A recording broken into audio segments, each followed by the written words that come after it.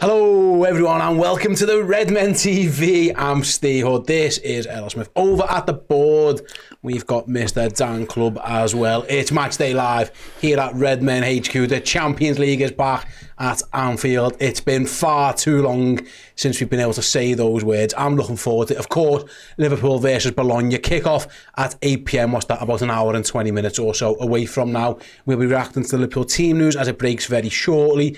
Having a big old chat about the game itself. And like I say, stick with us right throughout the stream. We are live from this point until about an hour or so after kick-off, when hopefully the man to my left is, or actually no, it'd be Dan over there, will be going through all of the post-game stuff. Hopefully after Liverpool have made the 2 wins out of 2 in the Champions League. Before we get cracking, just another big thank you to this season's sponsor here at Redmen HQ. Thank you to Dr. Emre Sinek. Thank you so much to Dr. Sinek for supporting all of our shows throughout the course of the year and allow us to do this and bring it all to you guys. If you are interested in pain-free hair transplantation techniques, easy for me to say, with the latest technology as well as affordable premium dental services, then Dr. Sinek is the man for you. Click the link in the description below. To my right there, at some point throughout the show, you'll see a QR code as well. Throughout the watch-along, you'll see the pop-up. So get yourselves involved. Go and support Dr. Sinek if you want, if you're interested in that kind of stuff. And thank you very much again for supporting the show. Errol? Hello. Champions League back is great. It is. It's a vibe. I'm still not 100% sold on the new format. I feel like it's going to take a little bit of getting used to. I think I'm a creature of comfort more than anything else. But no, you can't knock the fact that we're there at the top table with the biggest and best teams across Europe, and Liverpool look like we can put in a decent account for ourselves by all means. Obviously, still plenty of games to be played, but for the time being, I still think we're in a very comfortable position. Absolutely. Dan, Dan's just broke the team news boards. Go on, I won't come to you. Do you want to fix it? Yeah, I do, yeah. Who did you break? It was Dom Szoboszlai. Oh, I hope that's not an omen. Well, it might be. Yeah, his spot in the team, yeah. Fingers crossed that is not an omen. But Dan, Liverpool won in Milan on match day 1. They've got a huge opportunity here to make it 6 points out of 6 in this mad new league phase, whatever we're calling it. I don't know exactly what that entails, but I know 6 points out of 6 would be really, really good. And it's a massive opportunity for Liverpool, isn't it? Yeah, no, absolutely. I think, and you've got to take it, haven't you, when it presents itself. I think winning over in Milan, winning an away game first up, really does allow you to sort of propel into this Champions League campaign as a whole. And you're right, we don't really know what it will entail or what it takes to qualify in that top 8 right now, but you can bet your bottom dollar winning your first 2 games will go a long way towards doing that, especially when you factor in the fixtures Liverpool have. We know that Real Madrid and Bayer Leverkusen are going to come to town. Now, they're far from straightforward, so I think every opportunity Liverpool get to sort of put a marker down and stamp some authority on any game between now and then, I think is massively important, and this is another one of those. So yeah, starting off this back in the Champions League run with 2 wins out of 2 is massive, and it gives us a little bit of leeway potentially with what's to come down the line as well. So yeah, it's crucial, and Liverpool do mean business this season. Arne Slot keeps picking teams that mean business as well, and I think this is going to be another one. So yeah, it's all good. It's all good. That's the thing, isn't it, Errol? Like, I understand. I think Milan away is a proper Champions League night, you know what I mean? It really, I was there, it was fantastic. That's AC Milan, we won it numerous times, played us in 2 finals. It's a little bit different with Bologna, given the fact that, their rise last season, they came 5th in Serie A, they sneaked in because obviously Italy got that 5th place. It's a different tie. It's one where actually Liverpool are the heavy favourites. All the pressure technically is on us. Bologna have got nothing to lose, really. They're not expected to get anything. Italy's 5th best side last year, and then they've sold probably their 2 best players. They've lost their manager. This is one of those actually where it's all on Liverpool. 3 points are an absolute must there. I know it's early days, but in terms of like the level of teams and the quality and the fact that it's Anfield, and like Dan mentioned before, what's to come in this phase, this is kind of must win for the Reds. I agree. I think it is definitely a must win. Getting 6 points on the board sooner rather than later is always pivotal for whatever Liverpool are going to go and do, whether it would have still been a group stage format or whether it is now this new league format. I think for me, my concern, maybe not even concern, but my anxiety leads towards Bologna now going to be the Nottingham Forest of the Champions League and throw a bit of a spanner in the works. I think Liverpool need to be alive to that. danger potentially, because I think we fancied ourselves against Forest. We said the type of game it would be, how we'd have to navigate it. It might not be free flowing and pretty, but Liverpool should get the job done. And ultimately Liverpool let themselves down because we kind of run out of ideas. The substitutes don't work. We kind of get hit with a bit of a sucker punch and we don't ever really recover from that. And I think Slot hopefully has taken a lot of learning from that. I know obviously the results post the Forest game have all been positive, so you'd think, okay, yeah, early signs are it was just a bit of a bad day at the office, but those type of situations will crop up in different competitions at different points throughout the season. I would like to see today as one where we quite clearly navigate using our strength, using our, not necessarily our history and our right to be in the Champions League, but using all that experience up to be able to say, we can dispatch of you because we are levels above you. And it doesn't have to be embarrassing. We don't have to give you a hiding. We just have to be really professional and get the job done. And hopefully with it being a Champions League night, Forest, what they managed to do was be very compact in the middle and really soak up a lot of Liverpool's pressure in terms of the way that we aim to build up.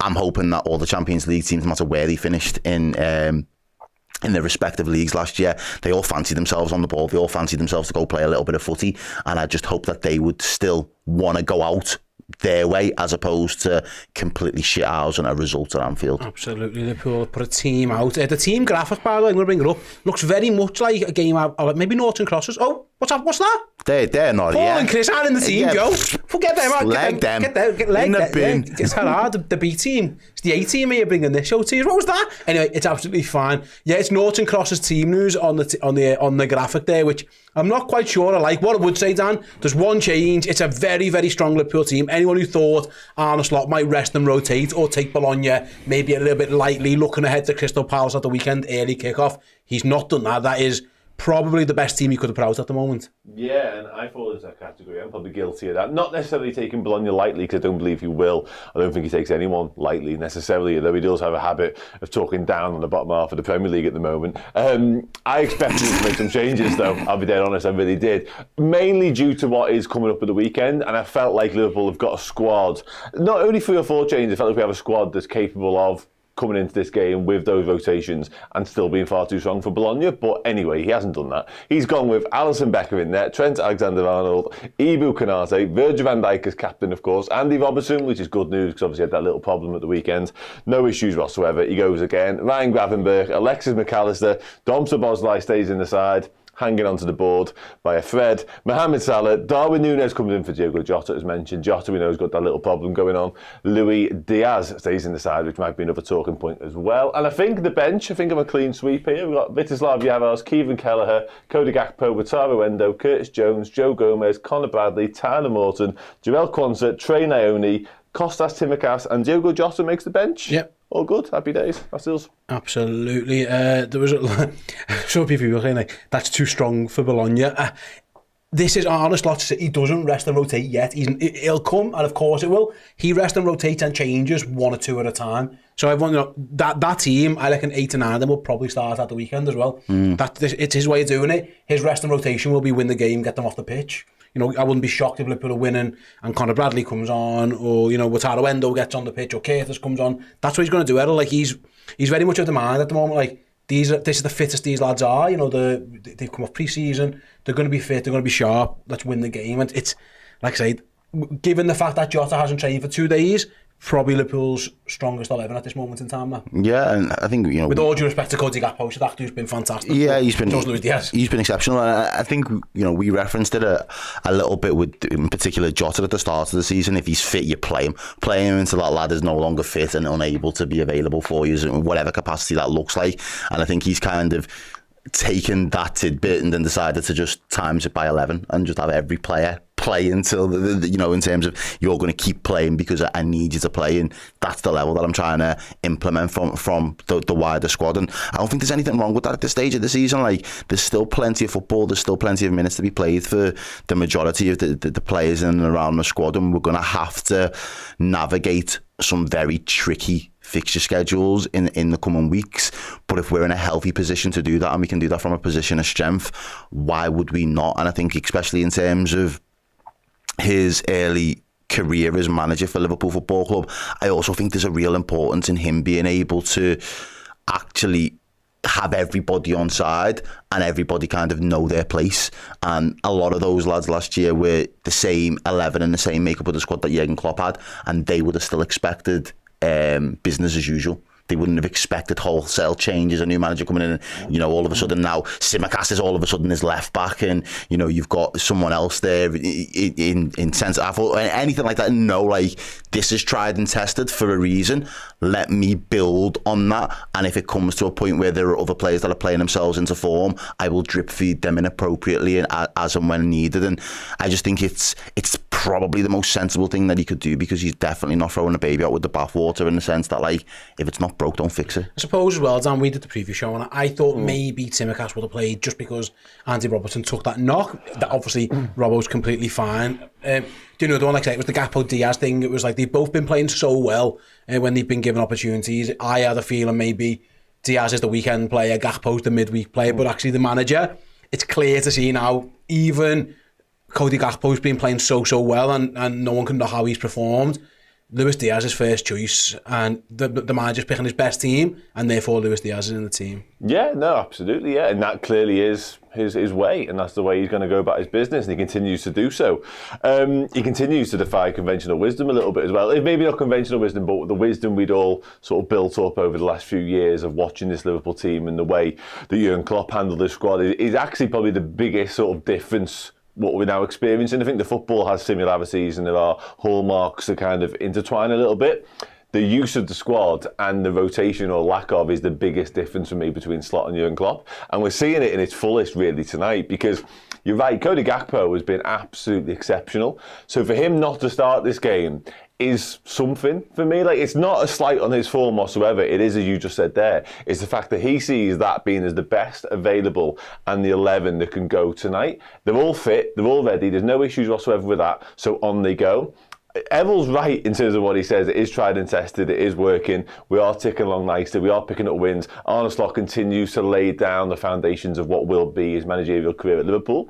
However, the notion of playing lads until they're not available anymore, fitness-wise, that worries me a little bit. I'll be dead on. I hear it. No, only because I'm looking at what's to come, and I'm aware there's an international break after this weekend, so kind of this conversation's a little bit null and void. However, when you look at the schedule thereafter, the minutes in the tank that some of these lads will already have accrued over the past few weeks, and when we haven't rotated them, when we maybe had opportunities to do so, could come back to bite us on the arse further down the line. That's all I'm a little bit concerned about. I view tonight as a genuine possibility to rotate, mainly on the back of the squad strength first and foremost, but also we rotated 10 players against West Ham last week, I want to say, and demolished them, swept them aside. Now, Bologna, West Ham, a little bit, whatever.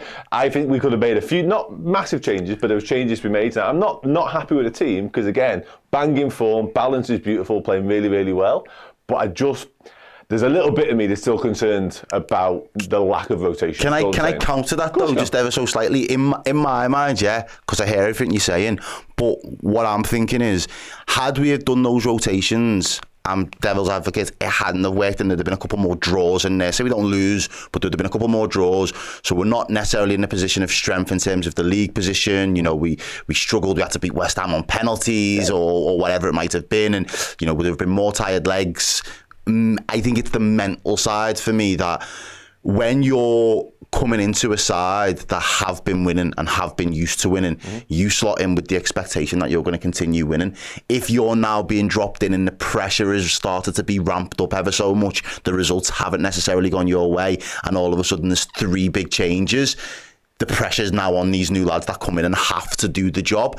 And I think maybe it might be a masterstroke. We'll see, because obviously the conversation will be when we get back out of the international break and we go into that big cluster of games, when those lads come in, are they going to be ready?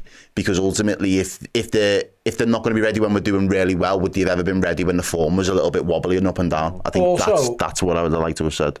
It's the fucking Champions League. Yeah. It's not the Europa League anymore. Yeah. Real Madrid ain't resting. They ain't resting when they're being naked. But Klopp made heavy rotation in Champions League. You play your best team. If I'm Arne Slot for my first home game, I completely understand this. And like I say, what his plan will be, win the game, rest them, because Liverpool do play Saturday morning, so they've got Thursday recovery, Friday training, and travel to London probably, and then Saturday 12:30 they're playing Crystal Palace. That you have to understand that is a thing. Yeah. I don't think he cares. I think he expects these lads to be fit enough. He's worked them so hard. Apparently, according to a lot of the players, it was the hardest pre-season they've ever done in terms of the fitness work. And then his style of play is probably less intense. I imagine the training through the week might be a little bit less intense as well. I think he thinks that they're fine. Okay. It's just different. We're like not so much Stockholm syndrome, but like we're just used to Klopp's methods, and we trust them because they worked. He won this competition. He got us to finals. He got us a Premier League trophy. But there are different ways to skin a cat. And I think this guy and his fitness team, his fitness record at Feyenoord was exceptional. So I think you've got to just trust his methods. And listen, I am not unhappy that Liverpool put a great team out. My idea of, I always think to rest players, win the game and get them off the pitch. You've got 5 It's the best way to do it. Get them all, get Salah, Trent, get whoever you want off because you're 3-0 up. Not play a half a weekend team, don't win the game, and all of a sudden dragging people on. It's not ideal. So that's where I'm at. But again, there's different ways to do it. We have had couple of super chats. I'll get those first. Bobby, a question for you. I'll ask you this one, Errol. Did Klopp over rotate, or is Slot under rotating? I think it just goes back to the point that you've just made. There's no right or wrong way. Obviously, there's going to be data that dictates the minutes and the fitness of individuals. The doctors are going to have their say. Klopp's going to have his tactics depending on whoever he's matching up against and the job that he wants his team to do. And then the same can be said of Slot, and they will view those two things in slightly different lenses. So there isn't a right and wrong answer. I think if we get to the end of the season and it's another relatively successful season, i.e. there's some sort of trophies to it, you can see the merits to both of the approaches. If it gets to January and the wheels fall off and we've got 7 of our 11 starters that are on the injury bench, all right, then he might have to then really look and think, okay, in the Premier League, with the Champions League, this approach may need a few more over the course of a season in terms of changes, in terms of the frequency of changes. But it'll be a learning curve. I think he's sticking with what he knows best, as you've just said, because it's worked for him previously. And again, like I said before, if it's not broke, don't fix it. So there's not a right answer. It becomes a preference thing, maybe. Yeah, absolutely. It's subjective, that one. Sorry. Yeah, similar from Danny, who says, we just used the Klopp over rotating so much that we believe it was the right thing to do. Great show, lads. You know, Watchalong. Thanks very much, Danny. I think it's exactly that. We're just used to Jürgen. There's different ways. Chris and Josh, not to go too off tangent, did a deep dive a few weeks ago about like rotation under Slot. And his Feyenoord team just didn't rotate as well. They just didn't. The numbers just didn't. No, they didn't have a League Cup, granted, so they didn't. But Slot the other day, almost not disregarded the League Cup, but he made everyone change. He even said in his press conference, he tends to play the same group and just has the next one's ready for when they need and drop in. So I'm not shocked that the only change, I thought Gakpo might have played. And I thought Timmercast was going to play just because I didn't know if Robbo was 100%, but he clearly is. The rest, I think, it was never really in doubt. But we had this conversation with Chris the other day, and I said that maybe the defining difference, and again, we'll have to see how Bologna come and kind of set up against us tonight, but the defining difference in terms of where Diaz and Gakpo's form, might come into play is the fact that Diaz might be that player that's explosive for teams playing against us. If a team's coming onto us and playing and being expansive, Diaz is going to have all that space to be so expansive and explosive, go for it, and you're in form, so you're going to do that to a really high standard. Gakpo is so in form, but you might be the guy that unlocks a low block. If Crystal Palace really want to just we're on the road and we go down there and they just want to be airtight and don't want to let anything into their defence, you might need somebody who would go with Gakpo's little bit of nuances that he does in his game, different to Diaz, that's a little bit more effective, and that might be where we don't see it straight away, but it comes glaringly obvious more and more just by the results in the teams that those two players are playing against. Can I also say something? And again, this is not blasphemy, and I apologise in advance. We were hardly injury-free under the last manager. It wasn't like you could say that the implementation of his system worked and it kept everyone fit. That first season, it did. But even last year, we've got kids playing. We've got kids, literally children playing in the final. But even 100%. And in the first season, obviously it was a completely different look Liverpool side. But those players were not fit enough to work in a club system. No, and even when they was being rotated, they was getting injuries and breaking down in training throughout the weeks. I remember you'd go one week to the next and they wouldn't have played the game, but you'd have lost 2 men. Do you know what I mean? So it is a world apart from that. Now I think the club as a whole has evolved in terms of the fitness of the approach, the science, everything. I think it's been fucking 10 years if a club hasn't evolved in 10 years. There are big fucking problems at your club, but our club has evolved. I think the makeup of the squad was a problem throughout certain phases of that as well, if I'm being honest. Some of the personnel picked up injuries on a regular basis and continue to do so wherever they've gone in their careers. So I'd caveat that a little bit. I have no issue with this side whatsoever. I just, again, my fears are of what's to come. And I think the Arne Slot thing, he's clearly backing himself, he's clearly trusting his own methods, and why wouldn't you do that? You don't know anything else, so yes, do that. But I think carrying them over, that is probably the biggest challenge coming from the Dutch League to the Premier League. It's the intensity of the games. Now, I know his style is far more economical. You've said it there, we're almost allowing ourselves to rest in games, maybe even make some changes when the game is won. Happy days, no issues with that whatsoever. There's still a couple of players in the squad. One of them has got an injury problem right now, so we do still have things to manage along the way, so we will have to be careful and treat some lads with kid gloves a little bit. But also, the Dutch League has got less teams in it, so there's less games there. There's no Carabao Cup, League Cup situation going on either. And we're final really going deep into Europe every single season? Not necessarily. So I just think it's handling of the squad, and not just all of that. The fitness side of thing is one thing, but I think actually sort of the squad management and the man management of the subs and the lads that are knocking on the door is really important as well, because at some point we're going to need to call on these, and they might not be sharp because they're not played, and also they might not have any confidence because they're not played. It's a fucking Champions League game. Yeah, but I get it. If this was West Ham in the League Cup, I would say all them subs on the pitch. So Cody Gakpo for Louis Diaz is such a wild change then? It's not, but that goes back to my point in where does he see them getting the best and being the most effective in this setup? No, I understand it. Like, also, is it just going to be Bologna are going to try and play at some point? They're going to have a little 30-minute spell where they're going to try and play against us.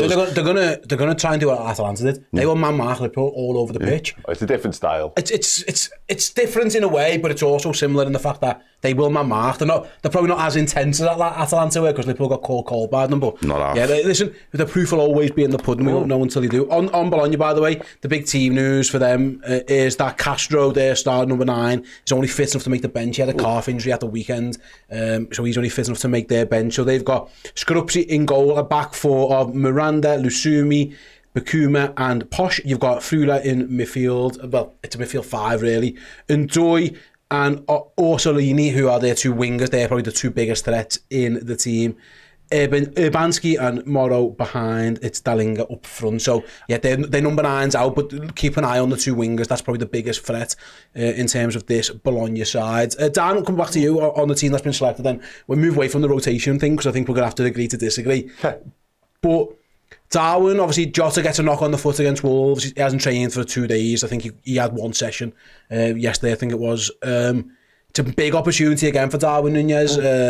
He had a couple of starts, did quite well in the last couple of weeks. Obviously, he's then left out. He was ill for Wolves, so he wasn't even involved in the squad. But if Bologna are going to come and maybe do the man mark and stuff and maybe leave a bit of space in behind, feels like the type of opposition that Darwin could thrive, because he definitely wants to be going he doesn't really want to be coming towards the ball down, he wants to be going in behind, and if there's space he could be effective here. Yeah, no, he needs room to exploit, doesn't he? Otherwise what his strengths are and where his key attributes lie are nullified and you can't get the best version of him whatsoever. So yeah, hopefully that is the case, because I think he is one who needs a good game tonight. I think he's done well when he's been called upon so far this season, as you alluded to, but this is another opportunity for him and he'll see it as such. He is one who screams out the kind of character that wants to be starting every single week. I don't think he's happy with his role in the squad as it is right now. So every single time he steps onto that pitch, he's going to want to lay another marker down and throw the gauntlet down a little bit to Diogo Jota and indeed Arne Slot and say, next time you come in, Diogo, you're going to need to perform well because I'm knocking on the door.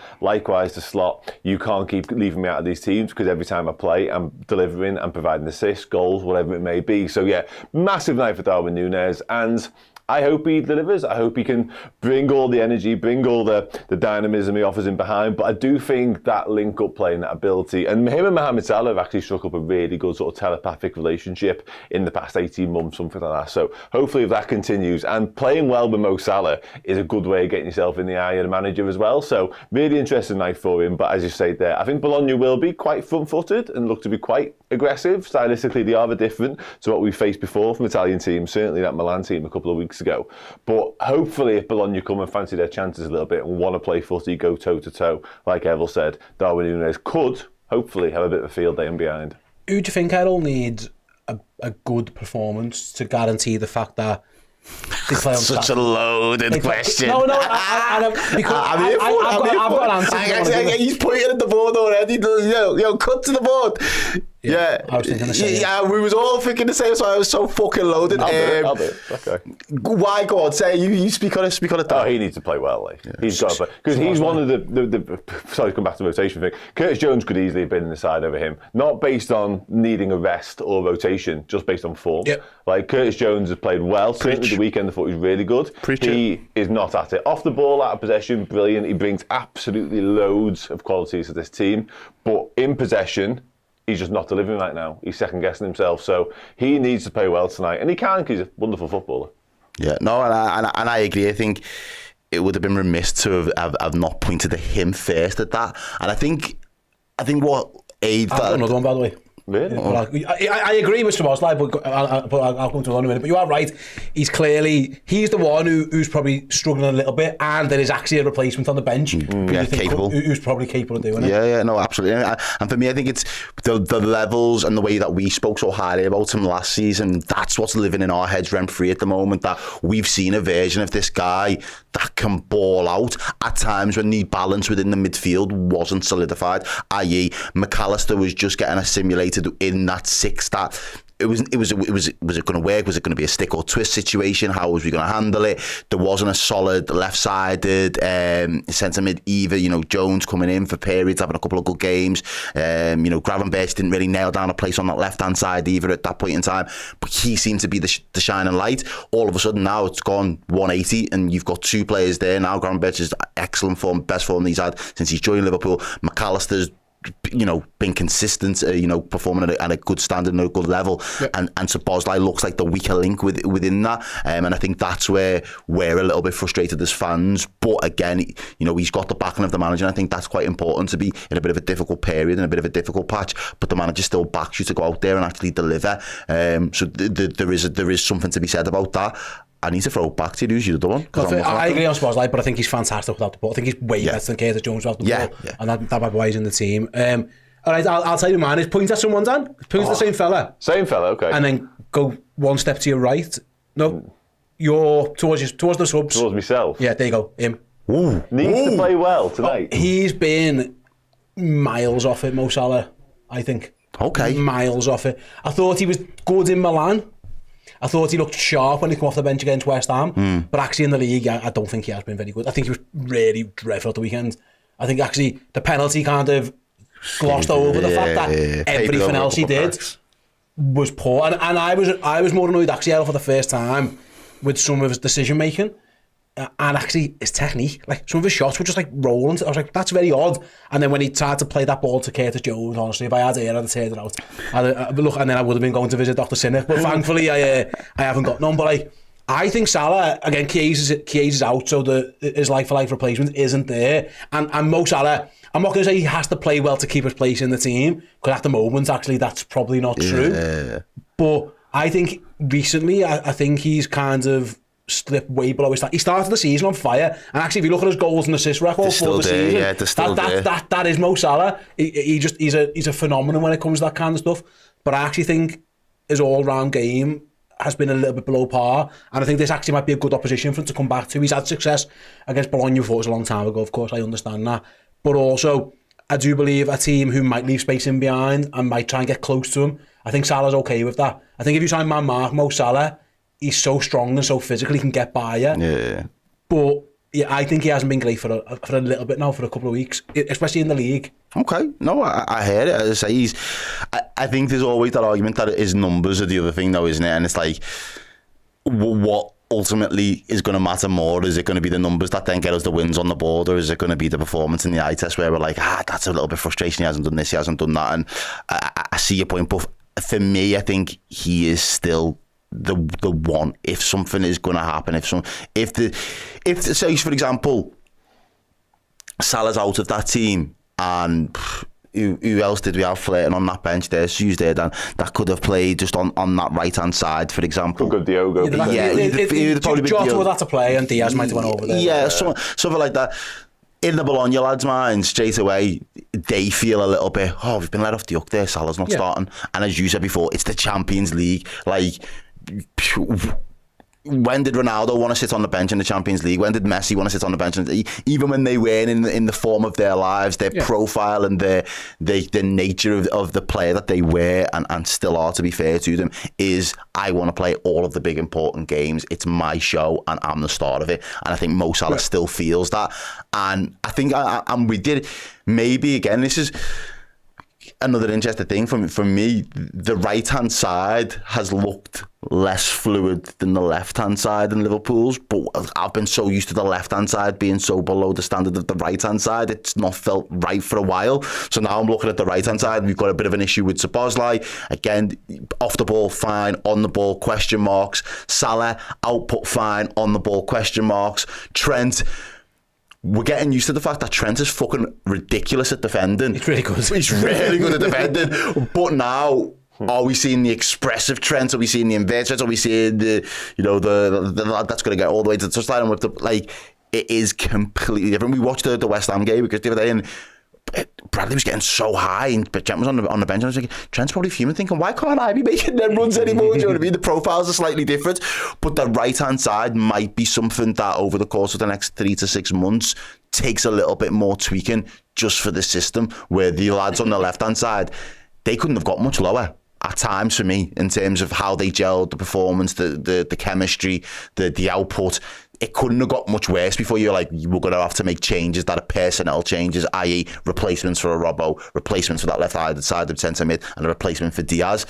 Now it's like, all right, well, can we just tweak that right-hand side so we can get that same level of productivity and actual quality on the ball out of them more? And I think it's probably symptomatic of that whole side. It's not necessarily just Salah or Szoboszlai. And it's worth mentioning, like, Salah scored a hat-trick here and I would not be shocked. Yeah. Like, he's fucking Mo Salah. Like, he's allowed to... I reckon he's listening to this in his fucking earphone. I hope so. All right, Mo. And he's like, sign the fucking contract, Mo.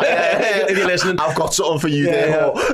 Mate, sign the... If you're listening, Mo, watching, hello, first of all, I love you. You're the best, greatest thing I've ever seen in my life. Sign the contract. But, yeah, listen... See the backtrack, Mo? You see the backtrack? Mate, I love Mo Salah. Don't question my desires and love for Mo Salah. I just don't think he's played very well. And I think he knows this. I think Mo Salah's harshest critic is Mo Salah. He knows. He's looking at the Premier League race already for that golden boot, thinking this fucking like, he's fuming with that. And he knows, like, he's great. He hasn't played particularly well, I don't think, at times, especially in the last couple of league games. Yeah. But he's Mo Salah. He could easily score 1 million goals because that's exactly what he does. We're going to start wrapping the show up in a moment. Don't go anywhere, of course, because we are live right the way through until about an hour after kickoff. So in a moment, me and Errol are going to dip out. Dan is going to jump in the host seat and present the Fan Interactive Show. You guys can have your say on all things Liverpool, whether it be team news related, whatever you want to talk about. Have your say with Dan. To rotate or not to rotate? That is the question, as William Shakespeare maybe said once or twice when he had 3 Juliets to choose, but he kept picking the same one. I don't know, maybe a little roster going on. Willie with the roster. Backup Romeo's in the wings like Cody Gakpo going, what do I have to do to get a game? I just want to stab myself or something like that. Anyway, back on to that one. So yeah, that'll be coming up in a moment. Have a little think, Errol, for your score prediction. Dan, have a little think for your score prediction as well. Or you folks at home in the chat, let us know your score predictions too. We'll get to them in a moment. Just to let you know one more time how things are working here tonight. Like I say, me and Errol will nip out in a moment. Dan will be in for the Fan Interactive Show. Me and Errol will come back about 15 minutes or so before kickoff. We'll guide you right through the entire game. Mute your TVs. We'll commentate for you. Watch along with us. Chats with the fellow watchers and viewers. You listen to the song. Got all kinds going on. Is it Amazon tonight? I think it's BT. Okay. For the UK viewers, it's I was going to say TNT, whatever. TNT Sports. Yeah. It's called these days, isn't it? And then after the game, we will stay live. We'll have 2 post-game shows live here on YouTube. That is the Fan Reaction Show again, where you can have your say on all things, hopefully Liverpool winning against Bologna. Dan will then be over at the board with the player ranking show as well. Meanwhile, me and Errol will be over on redmenplus.com with the player rating show. So honestly, more content than you could shake a stick at. I've never really understood that saying. Who shakes sticks at things, like lots of things? Is that... I don't understand the meaning behind that one. If there was like a lot of stuff, why would you shake a stick at it? I honestly don't know. It's like to shoo it away. Like, get away. Maybe. Like, do you reckon it's like too many animals? My head just goes to like old racist, like white people, like just like in the back, get away from me, shaking sticks and shit. Right, okay. That's just where my head went instinctively, sorry. No, that's fine, mate. You've got life experience. I can't relate. Can't relate, sorry, yeah. I apologise. It's like all Karens, you know what I mean? Like, it's like kicking off just like... I get you. I've never experienced that, so I couldn't possibly comment. Right then, score predictions. Stop kicking that ball at my wall. I don't think that has to be racist people. I think that could just be knobheads, to be fair. I did experience that. Jack has gone for 4-0 to Liverpool. Cinemac has gone for 3-0 to Liverpool. Benny going for 6-0. Oh God, there's a lot of confident people here. I think I like it. I'm hoping not jinxing it. Diane, thank you very much. Going for 3-0 as well. Anxiety going for 8-0. Listen, rein it in. I'm all for it, actually. Danny's gone for 6-1, Josh 5-0, James 4-0, Don 3-2. That might be 2-1 for Trevor, Jared 5-1. There's loads and loads. Everyone's confident, which I think is fair enough. Dan, I'll come to you first then. Got me a little score prediction. Yeah, let's go 3-0 and let's go Darwin Nunes, Mohamed Salah and Alexis Mac Allister to score the goals. Ooh, I like it. I'm going to add one to it though. I'm going to go 4-0 and Cody Gakpo comes in off the bench and gets in on the action late on. I think the resting thing that you guys have said after the game's won within 60-65 and then it comes to getting some fresh legs on and Gakpo just turns into a killer and just says, let's have it. 4-0. I think I might change my mind. I think I'm going to go 3-0. 3-0 as well, yeah. 3-0, I think I'll stick with the 3-0. I'm not convinced we'll keep that clean. Liverpool actually don't concede many goals, touch wood, but we'll see how that one goes. Bologna, being obviously without their number 9 as well, is a big blow for them, so maybe that's what's tipping it towards the 3-0. But yeah, there's enough goals in that Liverpool team, and hopefully Arne Slot can get his first Anfield win in the Champions League. Big night for the new manager. Let's not forget that one. Right, Errol, thanks very much. Shall we go and have a quick break? Yeah, let's Dan, do it. get yourself warmed up because you're going to be in the hot seat. You'll be in this hot seat after about 2 minutes, because we're going to hear now from Liverpool's manager Arne Slot, who was speaking to the press ahead of his first Champions League game at Anfield for Liverpool. See you now, sir. It's obviously 4 straight wins in all competitions since the defeat to Nottingham Forest. You've gone top of the Premier League now as well. What do you see in your squad that suggests that you can go longer in the Premier League title race and longer in Europe compared to maybe what the side was able to do last season? No, one of the reasons why we can compete is because we have a lot of quality, and I also see a lot of team cohesion in the team. So if we score, I also see the ones that don't play are really happy with us scoring, with us winning. So those are 2 really positive things. But I also see things we definitely have to improve if we want to stay where we are with the fixture list that's coming up. Like I said, every fixture is difficult in the Premier League, but everybody tells me that a top league table team is a bit more difficult than a low league table team, which we can all understand, and we haven't faced one of them yet. So we have to do things better, but one of the reasons why we can stay up there is because we have a lot of players with a lot of individual quality.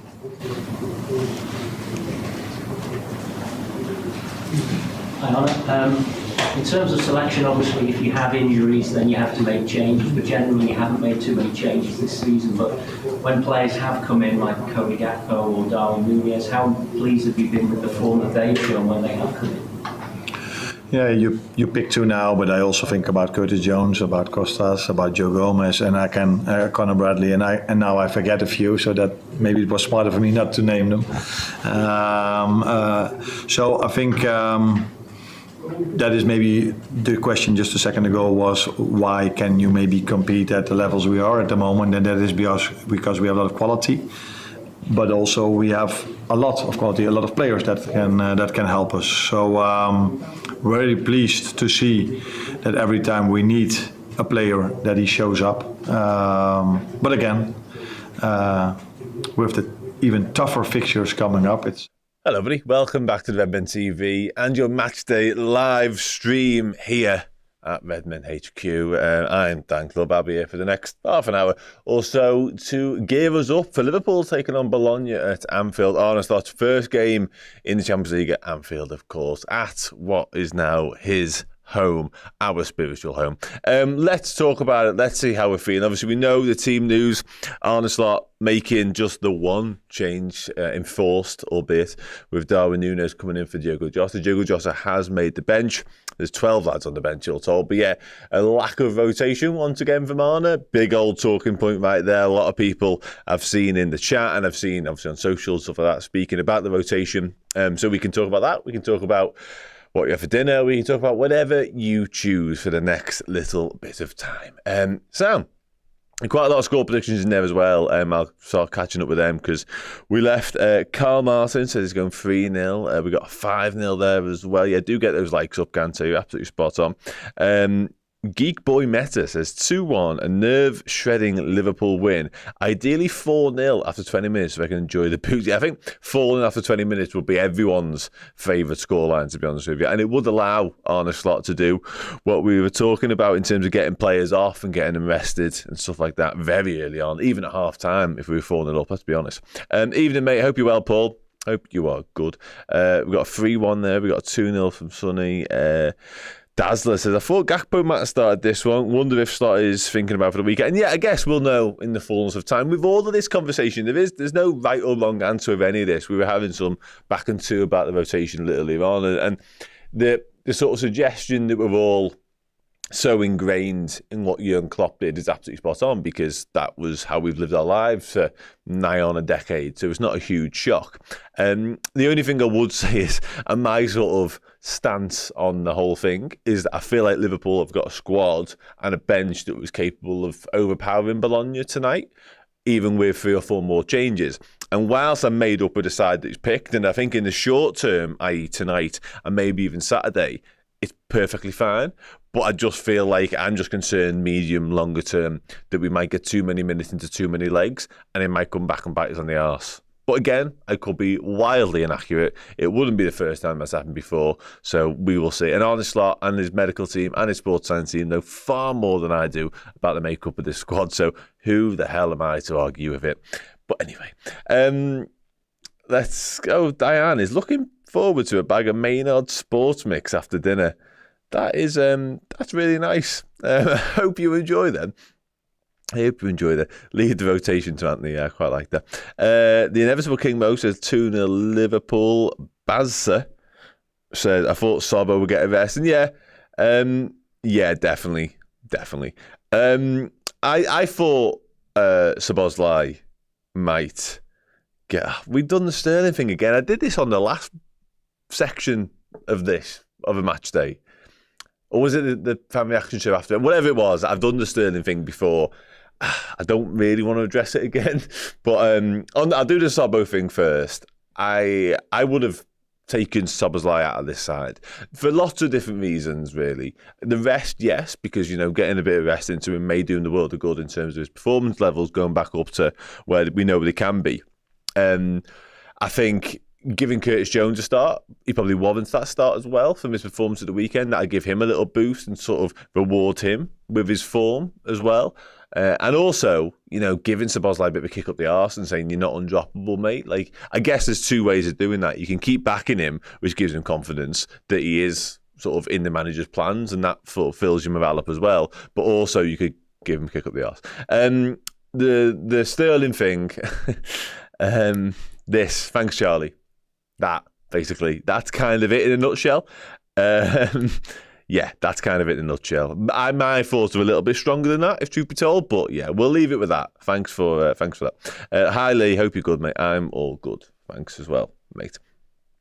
All good. Josh Wynn said, I do worry about the 12:30 away kick-off this weekend after playing midweek. And again, I'm not massively concerned with the weekend. And definitely a shit about Chiesa, though. And, of course, Jota's on the bench, which is good news, but interesting to see if he gets on tonight. We know he's missed quite a bit of training this week. I'm not massively... could potentially be proven to be wrong again on this, but I think we'll be fine for Crystal Palace, and I think we'll be more than fine for tonight. It's just, I just worry. Because I know a lot of these lads in the squad, and I know they haven't got sort of perfect track record fitness-wise. And I know Arne Slot's got a very good track record fitness-wise of keeping his squad fit and firing. But again, I touched on it earlier on, like, this is a different beast altogether, this. It really, really is. So hopefully, we can only hope and pray. Sound. Hope Chiesa isn't another half. I think it's too soon to be saying that sort of thing, to be honest with you. We all hope that, by the way. But I don't think there's any concerns there. And I think Arne Slot played down the problems. He did allude to the fact he might not be back involved at the weekend at Sellers Park. But yeah, touch wood, he's fine. League guy Chiesa is out with a little injury problem. Did he pick it up I think they trained on Monday. I think he picked up something there and he went back in on the Tuesday and he wasn't available to train. So yeah, they didn't specify what it was necessarily, but there's something going on there. There's something going on there. Nosy Parker says, if Salah doesn't perform again, I would replace him after 60. I think he'd be looking to get him off after 60 anyway, to be honest with you. But there's no natural understudy to Mohamed Salah in this squad, even on the bench. You are it's Cody Gakpo is the obvious one in terms of the attacking replacement. Outside of that, it's Jota, who again we know has had problems this week as well. He did have a scan on his foot, and it was all clear, but I would be wrapping up in cotton wool if I was Arne Slot. I would not like to see Diogo Jota enter the pitch tonight if we can possibly avoid it, because even if there's a slightest little problem there, the last thing you want to do is aggravate it. So yeah, let's just wait and see. Some more score predictions coming in. We've had a 4-2 from LFC Merchant. That'd be a good game. Testa Garner says 7-1. I thought that might be one of those names for a second there where I was going to look like a right dickhead, but thankfully not. Vidar says, I fear Jones is becoming the new Keita. Always the injuries when getting some form. He has had, I'm not going to go as far as what you've just said there, but he has had a bit of a stop-start Liverpool career, it feels like. There's been times where he's merited a place in the side week in, week out, and he's been in great form, and then something will come along, he'll pick up an injury and he'll be missing for a few weeks, and then somebody else will come and they'll have the shirt for a while. It's not really ever sort of materialised into a consistent run of like 3-4 months of football for Curtis Jones, which is a shame, I think. But he has the capabilities of doing that. He just needs to do it, really. He needs that 3-4-5 month period between now and the end of the season, if possible, injury-free, where he can just be available every week and see what that looks like in terms of minutes, in terms of appearances, I guess.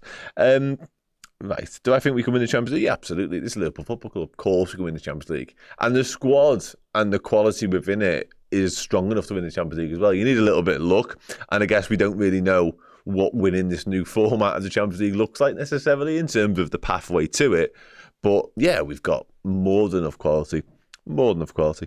Petros Petru asked, do you think Salah still deserves a new contract? Yeah, absolutely.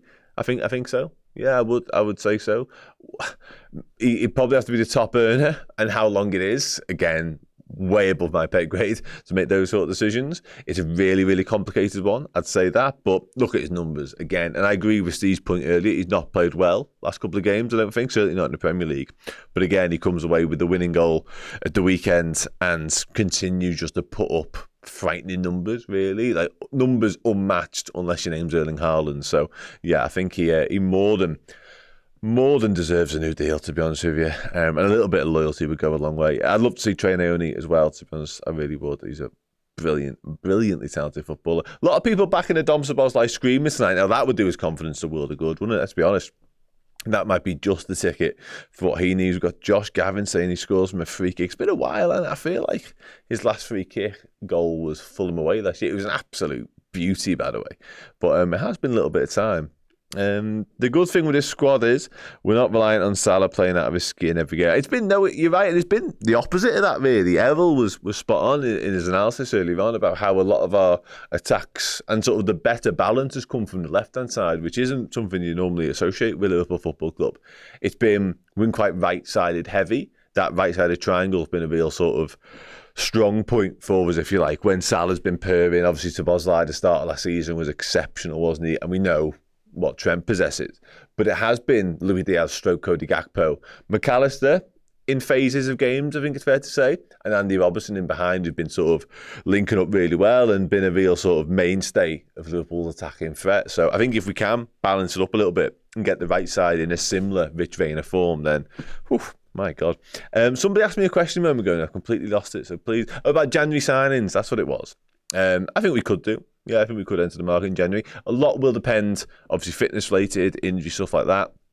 A lot might depend on where we're at in terms of competitions-wise, potentially. If we're still in all 4 competitions and within a realistic chance of winning all 4 competitions, just still being the FA Cup, of course, then I think there is scope for us to go into the market, to be honest. And I would like us to as well.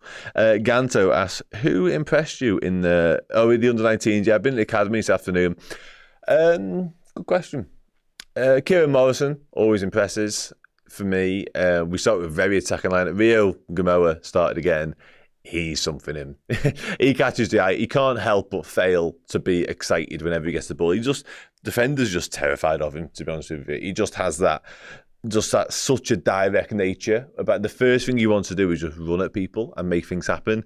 And 99 times out of 100, something happens when he's got the ball. It's usually 2 or 3 defenders come over and try and deal with him. Now, he does still have, I don't want to speak too much about it, he does still have a problem whereby he runs into traffic and just down blind alleys a little bit. If he can just release it a bit quicker and free up the people who are now free because of the attention he draws, brilliant footballer. Carter Pinnington was good as well. And then Marvinello at the back, captain the side, scored the winner.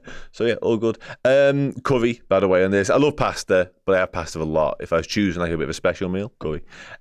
Salah's not going to Saudi. Can you see Zubimendi finally becoming a Liverpool player? I mean, I'm not going to delve too much into what you just said here, Derek, but just read what you've said and consider what you've just said, if you could, please. There's a lot wrong with what you just said there. It starts with the very first word, and it doesn't get much better there on out, to be honest with you. So, yeah. Ben Doak, boss player, as everyone knows watching this. Brilliant. No problem at all. No problem at all. Do you think Morrison is good enough to step up in age? Is into his 21s? Yeah, absolutely, yeah. I think so. Really, yeah. Wow. Small world. Good player. Like him a lot.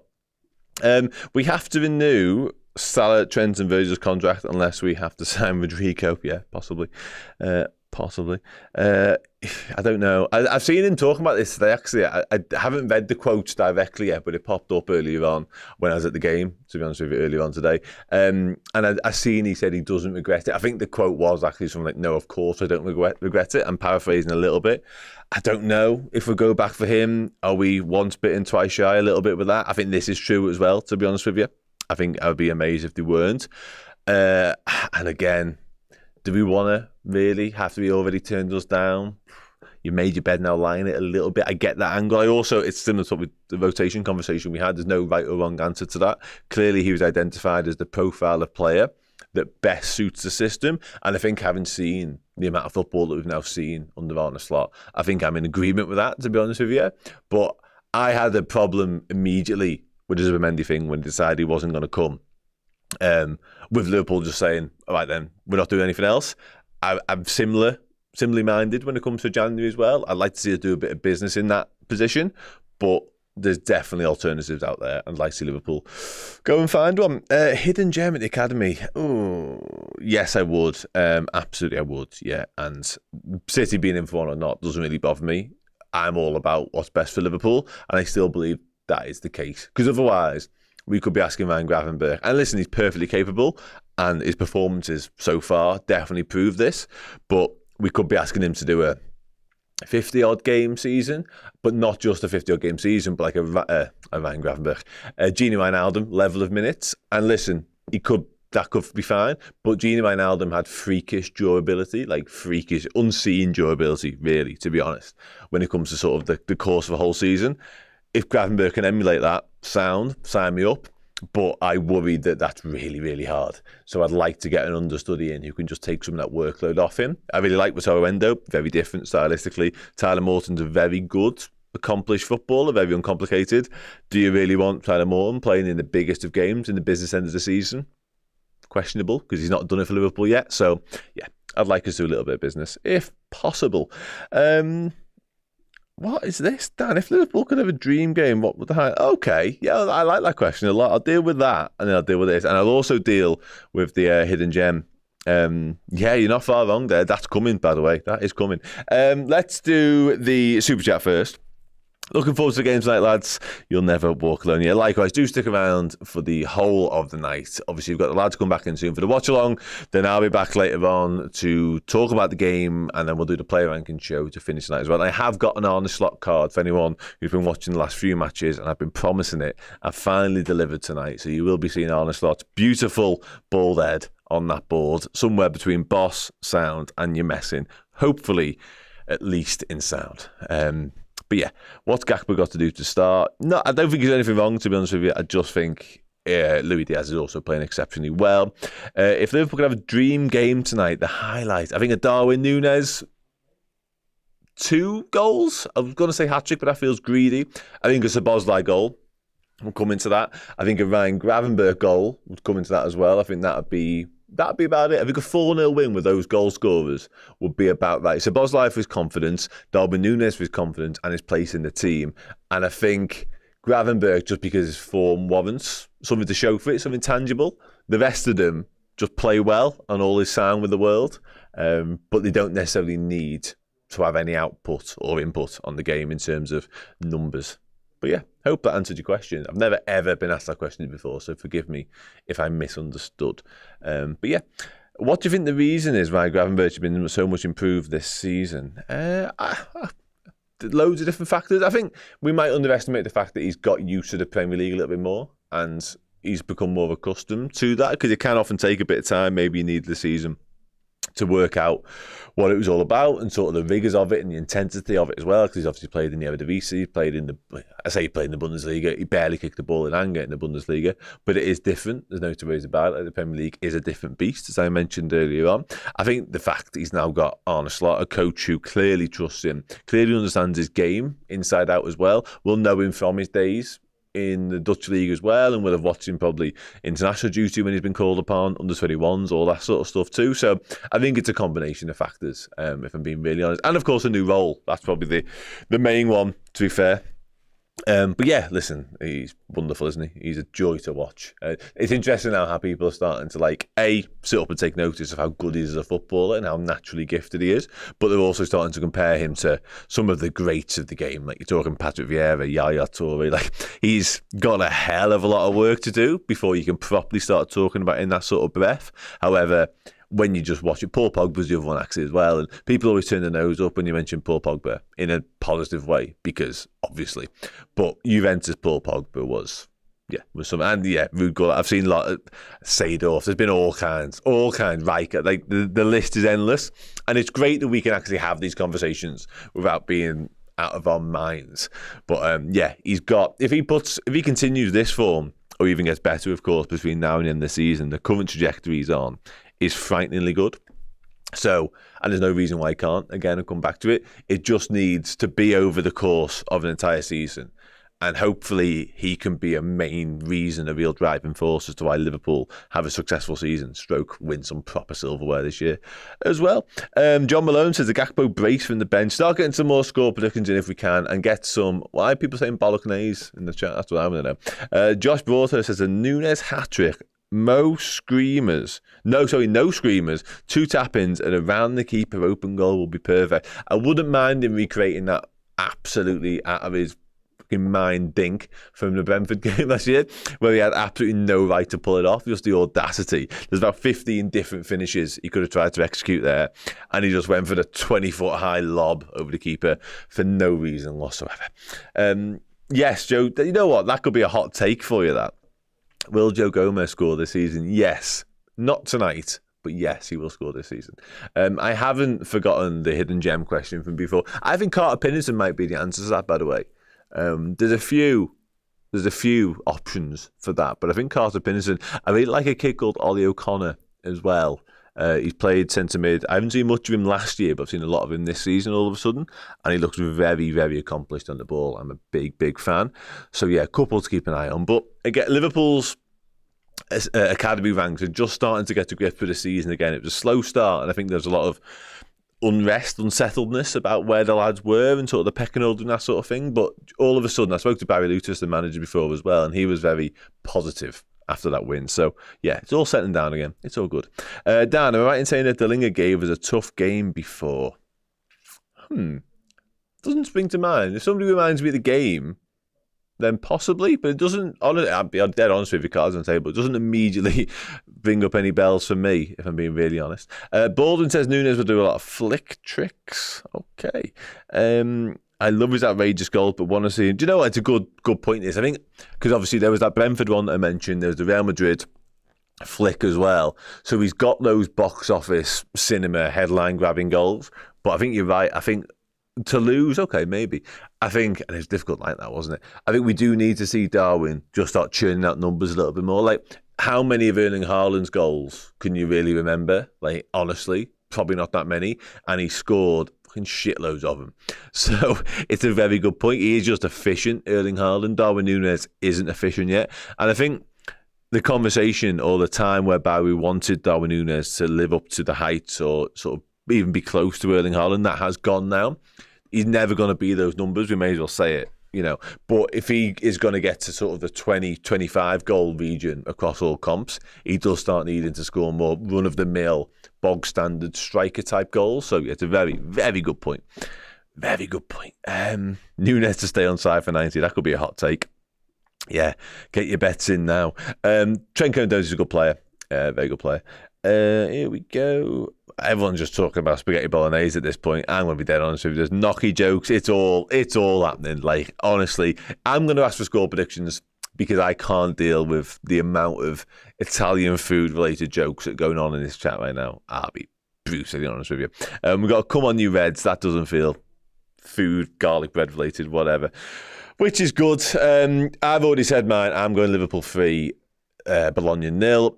And I'm going to say, I did say Mohamed Salah, Darwin Nunes, and Alexis Mac Allister to chip in with a goal. Paul saying 2-1. Robin Hood, who stole from the rich to give to the poor, is going for 4-0. Blame, was it Alex, was it? I don't know who started the food chip, but somebody needs to make it stop. Because Gravenberg, do you know what? I mentioned the Gravenberg goal thing in my dream scenario a minute ago. I would be bang up for a Gravenberg goal tonight, because that is the one thing that's missing from his season so far, really. I know he scored that lovely goal last year at Fulham, but it does feel as though he needs that into his sort of arsenal, and then we have got the complete footballer. Yeah, garlic bread, yeah, it comes with, like, you have it with pizza and pasta, don't you? That was right, wasn't it? I don't feel that was that inaccurate. 2-0 Maka and Szoboszlai, 4-1 Nunes, Jota off the bench, Gravenberg in any order. We've got we've even got an opposition goal scorer from Terry, not Trevor. 2-1 Diaz, Nunes and Dalinga on the score sheet for Bologna. Stop it. 30% of offsides were down to Nunes last season. We only had 3 so far. Slot ball, yeah, possibly. I don't know whether we play forward enough, fast enough to allow Darwin Nunes time to be offside. I'm sure he'll prove me wrong tonight, but yeah, I'm confident heading into tonight. I'll be dead honest with you. I think Bologna aren't the team that they were. Everyone's referenced it already this week, so it doesn't need sort of repeating to hammer home the point. They've lost their manager, they've lost Joshua Zirkzee, they've lost Riccardo Calafiori, of course, as well. So I think we'll have too much for them, and I'm still scarred by what happened at Atlanta. Errol mentions the Nottingham Forest game, and maybe we're a little bit, I don't know, overconfident heading into that one. Arne Slot won't take anything for granted. He hasn't taken anything for granted by the team that he's named. A lot of it will be down to the character, the attitude, the implementation of sort of the professionalism and all that sort of thing. But realistically, on paper, where the game isn't played, this is a Liverpool team that should have far too much for Bologna in their current guys. Because they've got injuries as well. Lewis Ferguson was in Terry, our team of the season last year. He's not available tonight. So yeah, we should have too much.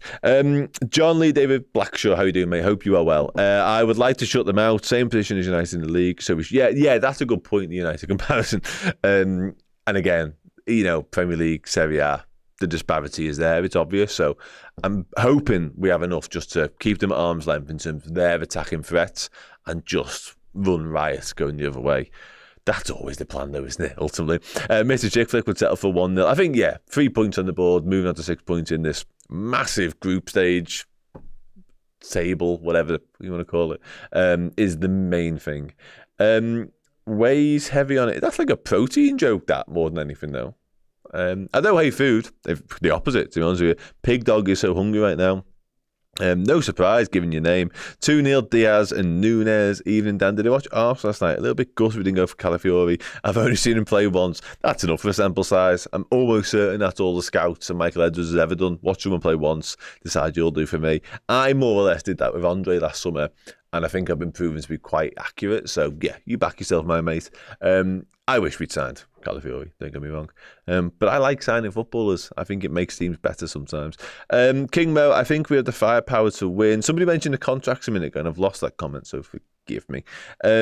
Well spotted, Dan. 2-0 boring win. No injuries or incidents. Yeah, that's, again, Jesus Christ.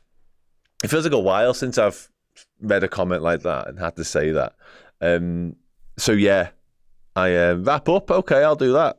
Don't apologise. So I'll start wrapping up then. In that case, you guys carry on talking about bolognese, diets, whatever the hell you want, but do it on Steve and Errol's time because I'm getting out of here.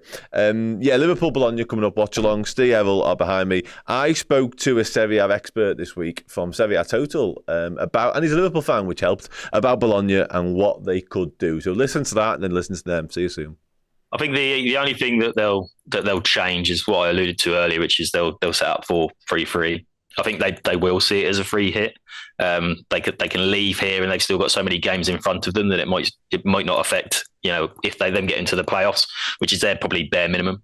And we've all seen the statistics banding around that. I think if you get 9 points, then you've got something like a 90% chance of getting into the playoffs. And I think they'll try and play a possession game. They welcome the press because they do start from a sort of a very low build-up play. They like Skorupski, the goalkeeper, to get involved. And actually, he's another one. He's probably the one that's still there from their spine that could have one of those games that we sometimes see at Anfield, where a goalkeeper just comes in as sort of a worldy performance. Makes sort of 10, 15 saves, and sort of somebody scrapes away with a 0-0, or maybe Liverpool sneak it with 1-0. But I think they will use him. So I think then if they can get to half time on level terms or even one behind, I think they just might move that sort of build up a little bit further. Maybe edge of their box. You might, but otherwise, I expect to see a lot of passing between the back four for a lot of the game, just to sort of kill the atmosphere. Hey, thanks to Dan, thanks to Kev, and thanks to everyone for sticking around. Hope you all enjoyed chatting to Dan. I saw some various chats. I saw Academy chat, someone asking about garlic bread I saw, which seemingly rattled Dan at some point, and a few other bits as well. I saw some really bad puns as well about Italian pastas and stuff like that. But listen, that's what it's all about. Hope you enjoyed it. Me and Errol are back. Kickoff is about 11 minutes away at Anfield. So here for the watch long. We'll be here right the way throughout the stream. So do us a favour, before we even have to bother asking you all the time, if you could just hit the like button now. There's over 2,000 of you watching. 436 of you have hit the like button. I reckon if all 2,295 who are currently watching pressed it right now, I will never speak about it again throughout the stream. You have my word. I will assure you of that. If you haven't, please do so. It really does help it out. Tell a friend as well. If you know someone who's a big Liverpool fan who might be, maybe hasn't checked us out in the past, tell a friend to tell a friend, tell a friend to tell a friend. You feel miles away? Come in. Yeah, there we go. There we go. Thanks, Errol. Just little drop that. Little call to action. Just bink. There Done. we go. Do you like the band? That's kind of sick. Can you see that can that go on the camera, Joe? Oh, I'm not sure. Have I got a one shot? I'm not sure I have. Have I? Yeah, you should start with one.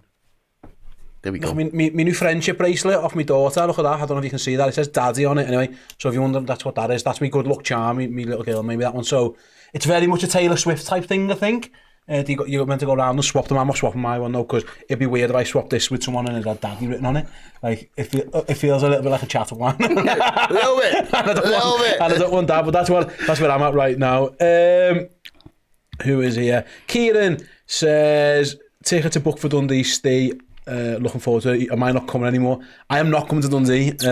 Dan, Paul, Chris will be on stage in Dundee. I apologise if, family shit has got in the way, so I won't be able to make it, unfortunately. I'm a bit gutted, to be honest with you, but Dan, Chris and Paul will put on a hell of a show, and of course Keo will be blamming the tunes. That is what, 8 days away, so if you're in and around Dundee, in the Scotland area, or fancy travelling there, you live close enough, go and get some tickets. Get on down. Honestly, it is not just a podcast or lads talking about footy, it's a proper night out.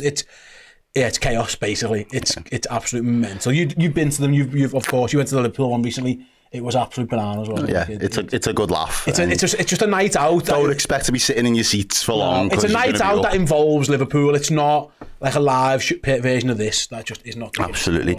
And yes, BG, this is a Jamaican rugby cap. It does go hard. That's nice. I like it. It's hard, right? GS says, are you thinking of coming to Wales anytime? Maybe. Yeah, I mean, we are thinking of it. We've got to just sort the logistics out. Honestly, this stuff, it's all a bit mad. So a venue's got to want us. There's tons of stuff that goes into it, and also we've got to think there's demand there. So yeah, if you're part of a Welsh supporter club or something, and you know that you can help us shift some tickets, then absolutely we will be down there. I've seen this before. TNT, by the way, we're watching in the UK. I love they're running a legend. What's the word? Like a compilation, like. This is the competition that we love. This competition, like Liverpool loves this, the city, the history of this competition, whether it's the European Cup or the Champions League. Like, this is the competition. We're the best in England by a country mile at this competition. We're one of the greatest of all time at this competition.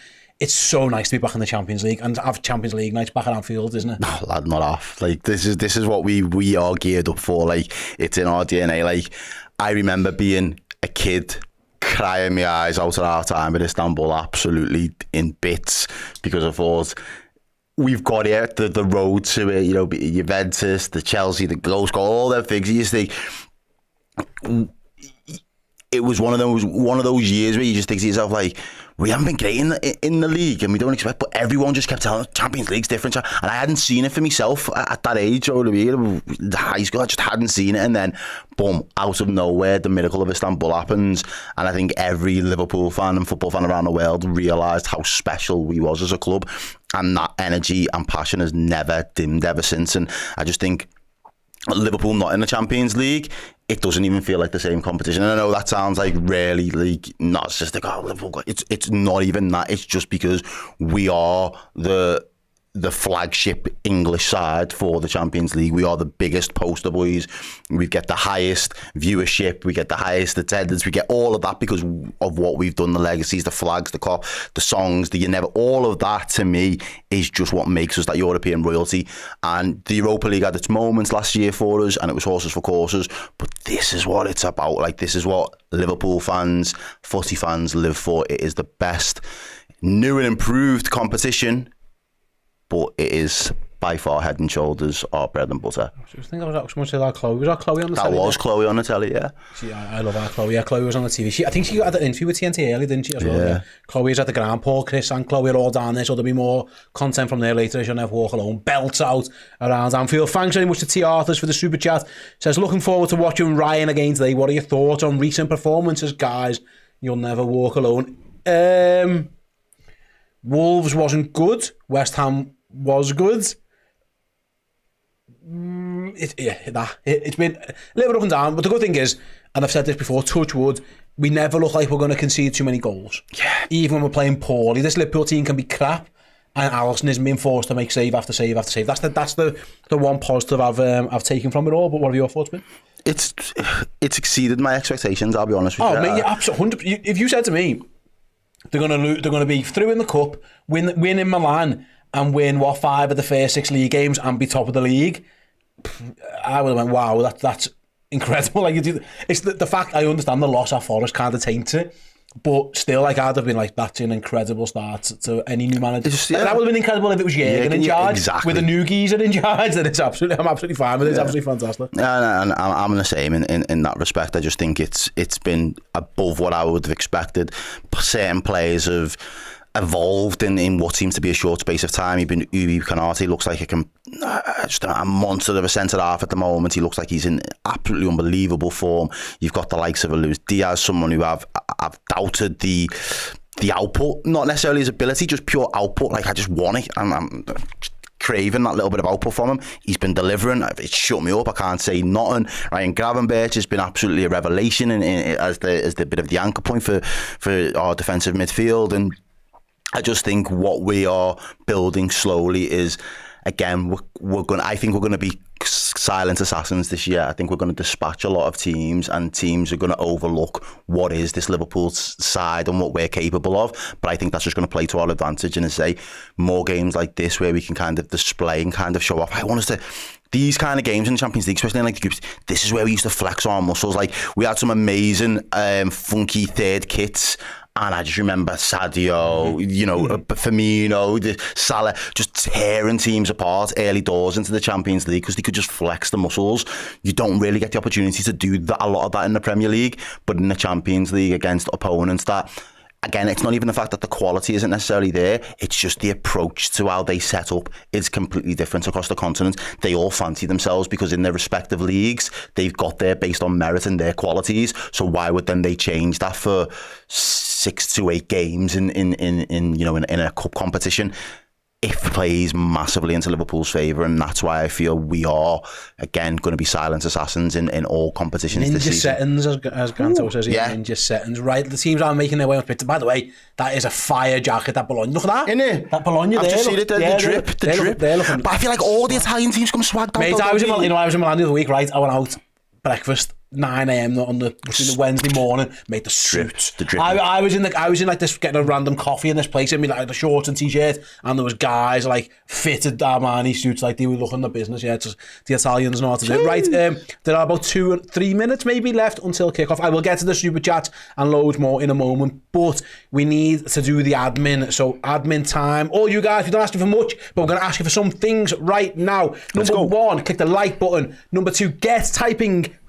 Type. We want to know where you are in the world, what time it is, and most importantly, what your score prediction for Liverpool versus Bologna. So 4 things you got to do. Click the like button, tell us where you are, what time it is, and your score prediction. We'll be back with the watch-along of Liverpool versus Bologna in about 40 seconds. See you in a second. Liverpool supporters of Scotland, we are heading your way. It is a new era for Liverpool Football Club, and to celebrate, we're heading on the road with our very own new era tour, trademark pending, and this time we're heading up to Scotland for the very first time.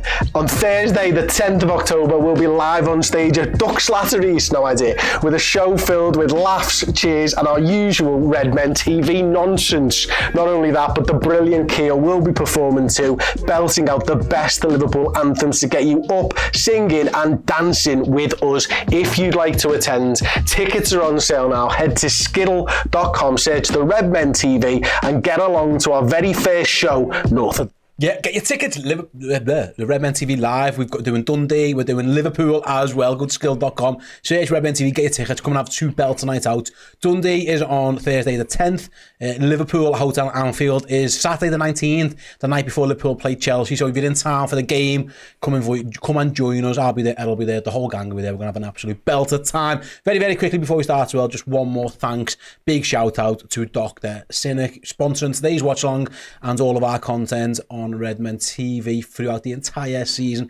Click the link in the description or the QR code that'll pop up at various points throughout the stream. Get yourself some more information, and yeah, if you're looking at getting over to Turkey for a little bit of an hairdo or a little bit of teeth jobbies, then yeah, Dr. Cynic's the man to go and see. No one does it better. And if you don't believe me, go and ask Ryan Babel, Lewis Garcia, Digital Cisse, Rivaldo, among numerous others who have been down over to the Dr. Cynic's clinic. So get yourselves involved. Right then, lots to do, I'll be honest with you.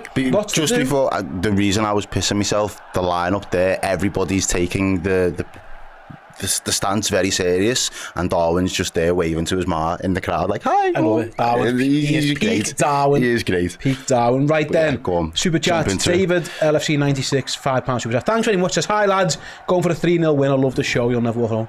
Thank you very much, appreciate it, Dave. The Lim report says, where's Chloe? I mean, she's in Anfield, she's there, she's on the channel. That's where Chloe is. John D. David Blackshaw, £2. Thanks very much, John. Says, good luck to the lads tonight. Keep going forward. Great advice. I admire the advice, John. And then finally, Hitchin Baz, 1999 super chat. Thank you very much, Baz. Says, I'm not well, so I can't go to the pub, so I guess you two can have my beer money instead. As the game kicks off, by the way, hope we have a cracking game so I can live through you guys instead. Don't worry, I've just got the man flu. And get better soon, mate. Up the Reds, as Hitchin Bad says. Up the Reds, indeed. Right then, I'm going to play a song. Yeah, let's go. The songboard closer to me. It's Europe. It's LA. It really is. And We've got Dicko Red there as well. 5 a.m. Melbourne, early riser. Hopefully Liverpool can start your day right. Ken Stanway, Philippines, it's 3 a.m. There's loads of people in here. Greenberg and North Carolina, Timothy Parish, 4-1 win. Who else? Skidabdo, to the side of Chef, 3-0. Robert Fisher's in Hull and a 3-0 to the Reds. And Phil Keeley for Brighton. Yeah, we've got people in Hungary, Lisbon, Melbourne, Tennessee, Kefalonia, the Philippines, Botswana. I've got people everywhere. Someone was in Zimbabwe. The Reds. Thank you so much for joining us, guys, giving up your time, supporting the show. It's great as Liverpool are knocking the ball around the midfield. I don't know if that song worked, by the way. I've got no idea. I didn't hear it. Joe, you can tell me. It did work. Fantastic. I mean, I couldn't. Yeah, that's fine. That works for me. LA. Best European song. Yeah, Liverpool with the ball at the back. As he's already on it. Ryan Gravenberch has just belted past someone. He finds down the right. He's got Mo Salah early doors. Salah back to Gravenberch across goal. Oh, did he own goal and gets it clear? Szoboszlai went for the little flick, I think, and missed it. He tried to do a Real Nunes little poof. He tried, yeah, little. I call that like the old Jim Franco Zola little side flick thing. Could he not just scored? Let's see. He kind of does he dummy that or does he go for the flick? Let's see. He dummies it. He leaves it for Diaz. Diaz falls over, and then at the back post, Darwin can't quite get there, and the number 3 just clears it away. But yeah, bright start from Liverpool. Your man to watch there as well, Salah getting in on the action. It was brilliant. Good decision making. There's Diaz there. Getting into a little bit of a scrap. Yes. The ref's going to let it go as well. Love. Started at a high tempo. Haven't they? Salah again down his line to Trent. There's Trent. Trent crosses corner. Good start. 2 minutes in for Liverpool. Gravenberch dummied that. I think he should have went for the little flick thing in hindsight. Yeah. Phil is in Jamaica 3-0. Big up man like Phil. Nice one. Yardy Phil. Settings. Absolutely. I'll keep an eye on the Champions League games, by the way. I'll keep us updated, obviously. As they're all kicking off, I'll try and update you. That'll be the dream now. Do let's go over to Jamaica and do a live event. Yeah, I'm in. Kingston. Yeah, let's go. Me and Steve. Yeah, let's organise it, Phil. Get on it. If there's a Jamaican fan club, come and get us. What's happening here? Is the ref checking something? I don't know. Never mind. Anyway, Andy. It's Virgil van Dijk's having a little bit of argy-bargy on the goal line. You don't want the smoke, bro. You don't want the smoke, bro. It's going to be a long evening for you. Corner comes in, it's headed clear. They look for Darwin at the front post there. Ryan Gravenberch's in a little bit of a battle and does enough. And the ball's back on the halfway line with Trent. He's got acres this time and he goes for the big switcheroo. Will it get there? Of course it does. Wow. Straight to the boot of Luis Diaz. He's down by the left corner flag. Diaz squares his man up. Diaz into the box. He's kind of got away from him. Liverpool still got it alive. It's kind of petered out a bit. But it's been a bright start, Errol. The tempo's high. Very much unlike at the weekend when Liverpool were a bit sluggish against Wolves. This is much better start. I wonder if Arne's taught into about the importance of that. But they're starting quick. Nice by Szoboszlai. Absolutely. Yeah, the tempo. That's what I'm most impressed by. Liverpool's knocking the ball around. Sometimes under Slot they can be a little bit slow. Not today, as Van Dijk goes for a big switch straight to Mo Salah. What a pass! What a touch from Salah. Good tackle by the left back. Does well. Liverpool are on it today. That was Miranda who Salah went to beat. Couldn't quite get it. Virgil early doors with a big switcheroo. Even the throw wasting no time either. Unlucky from Mo Salah just plays it out. Yeah, you're right. That was class by Virgil. We've seen 2 long passes there. First from Trent, the second one from Van Dijk is even better. Salah didn't even have to break stride. That's glorious. Virgil's probably saying, listen, I know we've got a new style of play, but if I have to play the hits, I've got it in my locker. Still got it in my locker. I think that pass deserves this song, actually. As the ball is back with Ibrahima Konate, goes back to Alisson getting his first touch of the game. Happy birthday to Liverpool's goalie. 32 years old, I think he is today. Yeah. Wearing that bright yellow kit. How I'm older than my man is a myth. Reminiscent of that. I'm sure he wore that big yellow kit when he made that save against Napoli. All those years ago. One of the most important saves that any Liverpool goalkeeper's ever made was Alisson against Napoli. Libra as well. Libra settings. Liverpool's beardless goalkeeper with the ball at his feet on his happy birthday to him. Thank you very much, everyone who has liked the stream so far. 1,000 of you as Ali goes long looking for Diaz. It's bouncing around. I mean, Bologna haven't had the kick. like the possession stats must be very high in Liverpool's favour, because the Reds have won the second ball again, and there goes Robbo down the left, linking up with Diaz. Yeah, Liverpool are on it so far. Can they capitalise early doors? Bologna just trying to ride it out at the moment. They're kind of trying to press it, but they're getting nowhere near it. No. Liverpool just knocking it around them, although Bit of a sloppy pass there. Kind of gives them the ball back, but they just kicked it long, and Liverpool are going to win that back straight away. Yeah, Bologna are being hit by a little bit of a whirlwind there. They don't really know what's happening. They're in the eye of a storm right now. They're trying to press, they're getting nowhere near it, so they're not quite deep enough to sit back against Liverpool. They're not quite high enough to press. Yeah, they're all over the shop a little bit. Just going to look at the stats actually early doors, see if you can get any. If they've calculated after 6 minutes of a game, I'm not sure, but yeah, Liverpool possession like 72 Trent's gone for already. the Hollywood. It's a bit overhit, that one. Yeah, Trent goes long to try and find Nunes. I'm actually surprised it's as low as 72, to be honest with you. It felt like Liverpool have had more of the ball than that. It's been all Liverpool for 6 minutes so far.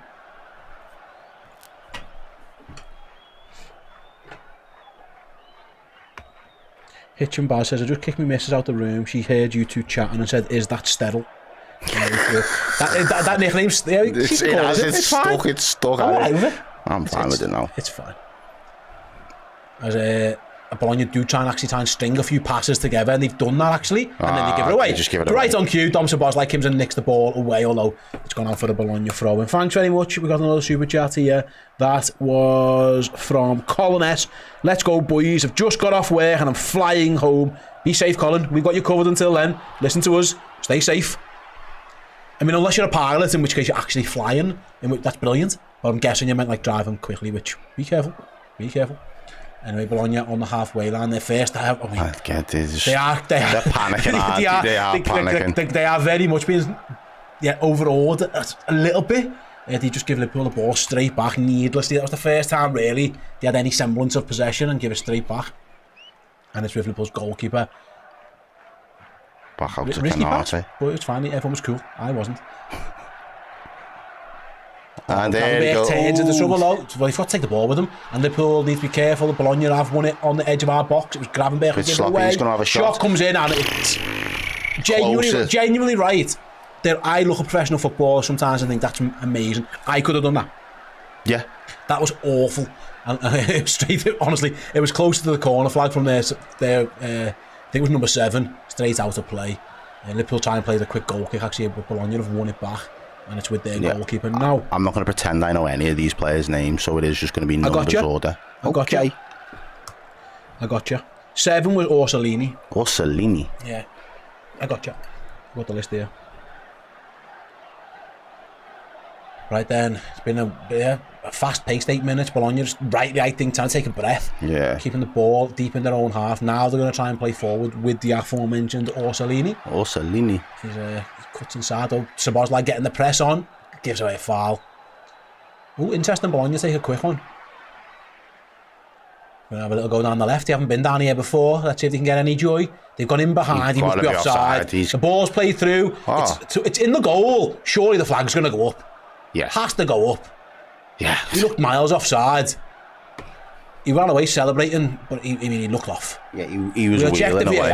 But it was a nice little finish though. It was a good little dinked finish. I mean, I hope he's offside. I'm very unpanicked at the moment, but yeah, he's miles offside. Everyone knew he's a good nearly 2 yards offside, really. Good little run though, and good little finish, like you say. I think everyone knew he was offside. Van Dijk didn't even try and slide that one away. He was ready to celebrate though, wasn't he? No, he was about to give it beans.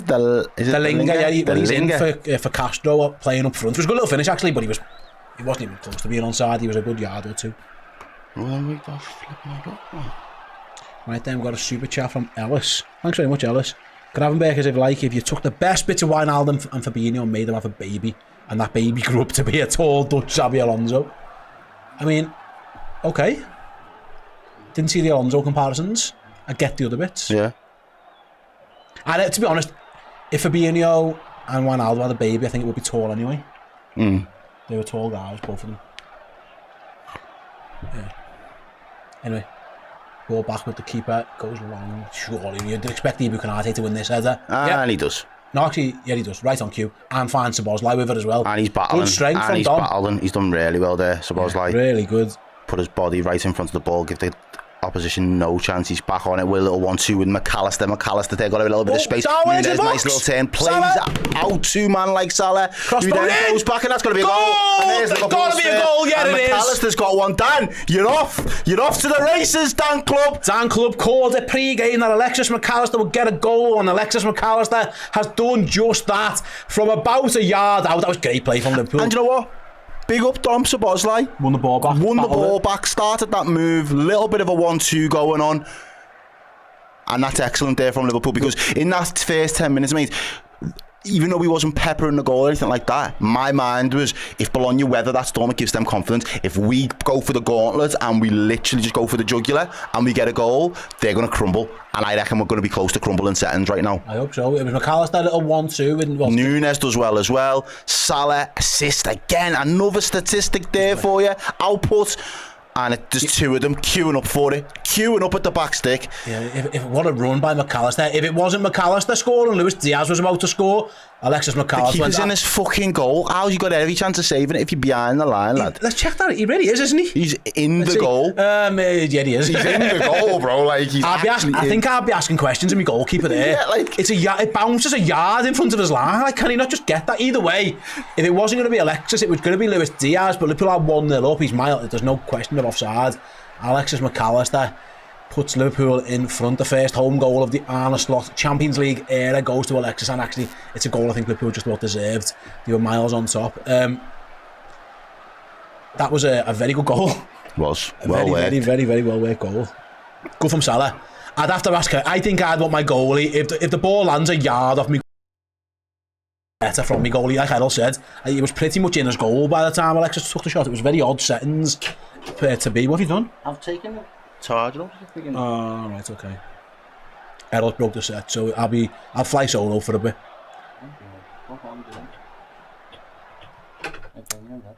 It's all good, mate. We're not live on the... Oh no, we are. It's fine. Don't worry, nothing's happening. Liverpool got a throw in, we're good. You back? Yeah. Is it fixed? Yeah, roughly. Is it fixed or is it Errol fixed? It's Errol fixed. Yeah. Two different things, but yeah. It's like not fixed, but faster. It's more broke. As Liverpool have won it back again. This time it's Diaz. Can Liverpool, again, I think Liverpool can sense that Bologna are desperately sliding and getting nowhere near the ball. Honestly, they're not pressing well, but they're also not tackling particularly well either. They're not playing out at all well. They're rattled. Yeah, they don't feel like they're at all comfortable at this moment in time, Bologna, and I think Liverpool should sense that. There's their gaffer. By the way, Vincenzo Italiano, great name. He looks panicked, doesn't he? Yeah. He's not happy with his team whatsoever. And I don't blame him, because for 13 minutes they haven't been great at all.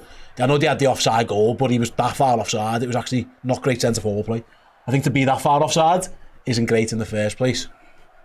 As the ball goes up to Salah, he's getting manhandled. And the ref says no. Hang on a minute. Just don't give that foul against Mo Salah. You can do whatever you want to Mo Salah if you're behind him, it seems. He never gets that foul.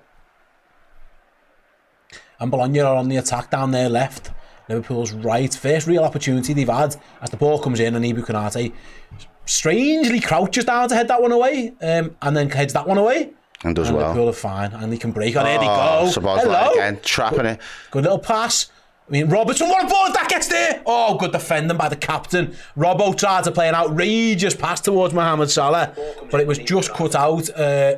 Liverpool have won it back. Oh, it's all going on. Oh, what's that? Hello? I'm pretty sure Darwin Nunes just rainbow flicked someone and then give it away by doing another one. It's fine. That was a little intense period of showmanship from Darwin. The ball is back with the Bologna goalkeeper. But that was a little mad few minutes there. It was, but Liverpool 1-0 up. Good value for money at the moment as well. They've absolutely come flying out of the blocks. Smothered this Bologna side. And they really have. It's not a bad touch, but Ibu's in there as well. Again, just pushing them back, forcing them back towards their own goal. That's their centre forward. They got the ball. Last man, he had to run all the way back towards his own half to find the pass. Yeah, their manager is not happy. Look at him. He's fuming there. As the ball goes long, and yes, Liverpool defend that one. Throw into Bologna. Super chat from its Crossbow, regular viewer. Thank you very much, my mate. Says, I need a Salah and Nunes goal to win my bet. Oh, good luck. Sound. Hope you win. Jack 2 Org says, songs us up, lad. Okay. We gotcha. Okay.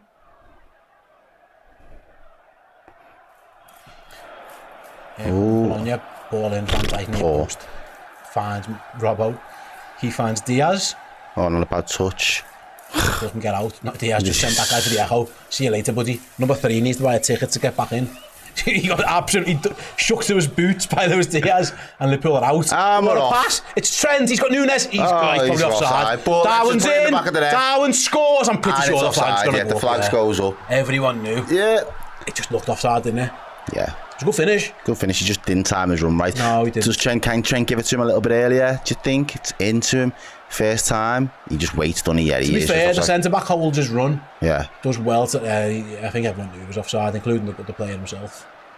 Rightly offside for Darwin, but nice for Liverpool. But you called that as well. That's where he wants to be making those runs, yeah, innit? If they're going to play that high, Darwin will get in. He actually didn't need to be offside, that's the problem. The centre-back actually did well to hold his run. But I think when you can see a full-back in front of you, Darwin, you go off him. Yeah. You don't need to go like that. It was a good play from Liverpool to get out though, wasn't it? Started with Diaz on this side, worked all the way over to the other side. But yeah, he was definitely offside. Good finish though.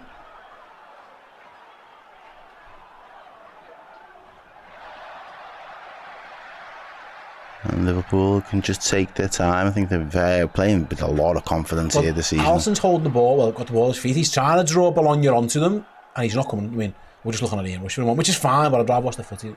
Yeah, look at this. Alisson's desperate to make someone press him. They don't want to come and press him. In the end, he kicks long to Salah, and Liverpool have given it away. I don't think that tactic's going to work. Although, it might work if they can win tackles like that all the time. Hold it. Yeah, that'll do you, Darwin. That'll do you. Get your head up. Find a pass now. There you go. That was good from Nunes. Held the ball. Proper number 9 work, and Liverpool have regained possession.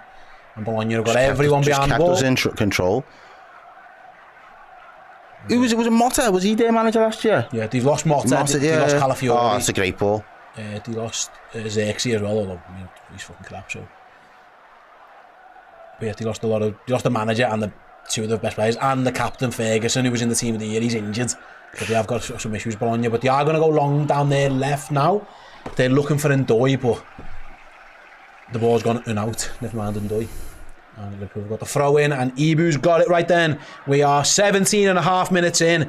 There are over 3,000 of us watching. Thank you very much. Hope you're enjoying the show. Hope you're enjoying the commentary. Let us know if you are. If you're not, don't tell us.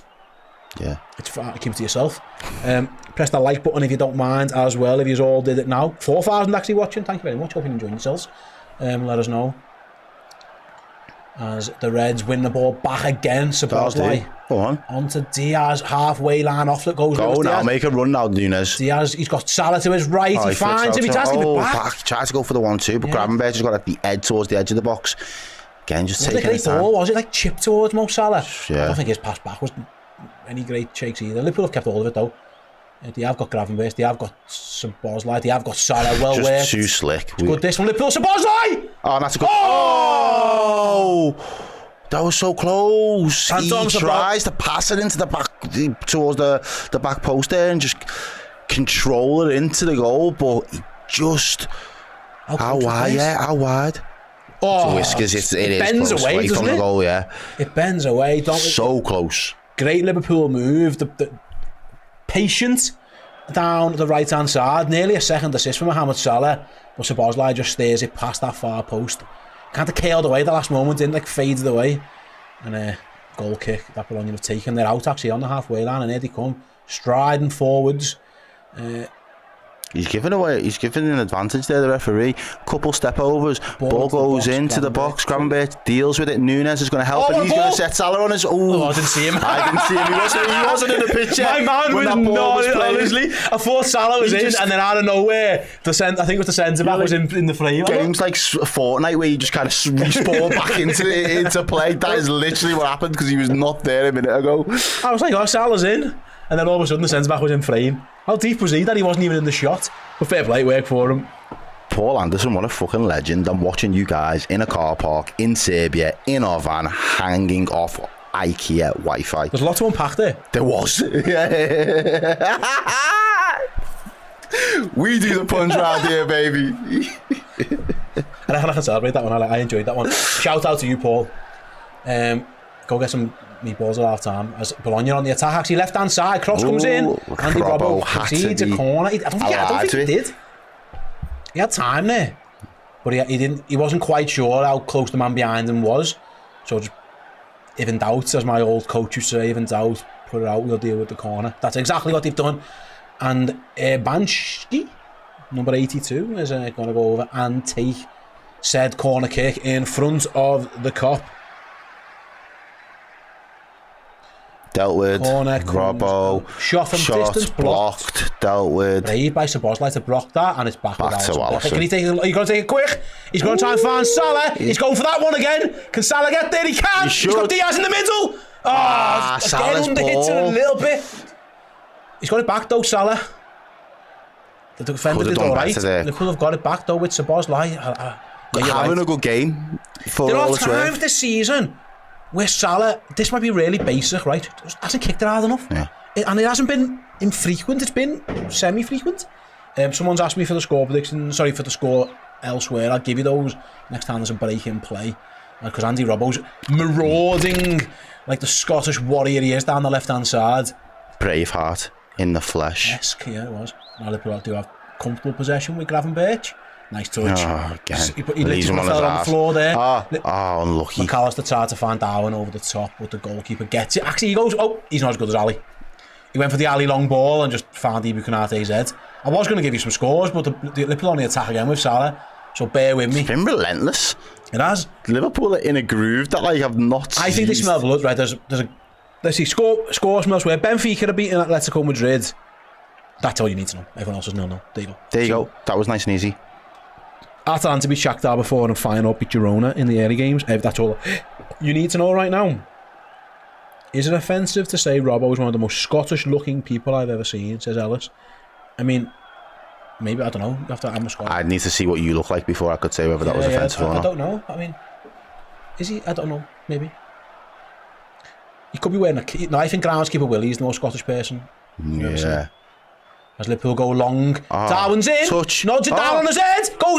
Take it. Unlucky. I know. He rushed it. He went for the spectacular there, Nunes. But he's capable of the spectacular as well. He had more time. He did, but I'd back him to have done the spectacular, overtaking the touch and then just placing it. Darwin nodded it down with his head. He was in one-on-one with the goalie. He could have took him 3 more touches. He went for the left-footed volley and just trickled it to the keeper. Van Dijk, has he committed the free kick foul, has he? No. Are they going to have to? I need to know who that young lad is because... Up front for them? You know, just that kid there sitting in the stands because in about 5 years' time he'll probably be like the best centre mid in the world. It happens. Liverpool will give it away. Allison kicks it out. TJ Killen says Gordon Strachan is the Scottish final boss. Just look like, yeah. I mean, Allison wasn't happy with someone. He looking for a pass, couldn't farm it in the end. That's just kick it out. Oh, they got a long throw after yellow. Long throw settings coming in. Posh. It's Posh. No, he hasn't. Never mind. He tricked us. He's threw it short. I think they're looking for a corner. And they've got a goal kicker. Oh, he's wounded. He thought that Luis Diaz got the last touch. The thought between the linesman could not have been closer to that one, as he didn't give it. Well, looking back at the goal, I mean, what's that goal? Keeper's just watching his ball, in his own net. And then gets clattered by this. Yeah, he's like, keep it going. The manager knows. The manager knows Liverpool are right on top. The message from the sidelines was keep going. And rightly so. It's the closest we've had to a sloth fist pump so far. It is. Aston Villa have scored against Bayern Munich. What a moment that is for somebody. We'll come back to that in a moment because Salah's in. Again. Give it away again. Yeah, just pass again. Not great from Mo Salah. He got the assist for the goal. Yeah. But that one was, he had a couple of sloppy ones now.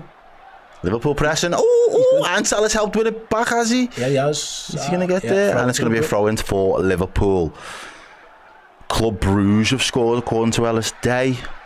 And there's a bit of a long throw. Salah goes for a bit of a chip. He goes down in the box, but that was given. Goal. He has it in his hands.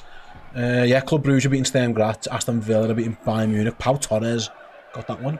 Big moment there for Villa Park. Right then, almost 25 minutes gone. It's been good from Liverpool so far. Here goes Bologna again with a long ball. I mean, was he not offside? Yes, I was going to say. Fucking hell. Miles offside. I mean, they haven't held the line well at all, these Bologna players. And Liverpool can play out from the back with Ibu. Trent's going to play first time down the line, a bit loose, but Darwin... Him and Salah's not on the same page. Oh, Villa's goal's been disallowed. Oh, has it? Oh, no.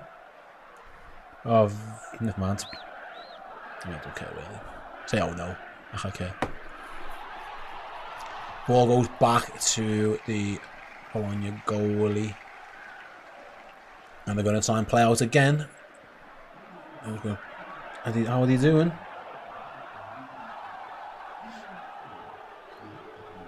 They're a bit of bother. You've got no options. He has to go long. Good pass, to be fair. It was. Why is my man down? Holding his face. What's Van Dijk going to get here? A yellow. What did he do? Don't know. It was off the ball. Virgil can't believe that decision. Virgil van Dijk booked for Mamma something. mia! Like, My man, he is holding his face. What? Go on. Did we see that on the replay? Oh, that's pathetic. I mean, there's an arm across him, maybe. Van Dijk couldn't believe that decision. He's not happy with it. How big are his fingers? See that? Van Dijk, they had length fingers. Did you see it? I did. My eyes are not that bad. Congratulations, Mrs. Van Dijk.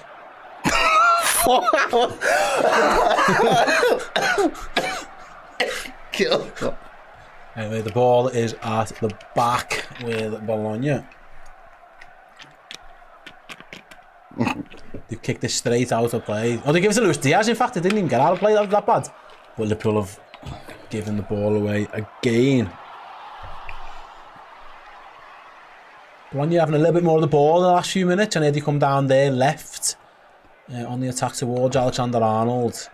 He's got Gravenberch and Kanate over there to help him out. Here comes the runner. Someone's got to track that one. Yeah, Mac Allister does just that. Excellent. Really well. Brilliant work from Alexis Mac Allister. Shepherds it out for a goal kick. Really good midfield play. I don't think Van Dijk was particularly pleased with that three of them went over there, actually. I think he was saying to Kanate, you didn't need to go. There was three of them. Or two people already over there. But it's fine. Alexis had it covered. And the Reds have got a goal kick. Virgil on him. Then pass to his goalie, and away we go. The Bologna actually going to try and press Alisson. He's waiting for them. They don't intend to. Do you know there's no intent? Yeah, Alisson's happy he's to trying to wait. wait for them, but they're not going to do it, so he's just going to roll it to Gravenberch. He gives it back. Now the press is going to come, so he just chips it over to Szoboszlai. He heads it back by Szoboszlai. And Liverpool have played themselves Be into careful. a bit of bother. Oh, it's and in the hit bar. In and the Bologna process. just nearly scored. It was a deflection off the bar. I think the offside flag went off the rebound, but that would have been a goal had it went in. It was a loose header by Szoboszlai. In the end, it was a shot. I think it was a good block in the end. That's poor from Dom. He just heads it straight to their man. Bologna work it well. The shot comes in, and I think it's Mac Allister. Deflects it onto his own bar. And then obviously the guy tracking him would have been offside. But if the deflection went in, it would have counted. It was a loose header from Szoboszlai. Yeah, Liverpool needs to wait. Just don't be too complacent. Trying to draw them out there just almost cost Liverpool, so we just need to be careful with it. Yeah. The Reds on the attack again. Ball goes that's into... a good ball. Yeah, good ball to Nunes. One more. Play through. Darwin on the edge of the box. You've got to hit that now. Shoot. You've got to... He had to hit it. His options had run out at that point. Keep going. I think the option there, the better one was Szoboszlai, because but once he didn't, he had to go for the shot. He had to hit it, yeah. He goes to power over the bar. Ellis says this referee looks like the critic in Ratatouille. I love that film. It's a good film. Yeah, Well done. Steve Beatle, can you put the camera towards the TV? No, absolutely not. I mean, if we could afford to show you Liverpool games, we'd have a lot of money. If 1 billion of you subscribe, we can make things happen. We'll buy the TV right off Amazon, but at this moment in time, sorry, no.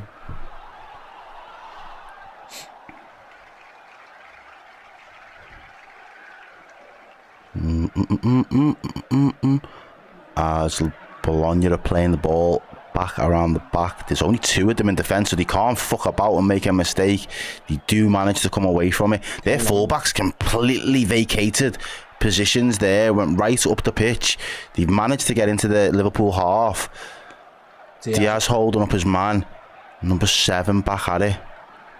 He likes to cut back in. He's done well. Robbo's done well to read the pass. Darwin Nunes has been manhandled. Szoboszlai on the counter. He's got McCall. Oh, what's he give here? A free kick. To them? He's pulled it. No, back to us. Oh, what? Darwin's not happy with that decision. What? Darwin penalised. I didn't see what it was for. I thought Liverpool just got away. Darwin's not happy with that decision at all from this referee. What's that for? Did you see a foul? I thought he was fouled. Yeah, I've got no idea. Anyway, it's a free But kick. it's to them. How? Don't know what's happened there, but I haven't seen a replay of it. But Bologna have got a free kick. It's quite deep, but it's definitely from a crossing position. They've sent 2 men over to take it. They've got Miranda who could go left-footed. Or who's that there? That's Morrow, I think, who could go right-footed. So we'll find out who it's going to be. Oh. It's going to be the right-footer. It's into it's the a great box! ball. Oh, is it there? What happened there? It's not gone in. Oh, I thought it was a goal. No, Liverpool have cleared it. They went to the back post and then come back across. He tried to play it back across the I just thought it was a goal. I thought it was in, but I didn't see what happened there. I think it hit their player. Man. Yeah, and then landed back at the feet of our defender. Oh, wow. Didn't see it at all. Just lost the track. I thought it was a goal. It was well worked, though. Did he come again? No, Bologna. Alisson, palms clear. Oh, there's 2 of them. They don't know what to do with it. Shot comes in. Hits the post. Oh. And Bologna are having a good little moment here, and they've had a couple of big opportunities. Thankfully. Welcome to the party, Bologna. Getting in on the act. I think Alisson had this covered if it's on target, the one that hits the post. Don't know, you know. It comes out of it a flash. Either way, this is the one I wanted to see. So the cross comes in towards the back post. Man at the back. Two men miss it, and then it hits his fucking thigh, hits his tattoo. Yeah. From a tap in a set. Also, he knocked it down, but their player had slid in the first place, so it was on the floor, couldn't convert it. Oh, tends to give it away. Liverpool need to wake up here. They're having a bad 5 minutes. And Bologna now, after being completely outplayed for about half an hour, have actually woken up. And Liverpool just need to switch back on again. Because here come the Italians down the left. They give it away, thankfully. Yeah, I think Liverpool just need a little minute here to regroup. It's been a bad moment. I think one of the things we've done well so far this season, in large part, is our game management, as you mentioned, a couple of times in the build-up. We haven't looked like conceding and leaking loads of goals, so I'm not worried on that sense. But that game management has been quite good as well. So hopefully now, as half an hour played in this first half, just need to switch back on, don't they? Yeah, switch back on and just manage it. Let's create a couple of chances ourselves. Would there have been a handball in there as well? Alisson makes a save now as it comes back from the replay. Didn't get a chance to see what the fuck was going on. And Bologna are knocking at the door. And Liverpool are having... asking questions of Liverpool. Who gave it away yet? Let's see. Trent, was it? Yeah, it was Alexander Arnold. Just bullied off the ball. Absolutely bullied. Shot comes in. Alisson makes a good save as well. And yeah, Liverpool have to wake up. Corner for the Italian side. After that, again, they were outplayed for half an hour. Yeah, this Italian... bang in it now. Bolognese or saucing right now. Let's put a stop to that. Corner comes in, cleared by Liverpool. It's going to come back though. It's gone all the way over to the left-hand side. Cross comes in. Van Dijk heads clear. Diaz takes a touch. And he's fouled. Just about. He gets away with that one. Szoboszlai wants to take the quick free kick. He's blocked by the player. Shouldn't he be booked for that? Yeah. Van Dijk's not happy with that at all. Tell him ref. Let us take the quick. He does look a little bit of a bad guy, doesn't he? He does. I feel like his eyes or his eyebrows are too close to be together. Honest, I don't think we need to take a quick free. I think Liverpool could do with just calming things down again.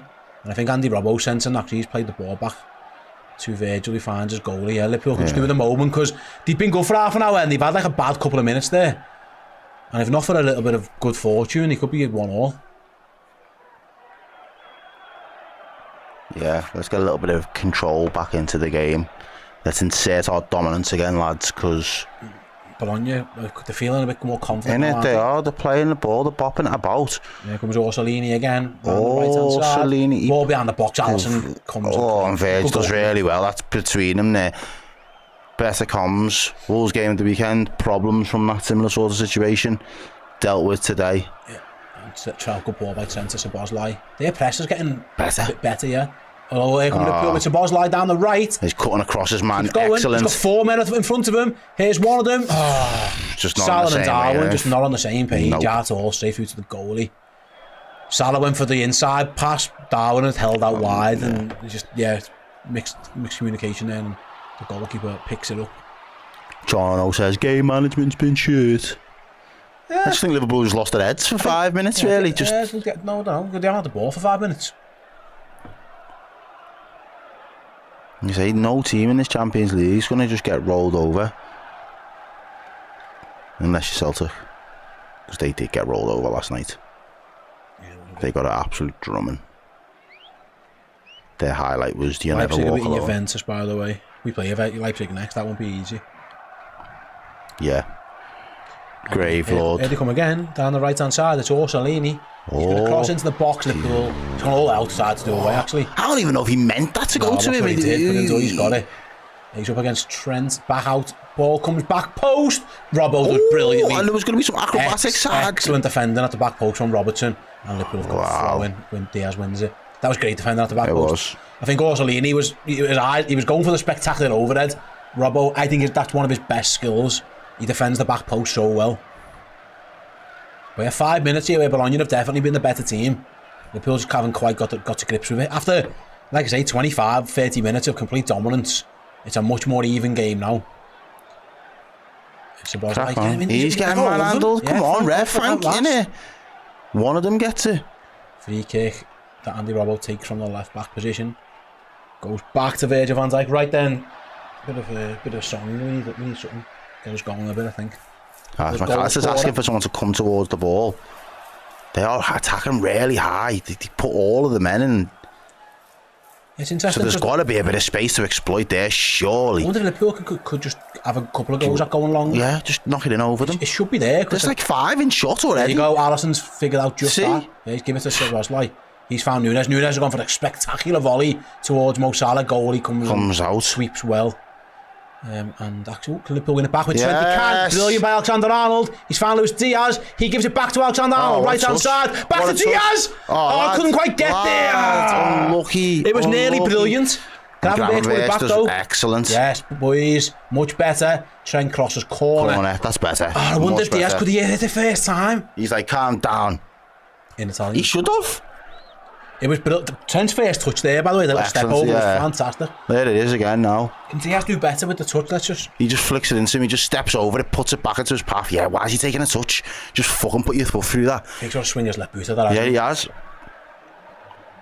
Much better. Yeah, Bazza says more of this, please. Yeah, that was good. James says, hit that like button. Yeah, why wouldn't you? What are we on so far? 1,500, nice one. That's nearly 4,500 if he's watching. Like, appreciate the love, appreciate the support. What's going on here? The ref's going to stop things. There's a little bit of argy-bargy in the box from the corner. Van Dijk's going to ask what's going on. It's Canate. Say, get your hands off me. Yeah, Van Dijk. He's like, tell him, bro. Why is he touching me? That's what the. He's got his hand, like, he's like, look, bro. Canate's just laughing at him. This guy's not happy with it. They just put. He's booked both of them. The ref's like, what are you booking? The ref's lost his head. The ref has lost his head. Both captains have gone home and said, what have you done that for? Both players can't believe that. Ibu Kanate, just a regular jostling at the corner. Is it Bukema, I think it is for them, and Kanate been booked needlessly? But Kanate, both players like, why have you done that to me? Anyway, they're both on yellows. And they're still doing it again. Both centre-halves for Liverpool on yellow, so is theirs. Corner comes in, goalie punches. And Liverpool need to be careful. Gravenberch just won it. Let's give it away. Be careful. Counter-attack. Get back, boys. Liverpool streaming back. Szoboszlai's done well just to hold the guy up and win the ball off him as well. He does well. Excellent there. Strong, Dom. Fantastic by Szoboszlai. Stopped the counter-attack before he got going. He was just jostling at the corner. Why'd you book them both? Obviously, we can't hear. I don't know how many times you told them to pack it in. Like, but you were just like pushing. There was nothing, was it? There was nothing in it. There was no foul. It wasn't. Yeah. Both of them were like, what the fuck? I don't like this ref. He looks like evil Novak Djokovic. Evil. Here's Diaz. Just running into a little bit of trouble, but it comes out and trickles out. Alexis drives towards the edge of the box. Still going. What did he do there? I think he left it for Szoboszlai, and Szoboszlai had no idea that he was going to do it. Anyway, it's cleared and back to Virgil van Dijk. Hope everyone in the chat is doing well. There's Gravenberch. Gravenberch strides through the middle. Still going. He was pulled back. Ref, come on. He was clearly pulled back. Wasn't he? That was obvious. Ref gives nothing.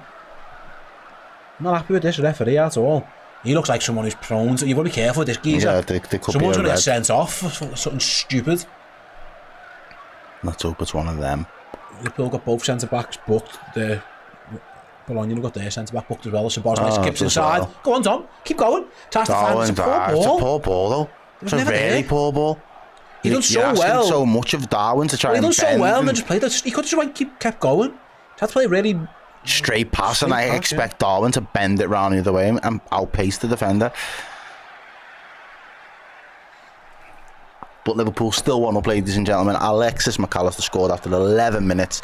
He did. Liverpool have been the better side. I'd say for Bologna, 30 minutes. Yeah. And then Bologna had a little 5-minute spell where they hit the woodwork twice. They were very nearly scored, and then Liverpool have kind of got back into it a bit since then. They've kind of weathered that storm, is how I'd say the game's probably gone so far.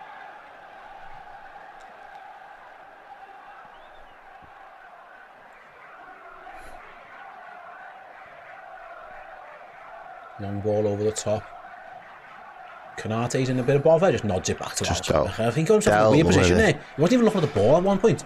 Oh, risky roll out by Alisson to Gravenberch. Luckily, he's fucking Pele. And he just ran past four of them. So good to be brilliant. That's class. And he's found Luis Diaz. And Luis Diaz beats his man. And he's going to cross it with his left foot.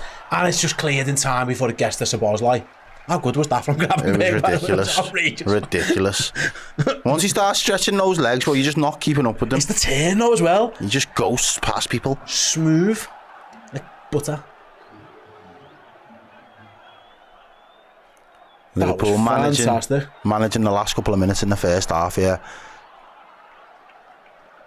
Just trying to give no encouragement to this Bologna side. I think Liverpool for the most part are doing really well. That's the final ball has been missing too many times though.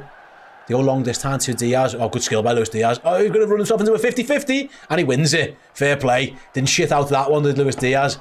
And they can carry on the attack with Salah. Go on, Mo, beat him. 1v1. See you later. She's clearly fouled. What? Are you messing? Like, the volume is down on the TV and I can still hear the cop. Absolutely fuming. Is that not a foul? What happened there? Why would he go down if he wasn't fouled?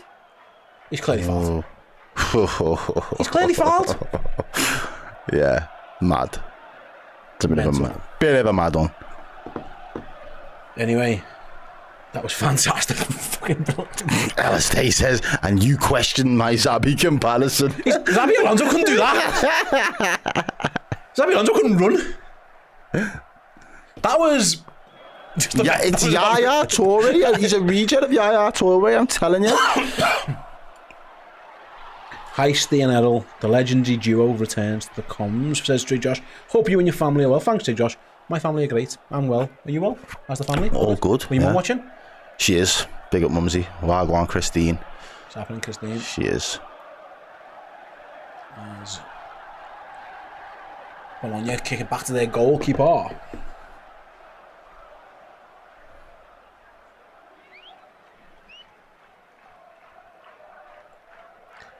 Ball's back with the goalie. Nunes are going to try and close him down.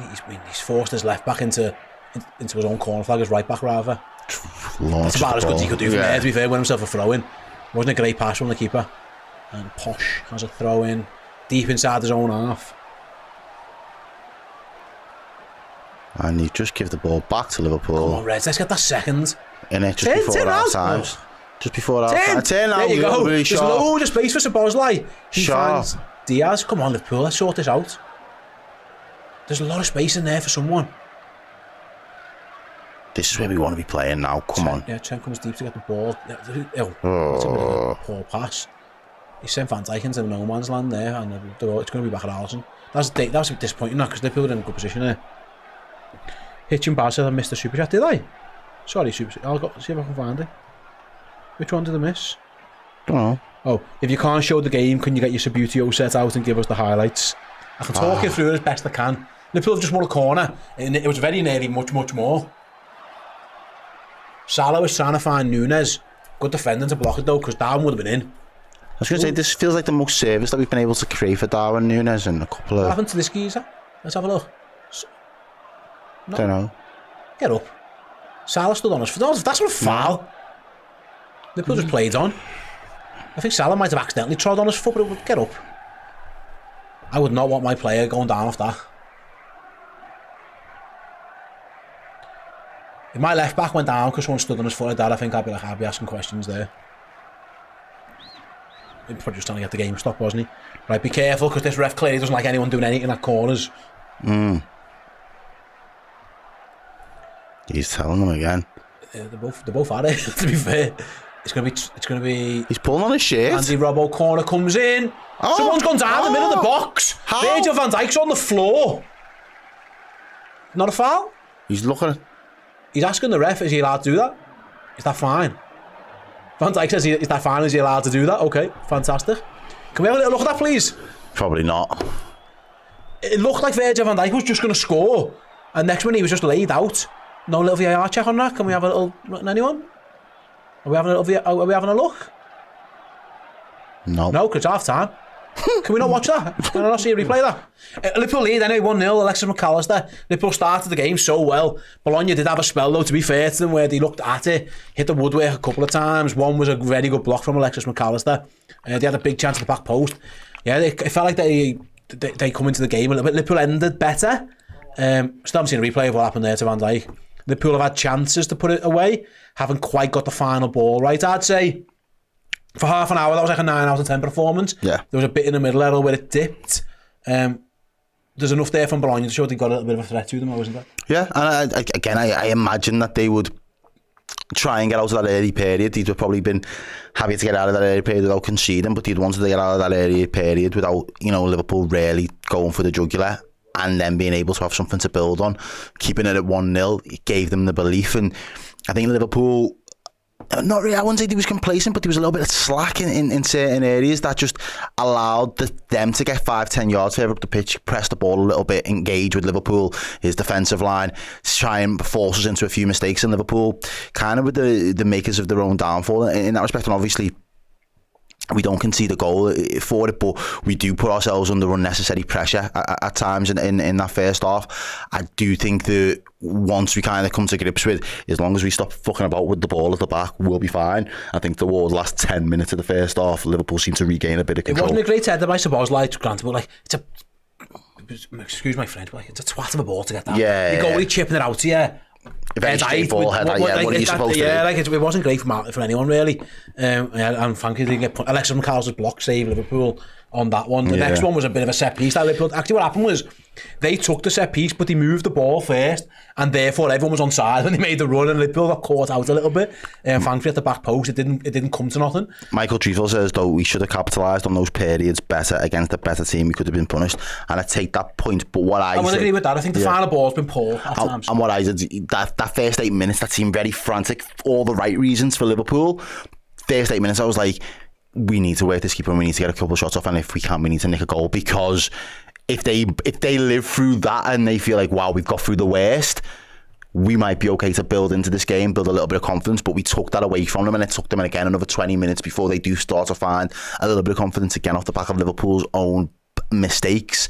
I think that's where we need to be really capitalising the second half. But like we've said and we've spoken about in the build-up show, there may actually come a time where, especially now at half-time, Slot might look at his lads and be like, lads, I need to get people on and I need to rest. I want 5 subs on by 70-odd minutes, which means you lads have got X amount of time now to go out there and get the business done. I want 2 goals out of his 3-0, and then we can be cruising, and I can make the subs that I'm going to need to keep everybody fresh and rested for the game at lunchtime on the weekend. So hopefully there's a little bit of that going on, and those are the type of conversations, because I don't think Liverpool, the way that we've played so far, will want to sit on a 1-0 and just kind of ride it out, because that just leaves too much to chance, and I'd rather it just be absolutely not. Interesting. If you don't mind, Joe, can you bring the screen up for me, please? This is the momentum chart from the game. And that's that's exactly how it felt. So for those who have never seen the momentum chart, I've never seen one of this. So momentum chart it's basically, this is going to be new. So relatively, they've been around. So basically, the green ones are Liverpool in control of the game attack-wise, and the blue are them. Okay. So every time it's a Liverpool bar, it means Liverpool are having good attacks. For example, when the goal comes, it's really high.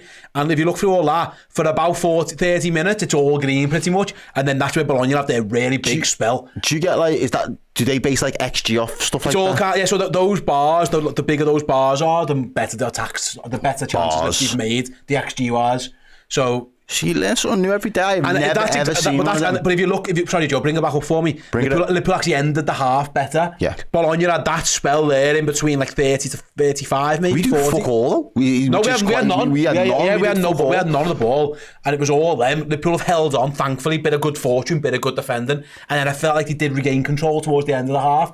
I wonder if Bologna ran out of steam a little bit. Wait, what can you plug that website? SofaScore. SofaScore. Get on that, ladies and gents. I've never seen. I honestly, are good. That's sick. They are good, but like I say, Liverpool just about got themselves. I think they quickly come to grips with it. We've had a few super chats. I'll read them out. They said that guy wasn't fouling Salah, he wouldn't have got trod on. Yeah, I mean, I said this before. Anyone can seemingly foul Mo Salah.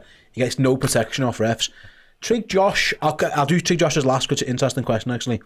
Sean says there are too many players trying to be Billy Big Bollocks, 2 or 3 5-yard passes, and we'd be 4-0 up. I don't think it's them trying to do too much.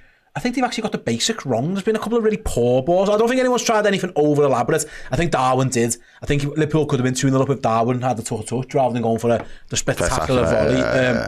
But I see your point. Liverpool having the final pass, other than for the goal, which was brilliant from Salah, hasn't been thereabouts. Szoboszlai from Tig Josh, is he living up to what is expected of him? Has he been an improvement? I actually thought Szoboszlai did all right. Yeah. But he nearly gave a goal away, and a couple of times he fell into the trap of his last pass. Wasn't quite good. Yeah. But the weird thing with Szoboszlai is we all associate him with like this attacking flair and like the skill, and he's got all that in abundance. His best work at the moment for Liverpool's coming without the ball. Yeah.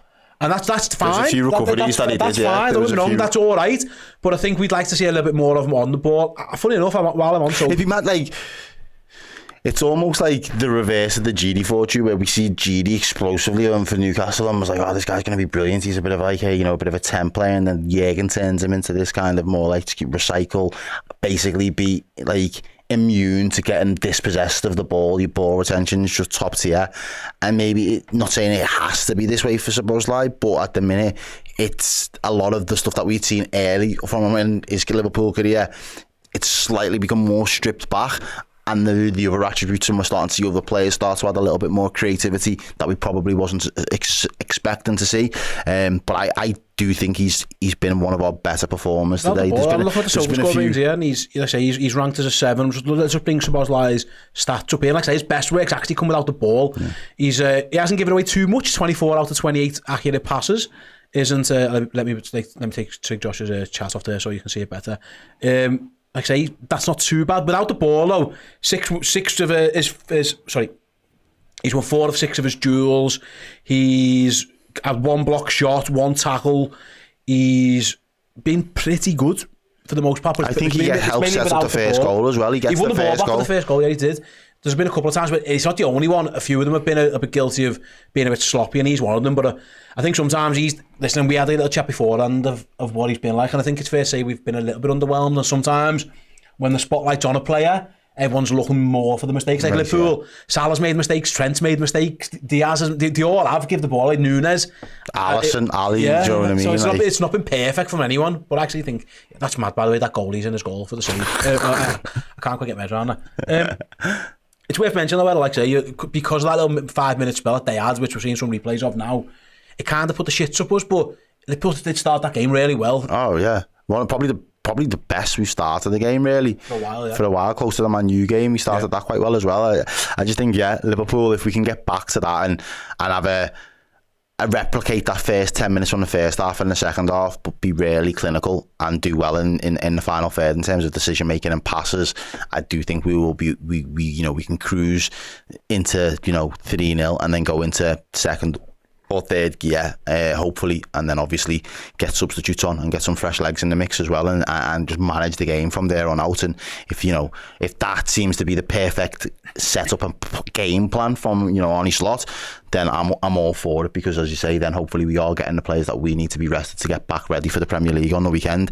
I just think what we've done so far, there's still plenty of room for improvement. There's still plenty to build on, and I think if this team now can, set piece has been a little bit poor, but if we can continue to give Nunes that bit of service, I'd like to see him get a full 90 minutes. I don't really want to see him having to come off anytime soon. I do want him to help that build his confidence, but I do think we've created more for him tonight. And again, maybe it's the opposition, the way that they've chose to set up, in terms of giving him the ball, getting him involved in the build-up, feeding him, playing in and around him a little bit more, get players closer to him, than I think we've seen for a large part of the season already. They are there to be attacked on. I think Bologna, they're not deep enough, so at times the ball is on, if Liverpool can get it right then. There's about less than 5 minutes to go until the start of the second half, so very, very quickly before you go, just a roundup of what else is happening in the Champions League.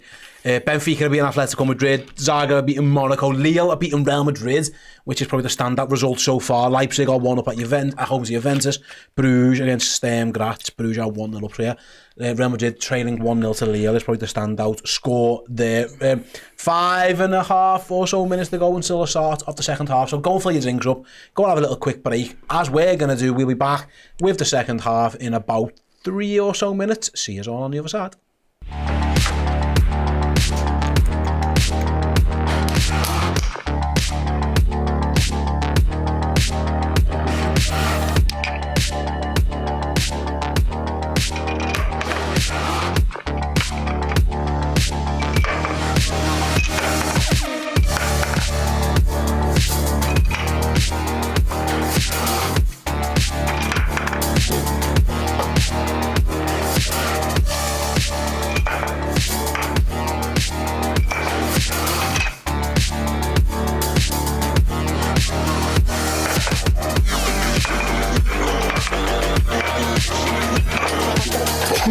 We've had just done that.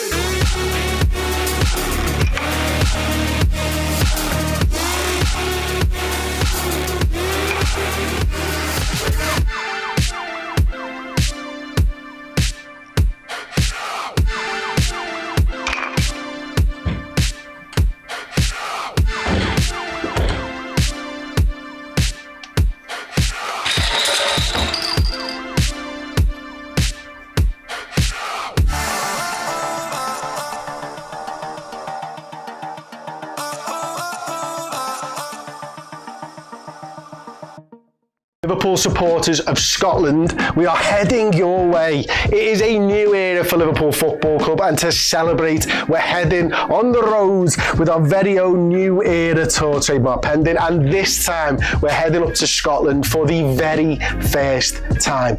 On Thursday, the 10th of October, we'll be live on stage at Duck Slattery's, no idea, with a show filled with laughs, cheers, and our usual Redmen TV nonsense. Not only that, but the brilliant Keel will be performing too, belting out the best Liverpool anthems to get you up, singing and dancing with us. If you'd like to attend, tickets are on sale now. Head to skiddle.com, search the Redmen TV and get along to our very first show north of the border.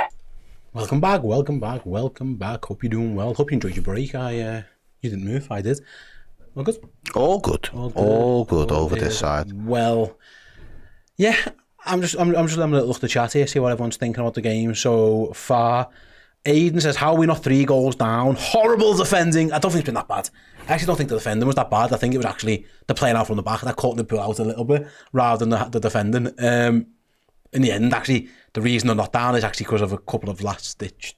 The one from Mac Allister, in particular, good save from Alisson. So that's why we're off. And also, we scored. Yeah, Ray says this, I'm more concerned about the final ball. That's right. That's probably what I was. Let Liverpool down. I would probably agree with you there, Rav. If truth be told, I would agree with you there, my mate. Hope you're doing well, Rav. Salah's been god awful, says Macca. People love hyperbole, don't they? He's been okay. He's been bad-ish, not great sometimes. That's the internet, isn't it? Hyperbole rules. He hasn't been no one's been shite. There's been a couple of times that he give the ball away a bit sloppily. You know, and listen, you can't expect better, but no one's dropped a stinker. No, absolutely an absolute stinker. I think we've done really well, to be fair, in a lot of what we've done. I just think, as I say, game management's going to be key in a lot of these Champions League games, because with the playing so many, and it is now a little mini league, it's how you take apart these teams that you should be beating on paper, that you're better than. And if Liverpool can continue to do more of the first 8 to 12 minutes, we'll be fine. We'll be these 2 games. Champions League, it's not meant to be easy. Like, I know it's not meant to be easy. You're not. And the teams will back themselves to stay in it. Like, you're not going to get many 7-1 drubbings. Like, you know, that's just rare. Like, I know what happened to Celtic. Like, that just doesn't tend to happen too much. We all want that excitement. We all want that high octane, like injected into our veins. It's brilliant when it comes around. But like I say, what I did expect from Liverpool was that we'd flex our muscles. We started that way. Like, we really did start as if we was going to flex our muscles, and it kind of gave them a bit of an inferiority complex where they just felt like they can't live with this Liverpool side. It was only at the turn of when Liverpool started to make mistakes, started to get a little bit complacent, started to be a little bit casual on the ball, especially within that back line, did it kind of just kick into gear that, like, well, if there's any chance to kind of get on the hold of the ball, let's kind of go for it, and they did from there. So if, as long as we don't give them that incentive, as long as we don't kind of let them come back into the game through any silly mistakes, and again, now the little bit of discipline is going to have to come into it, because obviously Van Dijk's on a yellow card, Ibu Konate's on a yellow card, which again, I don't agree with either of those, to be fair, but it is what it is. Yeah, they were bad bookings. Both of them are bad bookings, but now that's the case, there's got to be a little bit of defensive discipline, which means they might not take those same chances in the second half and in and around the defensive third. As long as Liverpool can get, I just want to see the ball in and around Nunes as much as possible now, kind of attacking the cop. Attacking the cop, feed Nunes, give him the ball, and I think we should be in cruise control. I'd like to hope so. Is he limping? What's he doing? He's just, don't know, messing with the box. But yeah, as long as we can do that, I still see cruise control, very realistic proposition. Dan Club's prediction is still on track. Going Liverpool back out. I don't see any subs, so I think we're going to see him again, which isn't a big surprise. Yeah, it looks like Liverpool are just going to go as you were as the Reds come out for the start of the second half. I thought Liverpool really good for half an hour, and then they had about 5 to 8 minutes, and then kind of got control back out the game again, which is good to see. Probably that's what, didn't we? We just had a bit of game management. If you lose control, can you get it back? And actually Liverpool did. At the end of the half, the better better of the two, really. Again, Bologna definitely had a couple of chances they could have scored from, and Liverpool will be looking at that as if say what went wrong. You got one of them goggle? Yeah, he has, their manager, yeah. Wow. Anyway, Liverpool are going to start the second half. Szoboszlai to kick off. Let's have another song. Yeah. Let's go. Let's go. Come on. Yeah, 40-year-old Virgil says. Oh, he done you, Joe. He done you. Joe started the clock. Szoboszlai's dummy. Now we're away. There we go. Alisson kicks long towards Liverpool's left. Darwin wins the flick on. Steve J says, behave yourself, Nunes is a show pony, but he's our show pony. And while he's here, I'll back him. Yeah, we'll support him. That's fine. And Gravenberch knocks it. Oh, hello. The bed tennis between Liverpool's midfielders. And Mac Allister runs into trouble, though. Comes away with the ball. He's so strong, isn't he, for a little guy? That low centre of gravity just gets him away between people. You can tell he doesn't lose too many physical duels like that. Alisson's pointing and dictating where he wants people to be. He's to press him, they're not coming, so he's going to go long, which isn't the worst, up towards Nunes. Which is, the defender did well, actually. And here come Bologna. Colin S. Oh, poor from them. Give it straight back to him. $2 super chat. Thank you very much for the support. Says, I can smell a Diaz goal. What does a Diaz goal smell like? Let me know.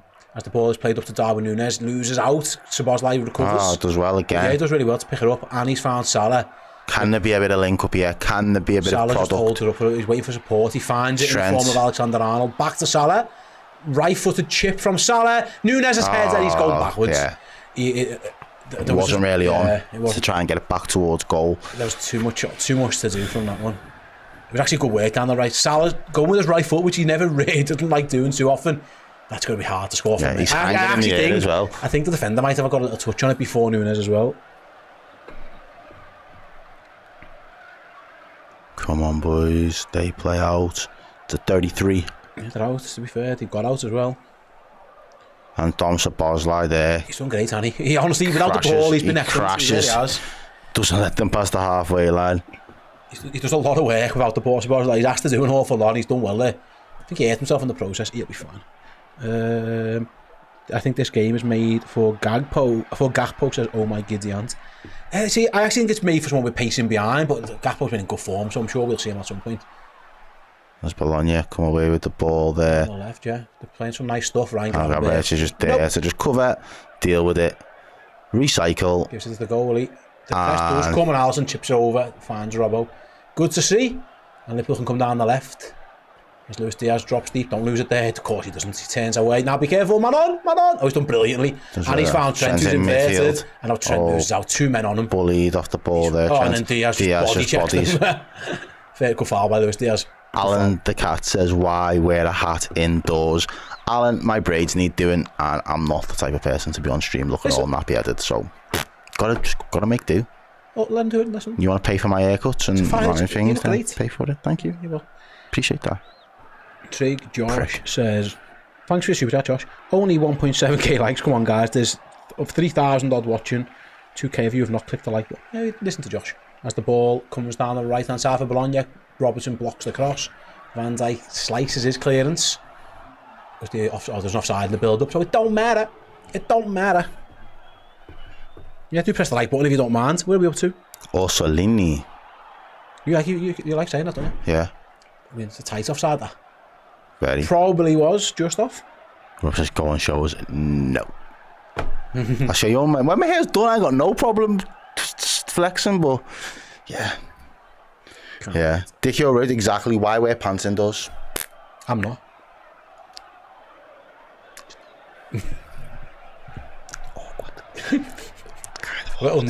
Send help. those boxes would do hearts on. Here's Andy Robbo anyway at left back. Finds Diaz, he's fouled, surely, ref. Fucking hell. Yeah, give him into his back. Alan says, so are you warm? Nope, really cold.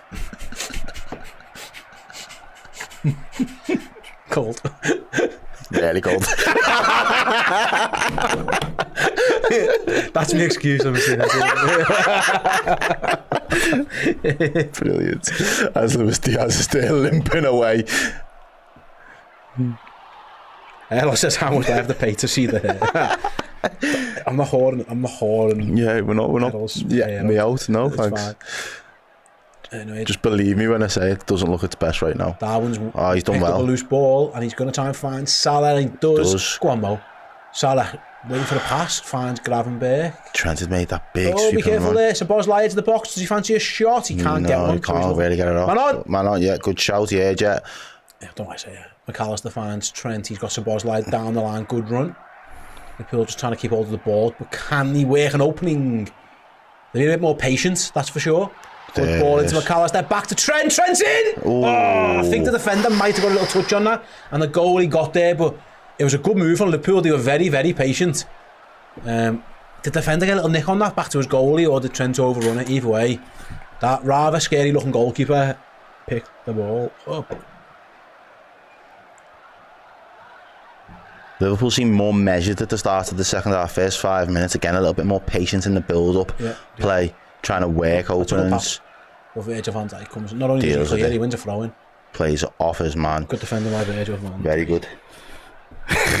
So just stand up for inspection time. What's going on under that desk? We will never tell the secret of what goes on under the desk.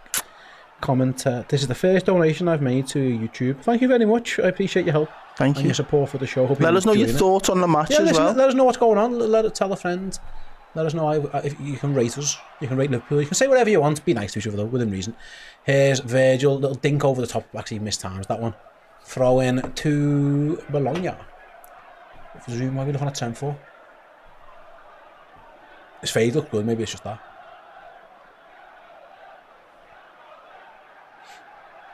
I really want to know what product Virgil van Dijk uses though in his hair, because how he gets that afro so slicked back.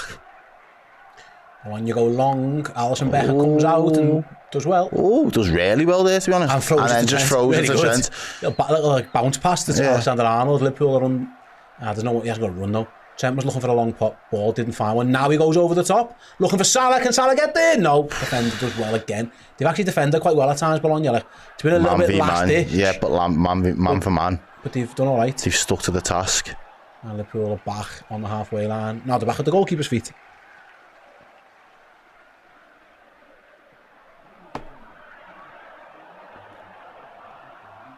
Alisson again, taking his time on the ball. He's trying to draw. They're not coming, mate, honestly.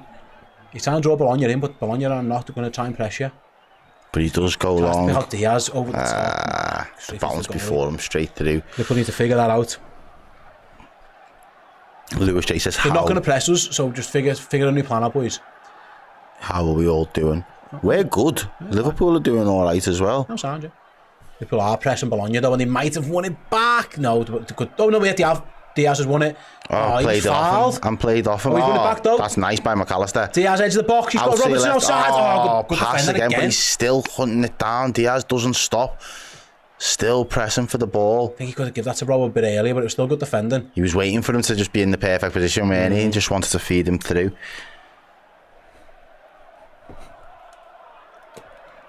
Whoa. Didn't expect to see that guy there. The next Manchester United manager, Gareth Southgate. What's he here for? Yeah. Oh, he works for UEFA now. Oh, does he? Yeah, he's like some type of advisor fella. I remember reading. Some bullshit, though. Guess that was the game for Nottingham, basically, as well. Yeah. Literally. Robbing a living. Oh, and you give it away again. Man on! Yeah, Szoboszlai keeps the ball. Gravenberch wants it, gets it, finds. Tries to find Salah, cut out. And Bologna, can he launch a little bit of a counter down there left? Maybe. They've done well to move it there so far. No, Virgil van Dijk says get out of the way. Yeah. None of that round here. Strides in and goes, None of that. not on my turf, sunshine. Get back in your box. And the Liverpool got the ball back. 53 minutes played so far. Maybe around the corner. Oh, poor baller. That was Mac Allister looking for a worldie of a pass. Just gives it away. Yeah, Trig Josh says Dickie O'Reilly is starting to go fund me for a pair of trousers. I am wearing trousers. That would be, I mean, that'd be a HR complaint. Absolutely. Liverpool battling on. He's done well. Actually, the man's beat Robertson. Robertson's done well. He Battled, and he's going to get a foul. He should as well. Robert pulled him back. Yeah. He did. Josh says Diaz looks like he's playing like he knows he's getting took off at 60. Yeah, maybe so.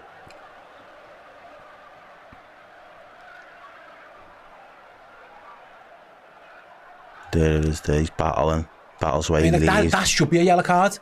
Robbo's clear. Like, even when that guy got one for Nottingham before and Van Dijk, and then Robertson gets that. Did he get booked? He probably should have got booked if he didn't. Yeah, he did. He deserved that. Yeah, he is a card-happy ref. That was a booking. You can't argue that one. You pulled the shirt.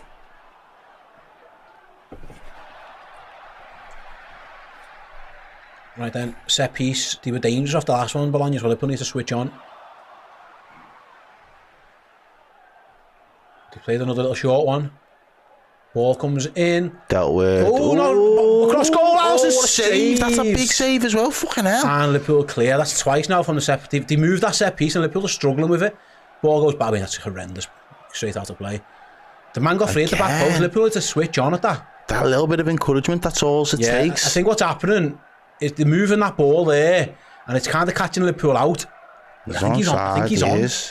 Bounces that, he'd have been off. I think that guy would have been off because he tries to watch this. See him when he tries to flick that, he's offside. So I don't think it would have counted. I think VAR might have ruled it out. Either way, Alisson saves. Yeah. Whoa, he's jumping up and down. Manager, yeah. I think that guy would have been given offside. You know, he swung his leg at that, but you'll never know. It wasn't given, and Alisson makes a save. Darwin on the. Has he kept that in? Nope. No. Throw in to Bologna in their right back position.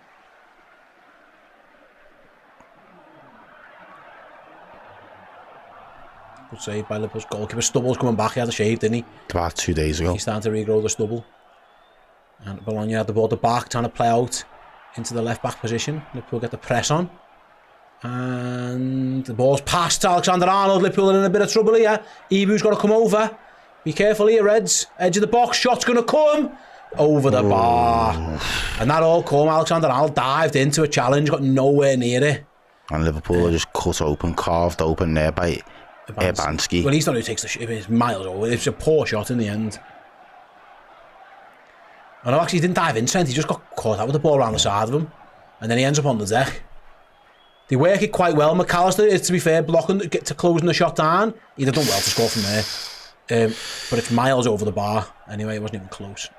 It'd have had to be some strike from there, wouldn't it? Yeah.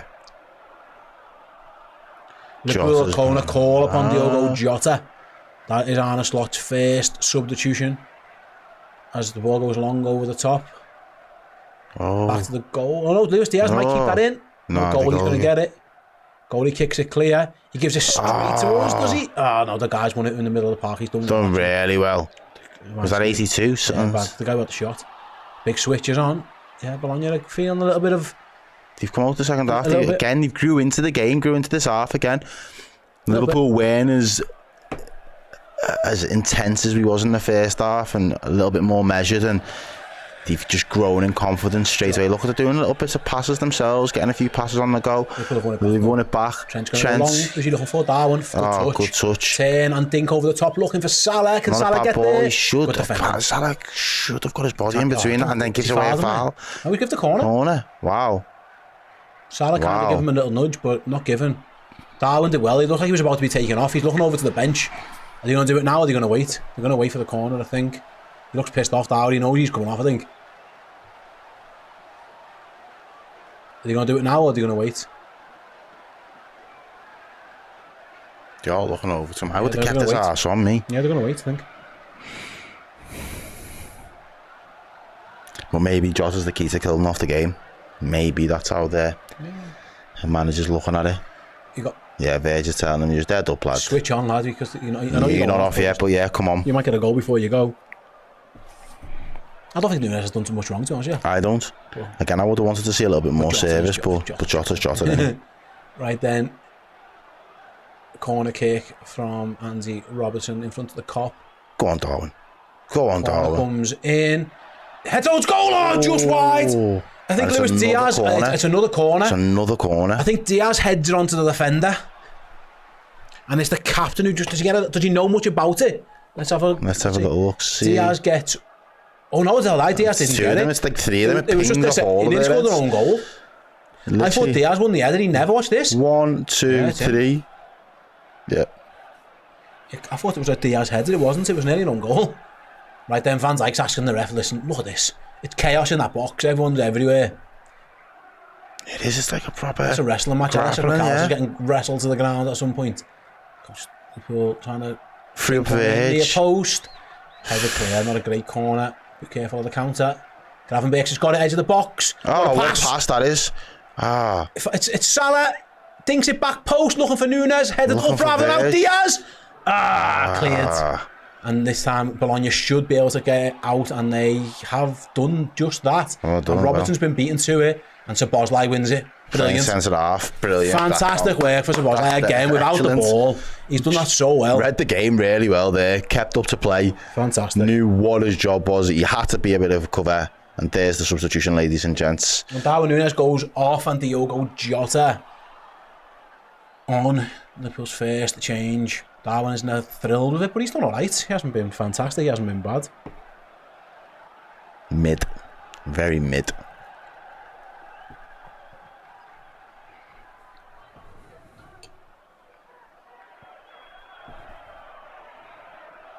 I'll give Jota the song. As he enters the game. 60th minute, good manager. Yeah, maybe these are pre-planned substitutions. Maybe people already kind of expected that or knew it was going to happen, but on the hour mark, the first substitution. Bologna going to their bench, they're making 2 changes.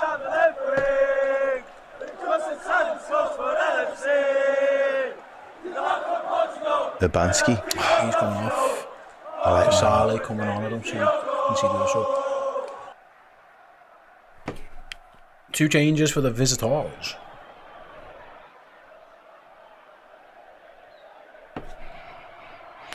Josh, it's a hard one to see, really. I don't think we've really had, in response directly to the question, we performed better in the second half under Klopp after this team talks. Will Slot have the same effect? We haven't really been challenged in that sense by teams or like big games yet where we've had to dig deep into the second half to pull out a bit of a performance. So it's still early days. I'd like to hope so. Here's Robbo to Diaz, go on. Lucho beats his man. Can he keep it in? He can. He's at the bar and he cuts back inside. Still in. Keep going. It's not gone out. And Diaz now eventually goes down. And goal. What do you give? What? That was mad. He's asking for a penalty. He's never going to get it. I don't know what he's... Let's see. It didn't go out. It didn't go out. So what's Diaz? What's he been given here? It's not a pen, no. It's not a foul. I don't know why is it a foul for them? Are they saying it went out? I don't think it went out. It definitely didn't. What are they doing? Play on. Just crack on, innit? Just giving it away. Salah. Good touch, does well. Gravenberch on the right wing this time. Beats his man, see you Of course later. he does. Ta-da. And finds Salah. Oh, great ball. And Salah goes for goal! Oh. It looked every way in until it just went past the post. He's disappointed with that one, Salah. He thinks he should have scored. He should have. Ball comes back to him, it's on and bounce. The ball's bouncing up. He catches it sweet. And just can't curl it into that bottom corner. What it would say is they can't live with Ryan Gravenberch. There's not many teams that can at the minute.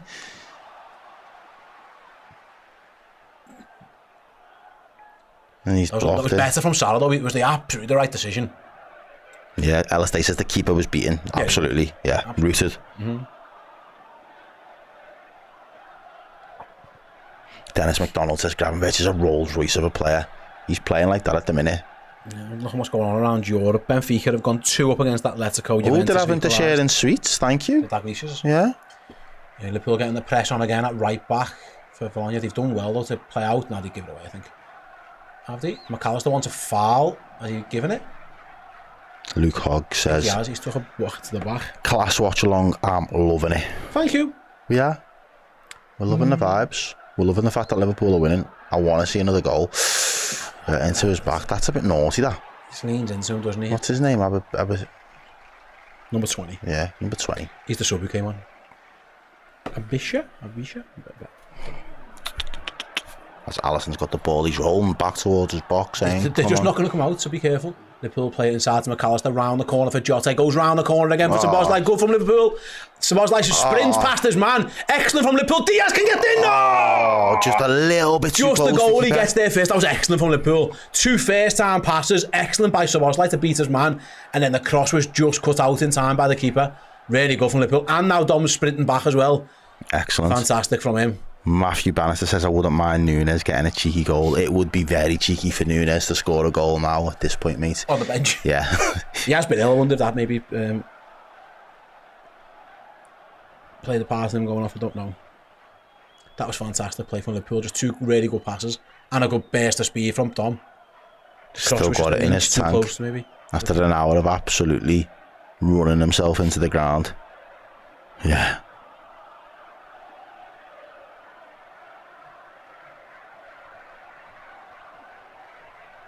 Ball goes long over the top from Bologna. Poor first touch allows Alexander Arnold to mop it up. And Alisson can clear. See you later. Can Liverpool counter with Szoboszlai on the halfway line? He goes backwards actually. Plays Mac Allister into a little bit of the shit, but he's done well. He's so strong now. He's just through to the floor. He's done well there because he's played for that foul the entire time. He's desperate to get fouled. Tight, yeah.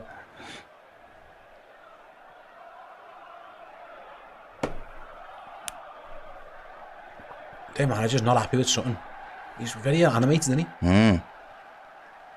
Very passionate of the Italian folks. Ball is again Alisson. Same again, really. Got it at his feet. Yeah, John Floyd says, goals are incoming, you never walk alone. Bosh. So. That ball up to the striker isn't... It still hasn't really stuck. It's not stuck.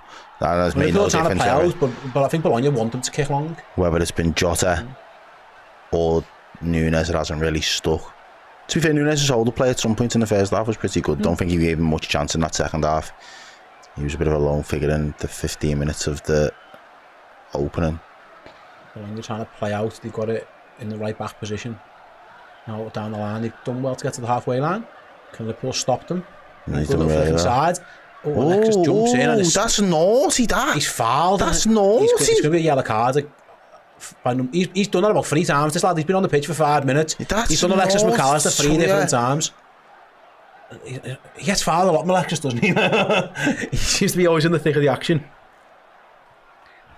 Let's see. So a little flick from Posh. That's nice from Posh. Alexis tries to win it first. He just comes crashing into him. To be fair, he doesn't do too much wrong, I don't think. Alexis kind of jumps out the way. Yeah, he does catch him. He does catch him. I think that's fair. That second angle showed it better. Yeah. Rachel says I should have been at the match, but I'm poorly. Get well soon, Rach. I think Josh is celebrating the 2k likes. Thank you very much. Mission achieved. Josh's resident likes monitor is at the minute. Thank you very much, everyone. Keeps everybody honest. I just think if you're part of the gang, you're part of the community, you're here with those match days, week in, week out. It's the least you can do. Do you get me? Just Cheers. show a bit of love. Goal kicks long. Mac Allister again. Oh, we only lose. Oh, no, he's won it. And now, is he going to concede the foul? Yeah, he does. Is he going to get booked now? No. I thought the ref was booking him for that. Is a foul on me the halfway line. Joseph Terrell says, would you change one of these centre-backs because they're on yellow cards? I'm not a big fan of changing centre-back. That's gone out, hasn't it? No, we're playing on. No, That's gone out. Offside. Oh, now he's give the throw in. Whoa, Was he going to VAR check the throw in? Ain't that some bullshit? I've never seen that before. Was he waiting to see if they scored? Liverpool are going to bring Timmercast and Gakpo on. Okay, 2 more changes. All changed. It's going to be all changed now. Liverpool's left. The scoreline hasn't changed, but the personnel is about to once again, ladies and gents. Liverpool still 1-0. I think we are looking at a lot more control, especially in terms of cutting out silly mistakes in and around the back. Never have done more Diogo Jota's around. He's on a little argy-bargy. Ref has to come and... Oh, he's got that needle. Yeah, definitely. Liverpool's throwing, they give the ball away. Yeah, it doesn't stick, and there's going to be another fucking hell. This ref likes his whistle, doesn't he? Yeah, he loves it, and it really has just stopped and disturbed the flow of this second half for me, if I'm being honest with you. It's half taking a bit of the fun away from it. Every 2 fucking minutes. The lad just ran into the ass there. What you meant to do about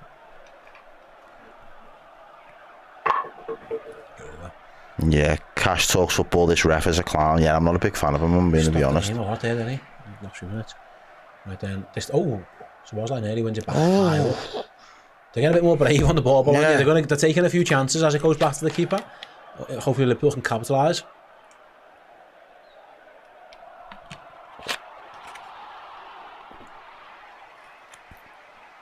Lille still beating Real Madrid apparently. Yeah, we'll keep you posted if there's anything interesting going on in the rest of the Champions League. Loads of tight games, lots of one. No one scored more than one, yeah.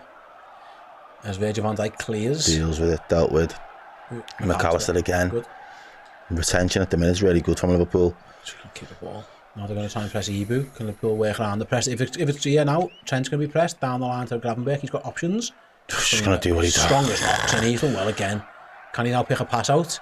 He's looking for one. Someone give him a ball. He's looking. Oh, what a ball that is to Szoboszlai. Brilliant again from Gravenberch. Been the best player again. Here's Robertson out to Diaz. Last 2 involvements, maybe for these 2. Diaz cuts inside. He's going to shoot. He's going to shoot. He's going to shoot. He didn't shoot. He passed it. You got to hit the fucking ball, bro. He's won it back though. I know he has, but fucking still hit it. He's went from one ring to the other. Just fucking. It's hard to find Salah. Just put your foot through it and bend it. Just. That's what he always does as well. Yeah. I'm so surprised. That's like the typical Luis Diaz move, and he didn't go for it. And now here comes in, but giving the ball again. Their manager's livid at that. He should just whacked it. He knows he's going off now as well. First rub obviously Costas Timmercast on, and the Robbo goes off.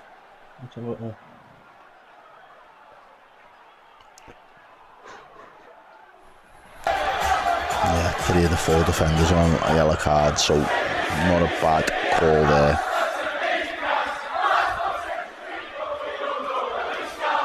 Jamming, I think, do you know what, lad? I assume you, lad. That was my criticism over Diaz, but I think the part of this season, his end product and his decision making's been a lot better. I just think he got in his own head there. Diaz off, Gakpo on, Robertson off, Costas, Timmercast on. Obviously, Rob had that little issue against Wolves, so maybe it's something to be done. Cody Gakpo's been in fine form recently, so hopefully he can continue that. As he comes on for Luis Diaz, he gets a round of applause from Anfield, a high five. Little handshakes are going. Diaz has the McManaman about him. It's different. Hitchin Bar says, Errol, if there's one more goal, will you take off your hat? He's not going to take his hat off. Leipzig have scored against Juventus. That's now 2-1. 2-1.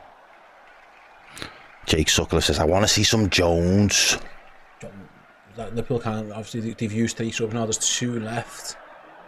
We'll see if Arne decides to go to his bench anymore. For now though, Ryan Gravenberch for a rarity has given the ball away. Ooh. And Costas wins it.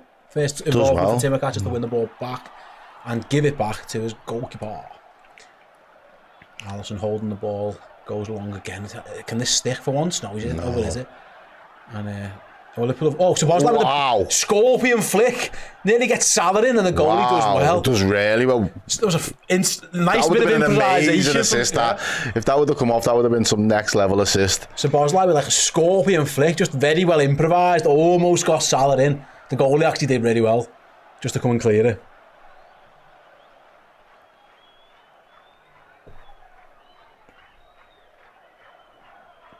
And where are we up to?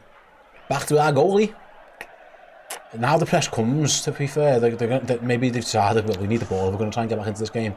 That might lead to more opportunities in Liverpool. They've hung in there, they've dug deep for 75, well, nearly the best part of 75 minutes now. If there's a time to say, you know what, okay, let's just throw the kitchen sink at it, it's now, really. You have to get the ball behind it. At this moment in time, they're not seeing enough of it. If you're a Bologna fan, I would guess you're probably not seeing enough of the ball. It's back with Alisson now. There is a bit of a press. Long ball again, can it be better? Because Liverpool haven't really done too well off these. Jota wins his flick on, Salah's got it. Centre circle, ball out wide. Poor ball though again. It's an opportunity to get Gakpo in there. He had more time as well. And Gakpo's come and won it back though. It's like he's rushing it because he sees what we all see. He wants to get us on the front foot. But just the execution. No, but Liverpool, Jota's got it there, twisting and turning. Wow. We were watching a replay there, next minute they put out the ball. Anyway, they've put it back on the halfway line now. Bologna have cleared. It's with Virgil van Dijk. And back with Alisson again. Alisson's seen a lot of this ball. I'd rather him do that, exactly. Finds Gravenberch rather than goes long. And Gravenberch, he's looking for an angle, finds Cody Gakpo. Made the run, didn't get it. He's gone back. It would have been up there, like. If I got it, you're absolutely right. He would have silenced a lot of his critics in one. Here he is now, and he's found Salah. Salah is more in the box. Conventional pass. Salah cuts inside. He's got the overlap. It's it now. It's it. He's got the goal. Yes! And Liverpool score their second. Sets one up, scores one. Does what the king does. Mo Salah, get the song going, baby. Honest to God. Like, load it. Yeah, it's typical Salah. Hats off. He hasn't always been at his best, but the numbers are just fantastic. He's got an assist. That's a wonderful goal. Brilliant. Absolutely fantastic. Does what Diaz should have done 5 minutes ago as well, for what it's worth. Fantastic goal for Mo Salah. Goalkeeper didn't even smell that one. He was nowhere near it. Ooh. Salah gets the bow and arrow out. He shoots it into the cop. He takes the adulation of the cop as he does so. And yet again, Mo Salah gets a goal. Does that count as a 10th assist? Maybe. I think it might do. I'm not quite sure. Either way, it's fantastic from Salah. It all starts on the halfway line. Jota to Szoboszlai to Salah.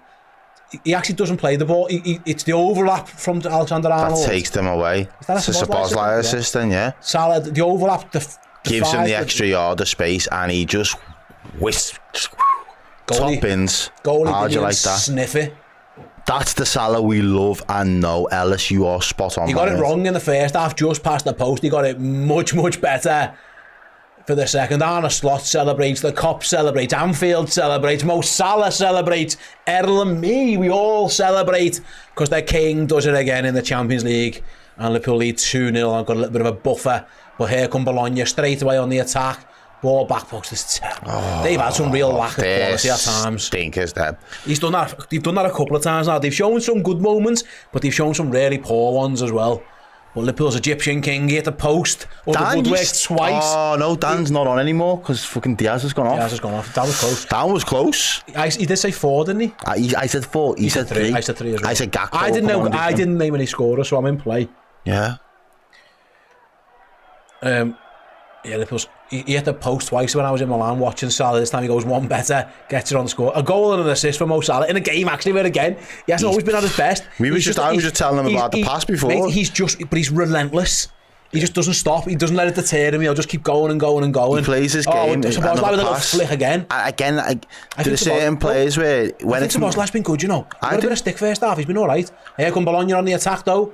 Be careful. Shot's going to come, I think. Brilliant from Canate. Just doing Ebu shit, man. It's back on the right wing. No, Costas has got some defending to do. And Virgil van Dijk helps out there. Easy as you like. You get some footy players that are very much confidence players, and like every touch has got to work and it's all got to come off forward, and if it doesn't, their heads go down, and you can see them getting more and more isolated from a game. Salah's you mentioned it, mate, he's relentless. Whether he's playing well, whether the passes are great, whether he's just like, do you know what, I'll get another chance, and I'll do better. And he constantly does it, and he proves you wrong in the space of 5 minutes, because I'm there ready to tear him a new one for the pass before, because it was a great opportunity. Liverpool are in if he gets the pass right, and then the next opportunity he gets the size right. I'm just going to bury top ins. He's relentless. He doesn't always get it right, but he'll never stop. Here comes Szoboszlai trying to find Salah. Salah back post. It's Gakpo. Doesn't get there. The bounce done him. Salah just can't believe that doesn't offside the build-up anyway. Just can't believe they wasn't going to get Someone there. in the chat there says, it's Matthew, pray for me lads, I need a Gakpo goal for $4,000. Can you cash out, Matt? I mean, you were nearly in there. I mean, that'd have been devastating if he had scored and he was offside. Raw. Tell me what the situation is, Matt. I need more information. You see this guy coming on now? The black Donny? That's what my hair should look like. With the braids. That's what it should look like. Mine looks like their manager. And our manager. Yeah. And John Joe Shelby. But that's what it should look like. No. Yours are better than that. It is a little bit, to be fair. He's only got like 2. And he's got 4 at least. I think there's defo 4. No, he's got my hair. Has he? He genuinely got. That's how I do mine. Oh, right, okay. But it's a little bit more set back. Yeah. So that's the difference. That's the difference. Right. That's what it should look like. Obviously, I'm better looking than my man. But tell me what you need, Matty. Would you bet? We'll root for you. We are rooting for you, man. 4K. Here goes Van Dijk, forced into a sprint. We don't see it often from Virgil. And he turns the afterburners. He was about 4 yards. I love that, honestly. I love that. You know what he's like? He's like a superhero, never wants to use a superpower. And for fuck's sake, he'll have to run. And how fast was he then? Their winger had 3 yards on him, and Van Dijk just ate up the ground. Ate up the ground. And got it back, and Bologna then try and go for a little sneaky. Oh, that's a good pass, that's actually. That's a really good pass. But Mac Allister's won it. Can we get out? Oh, foul. Let us play. Yeah, Liverpool are going to play. They've taken. Oh no! What?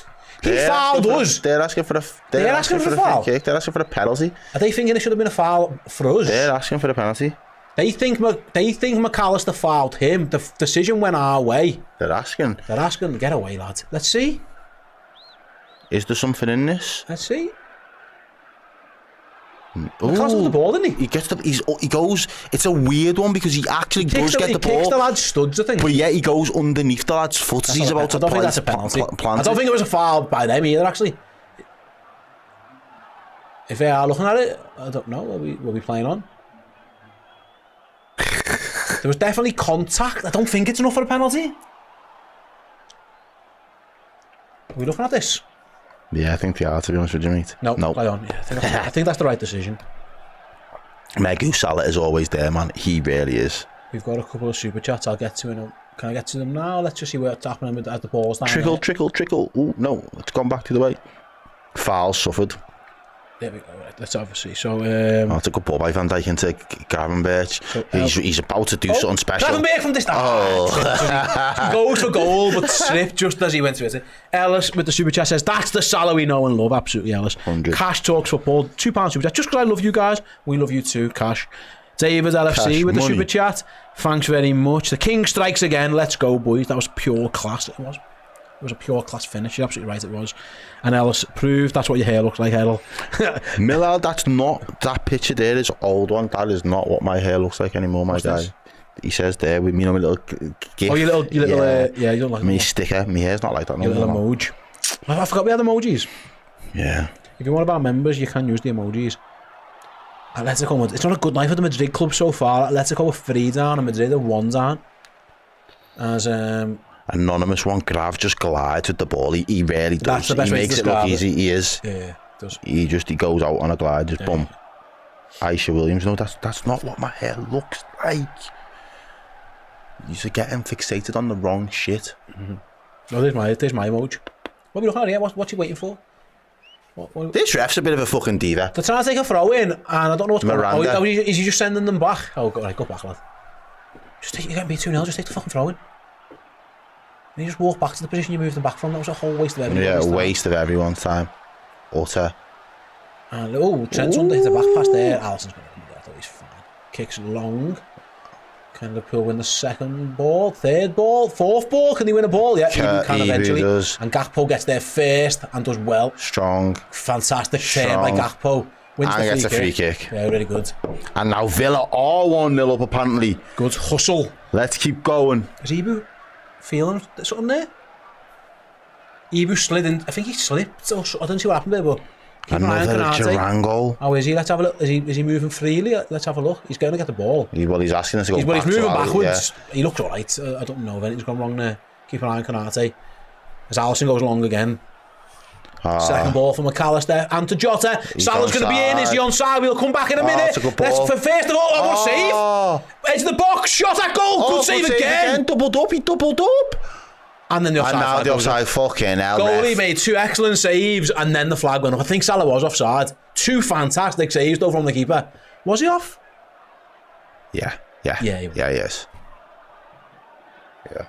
He saves first from Mac Allister from very close range, and then from Jota from distance with his feet. But I think Salah was offside anyway. That was like me yesterday in five-a-side. Dan Clubkin. The shot or the goal? What do you mean? About steady. That was exactly like my save yesterday. Was you good in goal? Yeah, I had a really good double save. Well done. As soon as I said it, he knew exactly what it meant because he said steady on straight away. He knew. Aston Villa, what a moment for them. Leading Bayern Munich. Who scored the goal? Let's have a little gander. Duran. It's always him, man. Duran. He's like, is he the best striker in the world? he just scores. Why doesn't he play? He's the best sub of all time. He's just taking like the He's honestly, just like all my beer, lad. Yeah. You thought you was brilliant. Ball back with the Bologna goalkeeper. He plays a good ball. A really good ball in the end. But that's Alexis again. I think Liverpool's midfielders have been really excellent without the ball at times. Just blocking passing lanes and everything, just getting in their strength, bodying players. Ellis is our side, so Harvey Elliott doesn't get in any trouble. Fuck Harry Kane. He is like the trophy antidote, isn't he? He just finds a way not to win. Liverpool are going to go to the bench once again.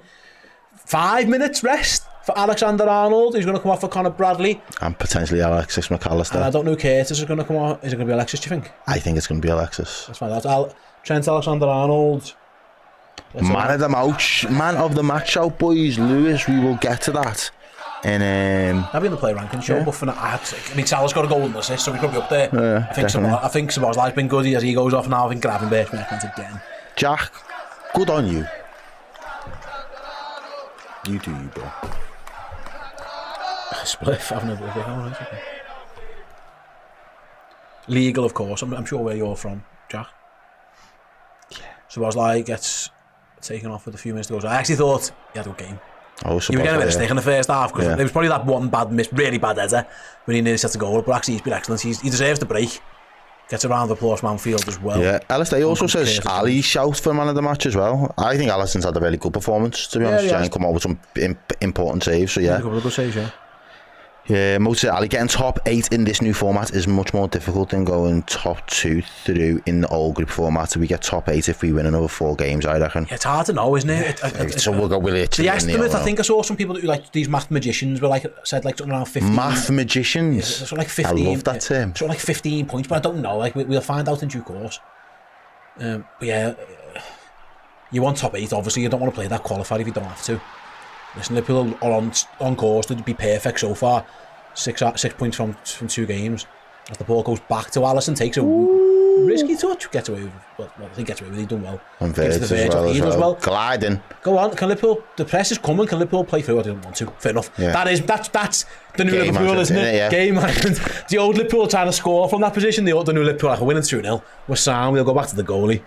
Oh yeah, math magician, yeah. Literally that. Math magicians, yeah. Jenny Shaw says Ryan for me. Yeah, let us know in the chat, get involved, because we've got shows coming thick and fast after the full-time whistle. So lock in, because there's nearly 5,000 of you watching now. So nearly 5,000 means we need to do 50-50. I'm asked because I haven't asked. Like the fucking stream, ladies and gents. Get involved. We are building something special. There's a new set, new vibes, same energy from us every single match day here live at Redmen TV. Appreciate it. So show us a little bit of love there with that like button. So Bologna Set piece. Set To be piece fair, again. they've done well. This has probably been their most I impressive. think Liverpool have realised, be careful, because they're going to shift the ball again like they've done the last 2 times. Liverpool needs to be careful. Big up, Mike. Get your runs right. Hitching back. There shouldn't be kids in here Move now. the ball, It's like yeah. 9:45. Kids should be in bed. Little shits. Get to bed. It's your responsibility It is. to look after your kids. You choose to let them. We do mark this as there's explicit language at times. We can't help it. So, sorry kids. Yeah, the air more in school, honestly. I'm not half. Trust me. How Liverpool are now flying Counter forward. attack for the Reds with Gakpo. Gakpo. Can he find the pass? He's found Costas. He's got 3 in Good front of him. ball. One's Play Jones, that. one's Jota. Diogo Jota shot. Oh, was it, I don't know what that He might was. be going That for a was- cross. that- yeah, let's not call that a shot. I don't know what happened there either way. Salah's got it, and now he's lost it. And now Liverpool are going to have to work to win it back. Conor Bradley's got some defending to do. He's done Can well I have a there. bit? He's Can I help held the him? ball well. Conor Conor Bradley's Bradley's done. They both done well. They work together. But this guy's come back in, number 9, Castro. Yeah, that's their guy, innit? Only fit enough to be on the bench. Good He pass gets as the ball out there to the captain now with the armband. Plays a little cute reverse pass. Posh. Bosh. To get away. Dealt with. Another one for Gakpo to try and counter if he can. Now Jones, good, nice from Curtis. Nice from Curtis. That's good play by Curtis. He was fouled and did really well there. Just hold the ball up, wins it back, and the Reds will have it. Thank you very much. 88 minutes played. And it's been a Liverpool much... cruising towards 6 points in the group stage. That was the league phase, whatever you want to call it so far. Yeah, is it Gakpo that needs to score for the lads to win 4K? Yeah, it was. He said before Gakpo needed the goal. Yeah. I don't know, but I might have missed what the bet was. I don't know what the bet looks like. He but might have had a heart attack at this point. I don't know what's happened. I mean, to be fair, Cody hasn't had a sniff yet. But I backed him. But good luck for you, whatever that was. Darwin from the bench is now just welcomed as a first teamer. Hey, Darwin. Big up, Darwin. Right then, just a minute of normal time to go. Innit? As Curtis has the ball. Let's get some orange going in the chat there, guys, for Cody Gakpo to get on the score sheet for 4K. Come on, yeah. Like, bet and gamble responsibly, but 4K is 4K. Yeah, man. Curtis gives it away. Poor pass by Jones. And Bologna might be in. And Costas Timmercast to the rescue. No, maybe. Yes. Oh, free kick right what? on the edge of the box. Right What? on the edge of the box. That's not a foul. Surely not. Right on the edge of the box. The ref- Costas is. I thought he got the ball. I ain't feeling this ref, bro. I'm not really feeling him. I don't know who he is. Let's see. He does. What? How? What? How is that a foul? Can you not win the ball in football anymore? That is genuinely ridiculous. one of the worst decisions I've ever seen.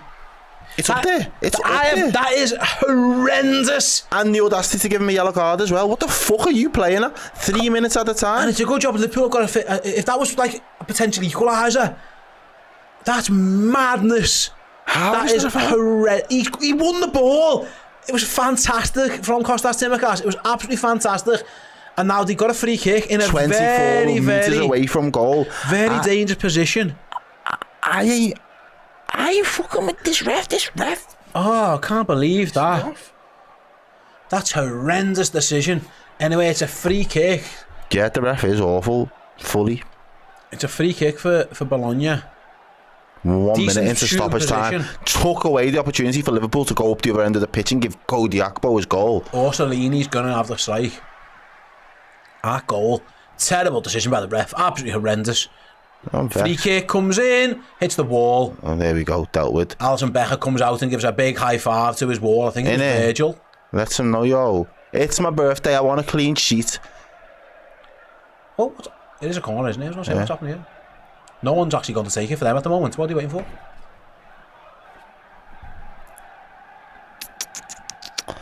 Will Liverpool get one opportunity to get back up the other end of the pitch? Come on. They've got a corner to defend first. They'll be desperate to keep that clean sheet. In the corner comes Costas with a great head at the edge of the box. Shot comes in. Liverpool might have a chance to counter here if Gakpo can get in. No, they can't. They left one at home. Ooh, maybe now. No, they've won it back. They've done well, to be fair. No, get it up to oh, poor ball. Liverpool are going to try. No, they're not even going to try and counter. No. Salah loses out. Costas got to be careful. He's on a needless yellow. I say needless. It was a horrendous decision. There was no logic to that whatsoever. Ellis said, I reckon this ref's got a bet on. Never mind. Yeah, fucking hell, I know. There was 3 minutes at a time. By the way, we played nearly two of them. As Bologna go long over Timmercast's head.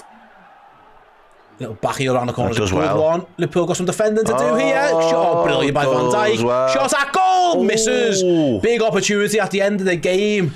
Fired wide from my mate with the braids. That's a good opportunity, actually. Really was. It was not a It was cute good by little... Tell them where he wants it. Orsolini did well.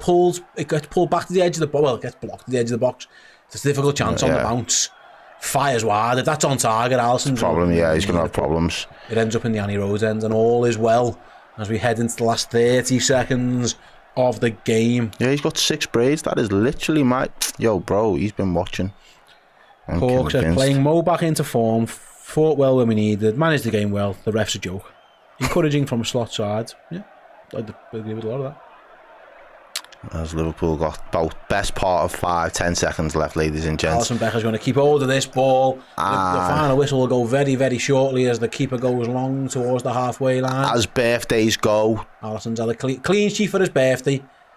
As we are past those 3 minutes, and the full-time whistle goes right on cue, and Liverpool 2, Bologna 0. Goals from Alexis Mac Allister and Mo Salah see Arne Slot's men go 2 out of 2 in the league stage format, whatever we're going to call it. And maybe we did need to go strong. Maybe we did show enough respect in opposition. No, listen, they started well, Bologna. They caused Liverpool they had a few moments, but in the end, I think the better team comes out on top, and 2-0 is probably a fair reflection. They'll be hard lines not to get a goal, but you've got to take your chances as and when they come, and they did not do that. It's been quite a turnaround, by the way. Leipzig are now 3-2 down against Juventus after winning 2-0.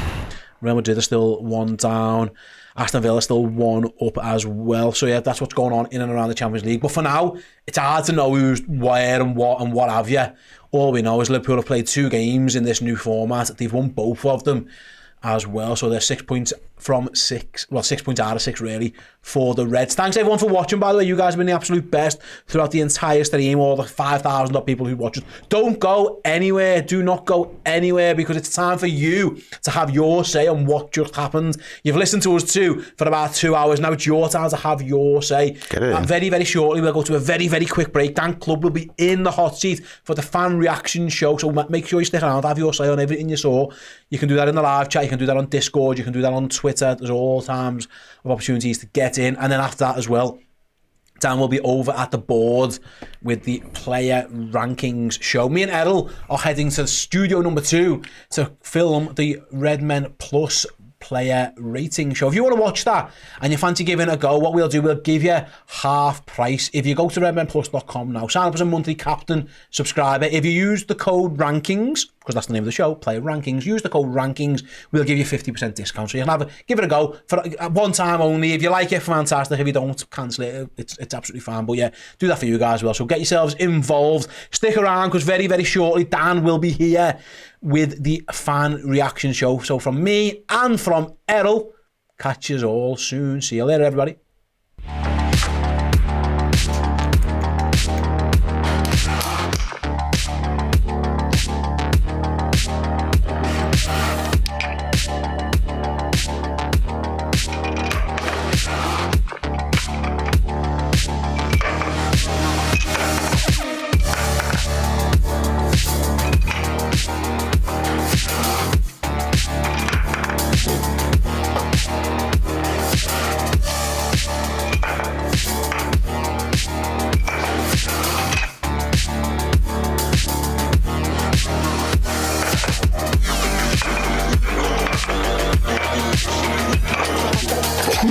We've had just done that.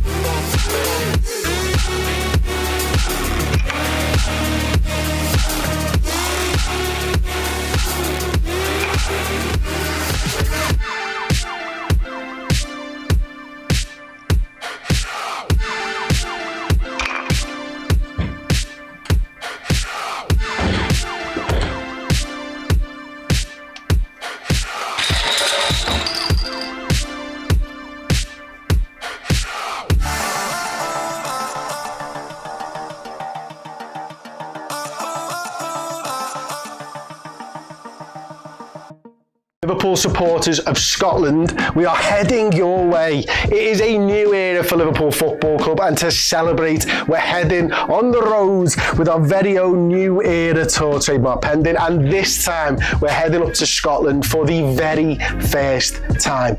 On Thursday, the 10th of October, we'll be live on stage at Ducks Latteries, no idea, with a show filled with laughs, cheers, and our usual Redmen TV nonsense. Not only that, but the brilliant Keogh will be performing too, belting out the best of Liverpool anthems to get you up, singing and dancing with us. If you'd like to attend, tickets are on sale now. Head to... The message to those Liverpool supporters: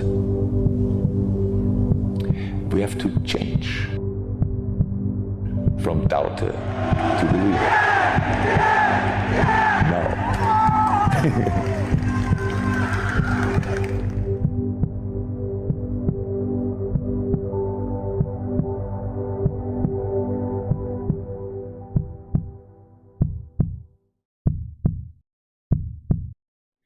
Hello. Welcome back to the Redmen TV. After Liverpool beat Bologna 2-0 at Anfield to make it 2 wins out of 2 in Europe, 6 points out of a possible 6. Top of the Premier League, through to the Carabao Cup 4th rounds, FA Cup, we'll deal with that shit later. It's all happening, isn't it? It's all on, ladies and gentlemen. I'm here for the next 15-20 minutes or so to speak about that game. Do get your chat into whether it be the Discord, the YouTube, or the Twitter. I will be going across all of them. Hopefully they all work seamlessly this time, because that hasn't always been the case. Primarily because the Discord's just been usually using their own language that I've not been able to understand a lot of the time. But I'm going to start in there tonight. And Johnny Fallon kicks us off in our wonderful Discord chat and says, good job, 2-0, does nicely, and onward we go. Yeah, absolutely. And you know what I mean when I said a moment ago about what our Discord usually comprises of? That message from Scott T there is pretty much what I'm talking about. Someone shitting his cornflakes. I think he's talking about the ref, who looks in that picture just above a lot like Novak Djokovic. But yeah, anyway, coming back to Johnny's comment, which is the one I started with, it was very much job done. Professional job from the Reds.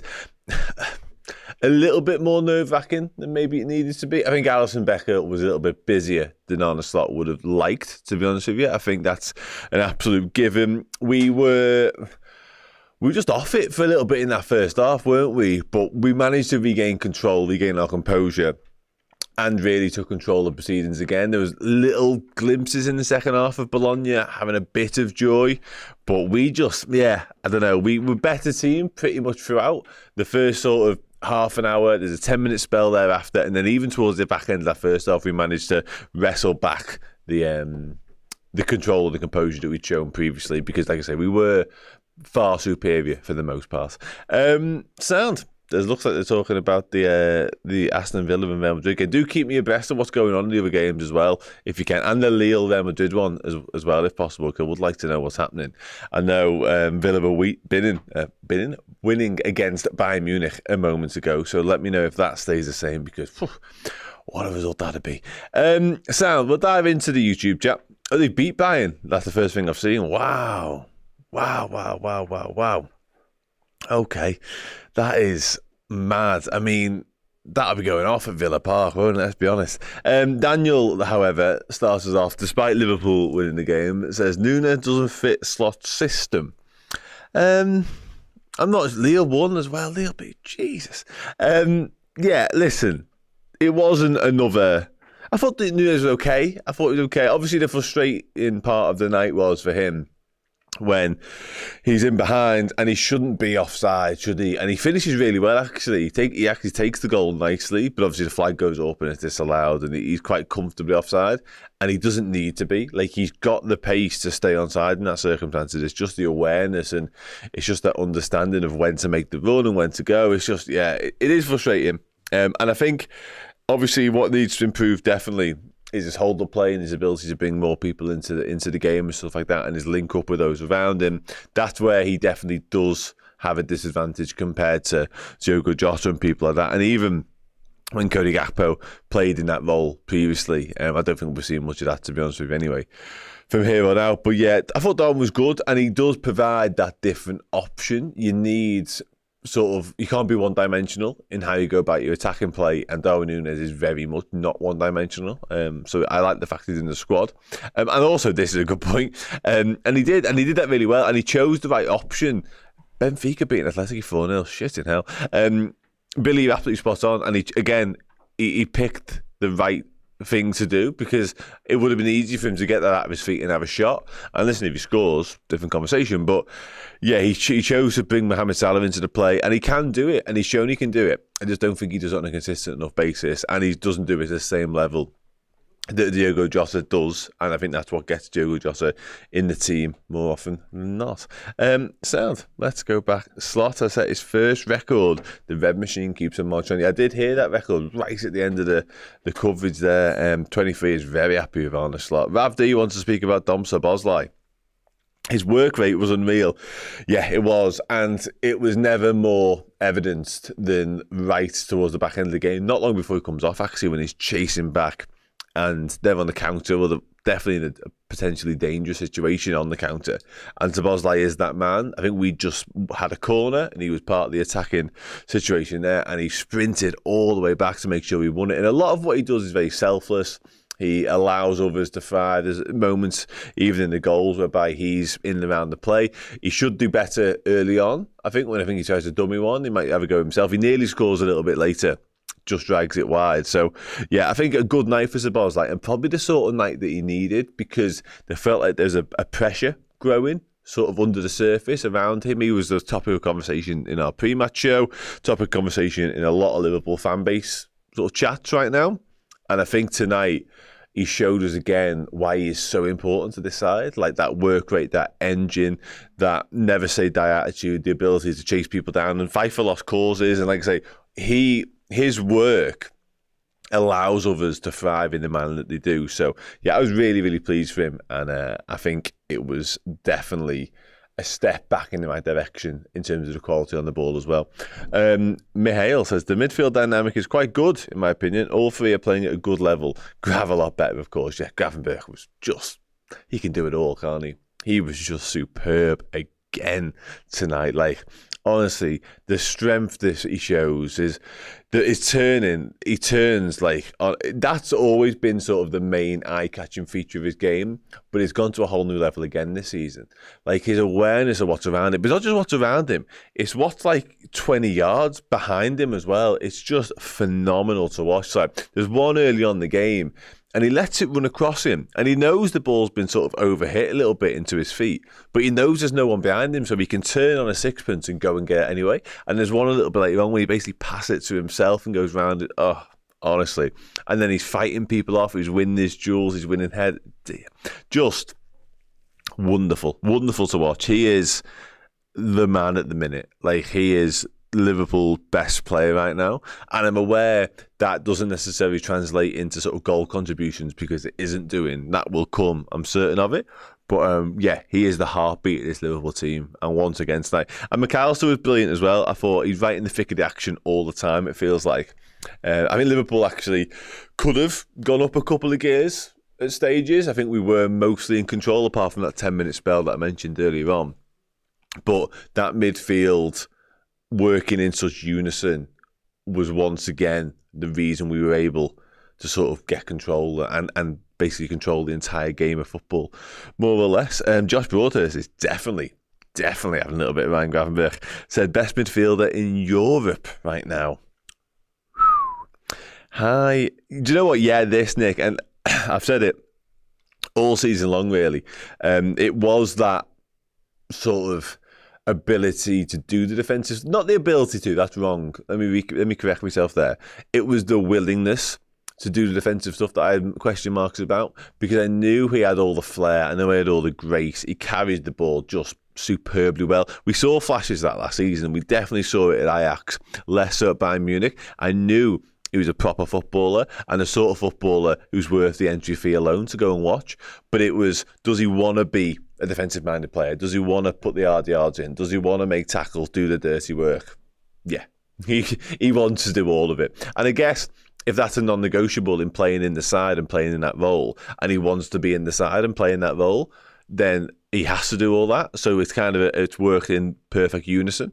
But Arne Slot brought a whole new version of Ryan Gravenberch out of him. And it's interesting because obviously he left Bayern Munich because he wasn't playing enough footy. So it shouldn't come as a shock to us that when he's been given his opportunity to play in this Liverpool side, he's taken it and he's ran with it and he's excelling at it because he's just desperate to play and he's desperate to be part of a team that's good. So it's all good. Jet Set New Zealand says, what was up with that ref shooting on the Specsavers? Yeah, it wasn't a masterclass from the referee, was it? As brilliant as Gravenberch was, the ref was almost the opposite. Harry Peaches calling his son, Ryan Gravenberch. Dom had a good game, he did, yeah. The maddest moment of that refereeing performance was when he booked Canate. He inexplicably booked Canate. And, in fairness, the fella with him, the Bologna player, just for just usual grappling, tussling, trying to find that half yard in the box, waiting for a Liverpool corner. They were both going at it. The ref went to have a word with him, but instead of having a word with him, just started booking lads left, right. It's like, what are you doing, mate? The gif of Canate and his just utter bemusement at that is poetry. It's something worth watching. Don't forget, Sober got the assist for... I mean, I'm always reluctant to call an assist for a goal of that quality an assist. Yeah, it is, obviously. But when Salah then shifts it out of his feet twice and absolutely smashes it top bins. Trademark Mo, by the way. We should spend a bit of time so we get that goal. Because what a goal. That's Mo Salah. That's the Mo Salah we know and love. We know and love him for scoring goals, full stop. But that is him. That was how he made his name as a Liverpool player. As soon as he gets out of his feet and he gets that half a yard of space and defenders haven't come to terms with the fact that what's happening yet, you almost expected him previously to find that postage stamp in the top corner. He's lost the art a little bit, but tonight, it was back. David LFC with a super chat. Thank you very much, my mate. Really solid performance all around. The King strikes again, and we get the clean sheet. Yeah, clean sheet on Alisson's birthday as well. Solid. You'll never walk alone. Yeah. And again, it was a good performance all around. I don't think anybody really was off it tonight. I know there'll be conversations about Darwin Nunes. We've already had a little one ourselves, but I thought most of the performances were 6, 7s, 8s out of 10s. We'll do the play rankings a little bit later, obviously. But yeah, I thought we were good. I really did. And again, I referenced it earlier on. I think there was levels which we could have gone up in terms of our performance tonight if we needed them. Put it that way. Gravenberch and Alisson good. Szoboszlai good game too. Yeah, I think Szoboszlai's best game for a while, to be honest. I really do. Jet Set New Zealand says same team versus Crystal Palace with Jota in for Darwin. Yeah, I imagine so. And there wasn't a lot of rotation. No, I think this is what we're going to have to get used to now with Arne Slot. Me probably more than anyone, to be honest. Whether that changes when the schedule really ramps up after this next international break and not only the games come thick and fast, but the magnitude of the games and the level of opposition goes up a notch or two. Maybe that'll change a little bit. But for now, it looks like we're going to get used to not much in the way of changes from game to game, which is fine. As long as they all stay fit and healthy, I don't give a shit. Short term, I don't care. As long as Liverpool win games of footy, I don't honestly care how it looks in terms of personnel-wise. But, yeah, I'm just a little bit, worried, scarred from what's gone before. Let's put it that way. Routine would be a good description to win. Yeah, I tend to agree with that. And I think we should give Bologna some credit. I think Liverpool did pay them all the respect they deserved in terms of what they were capable of. They're in a bit of a false position in Serie A for me right now. They're not the 13th best team in Italy, I wouldn't have thought. I'd be surprised. And especially given they had a few absentees tonight. Their star striker was actually on the bench because he picked up a calf problem at the weekend. Obviously lost a lot of players over the summer, a lot of key players, a lot of the spine, and a lot of the reason they got where they are now in terms of Champions League footy. And they had 2 or 3 injury problems, 2 or 3 key injury problems as well. They're a decent side. And yeah, they are. Swearing. Did I swear? I apologise for swearing. I don't really. It does happen from time to time, but it's not really my bag. I get where you're coming from. Salah got a goal and assist. He did his job. So people are saying he was poor. I seen a comment a moment ago. I think he had it on screen for a few seconds, but the chat swallowed it up and spat it out.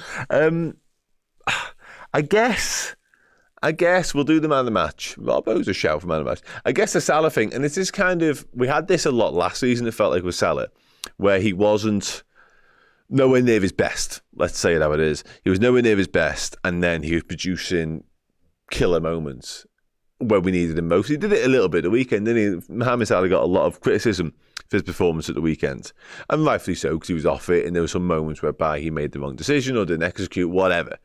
But then he comes up and gets a winning goal, and I think tonight was a little bit that. I mean, the two moments, the best two moments of quality, you can have conversations about Ryan Gravenberch's quality in midfield again if you want, because I'm happy to. But the best two moments for Liverpool tonight were Salah's assist and Salah's goal, and sort of the other 92 and a bit minutes of football, he probably wasn't anywhere near his best. But does it matter when you can come up with moments of genius like those two? And they're the two game-defining moments, aren't they, ultimately? And that's what Salah is. He's a game changer. He's a footballer who wins you games of football by his sheer innate ability. And when you've got that on the pitch, and I always think when people want Salah taken off, let's say a game's still on a knife edge, and people think, oh, well, Salah's not playing well, get him off. The reason Jurgen Klopp did it previously, and Arne Slot will do it and has been doing it, is because he produces. He produces when it matters. And he's doing it again tonight.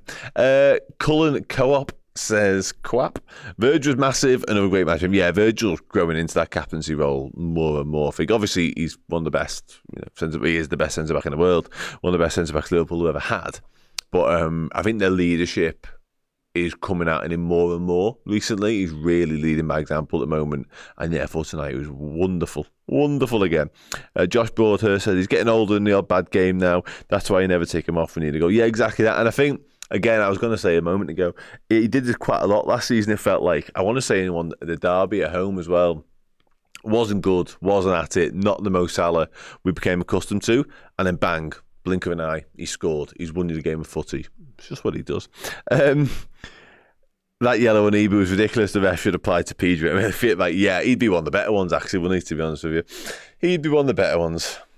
Mo had to turn up. Yeah, I got Steve's point on that, but I wouldn't. I guess it was him turning up because, again, the assist and the goal are right out the top drawer. But I don't think his all-round game was Mohamed Salah-esque, particularly, to be honest with you. Those two moments are very Mohamed Salah-esque. But yeah, anyway.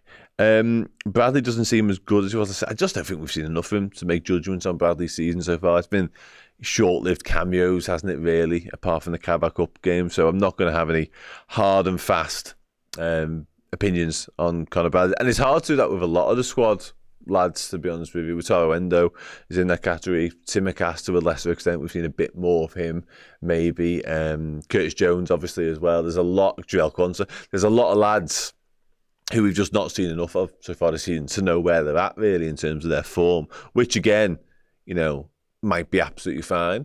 But if we suddenly start needing them more and more and more, we're going to want to hope that they're up to speed and they're up to the challenge and they become accustomed to the system and the way this is all working. We'll deal with that. We'll cross that bridge when we need to. Don't worry about that for now. For now, we're flying in everything. All is absolutely sound. Anyway, Bradley not match sharp. He was great in pre-season. Yeah, he was. I spoke to Conor Bradley in pre-season, actually. He was really positive at where he was at and where the squad was at. So I have no concerns about Conor Bradley. It's just this, really. Should be starting the next game. Start the next game. Crystal Palace away, Conor Bradley. I'll be honest, I don't see that. I really don't see that. He was good at the weekend. He was a bit... Tonight, he gave the ball away a bit stupidly, really, Curtis. And I'm a big Curtis Jones fan, but yeah, I don't think he was up to speed with what was going on around him tonight when he came out, which can be difficult, certainly in the dying embers of a game when it's pretty much done. I'll just quickly dive into the Twitter before I leave you all.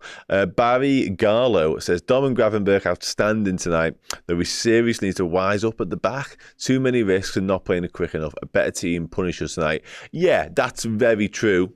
Of that 10-minute spell that I've already referenced. I feel like I say Liverpool were more or less in complete control until for some reason we decided to give up complete control and let Bologna have a go. And during that period, we were very poor at the back, very loose. There's the one when Alisson I think a lot of people look at Szoboszlai for that because his header is poor. He's actually really poor in the air for somebody 6 foot plus.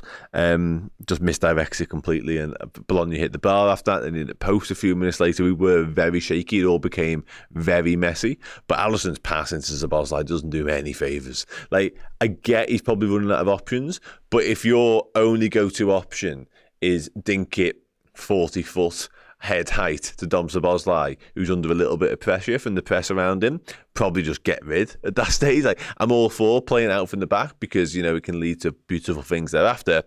But yeah, pick and choose your moments, Sally. Pick and choose your moments.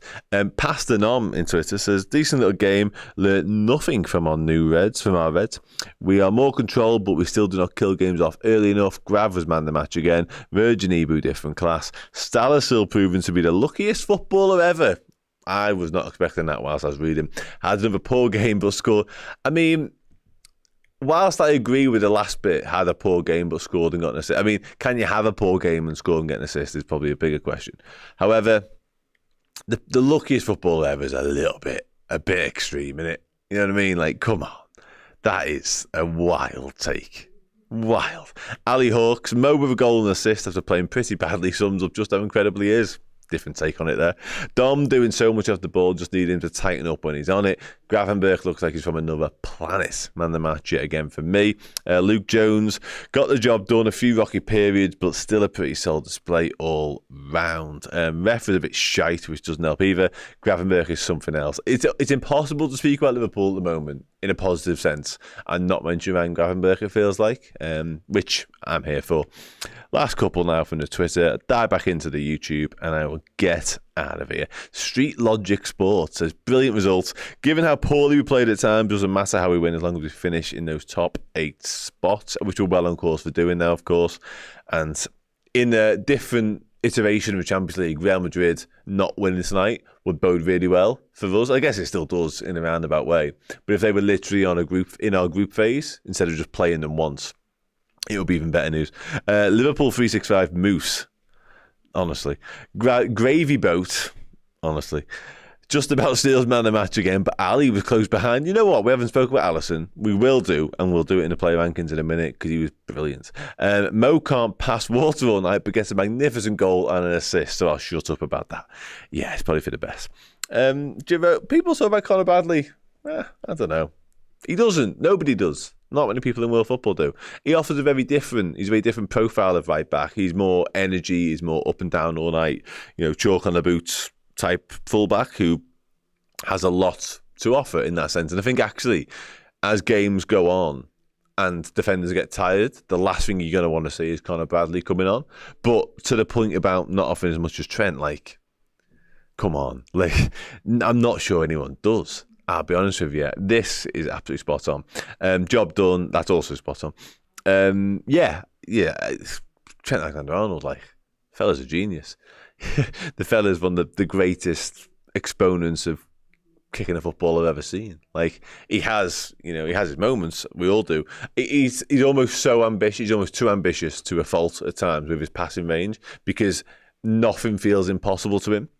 So sometimes he'll try something so ridiculous that even he can't achieve it. But anyway, sound. JTC says, this shows the need for rotation. They were tired about 40 minutes in. Good win. Okay, sorry, mate. My fault. I get it's hard in this chat. I'm sure you understand.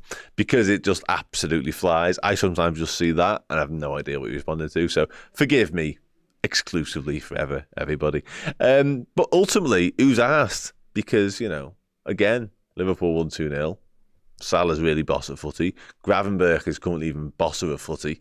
And all is well. Why are people asking where Harvey Elliott is? Surely we know where Harvey Elliott is.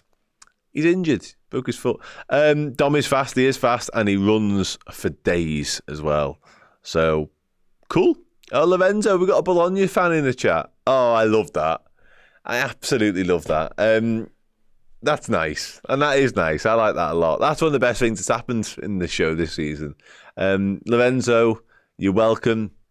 And your side, this is going to sound so patronising, but Bologna are really good. It's like really good. Like, especially for that 10-15 minute spell in the middle of the first half, but genuinely good. And again, I said it earlier on, I don't know if you were here or not, but given the upheaval you've had over the summer, clearly very much a work in progress still under the new manager and all that sort of stuff.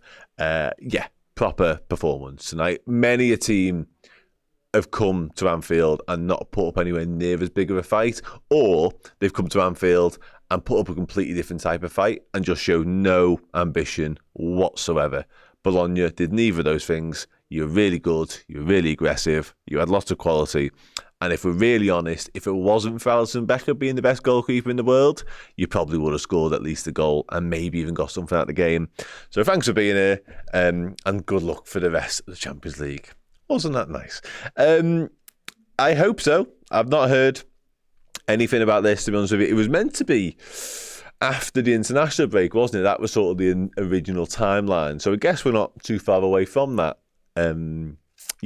So hopefully he's back soon, because again, I come back, Szoboszlai was really good tonight and probably put a bit of a marker down in terms of people questioning his place in the side, but make no bones about it, like having Harvey Elliott available to us would be hugely beneficial, not just in terms of starting games. I think tonight would have been tailor-made for him a little bit, to be honest with you, because again, Bologna were so adventurous in their approach. There's a lot of space in that 10 position, which Szoboszlai, although he's doing lots of good work off the ball, isn't really exploiting it as well as maybe he should be.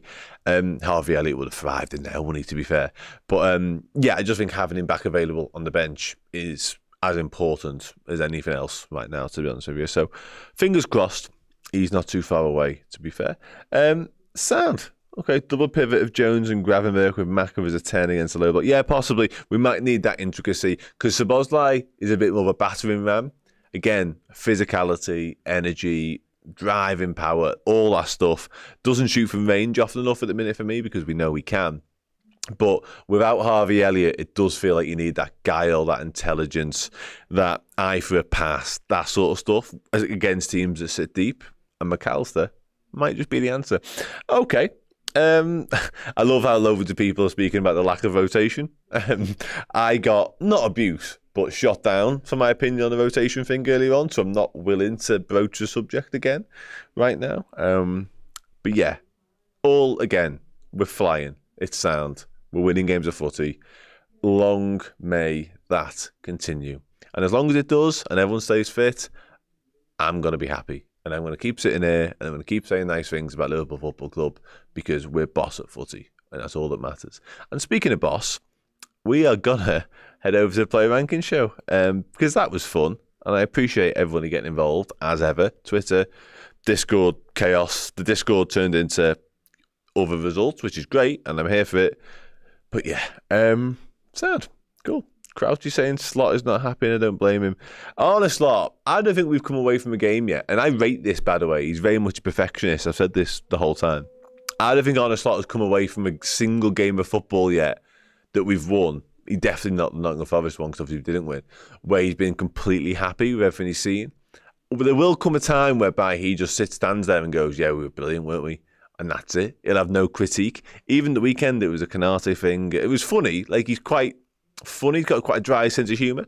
But he's yet to just go, yeah, that was what I want from us. There's always been something. And again, I'm here for it.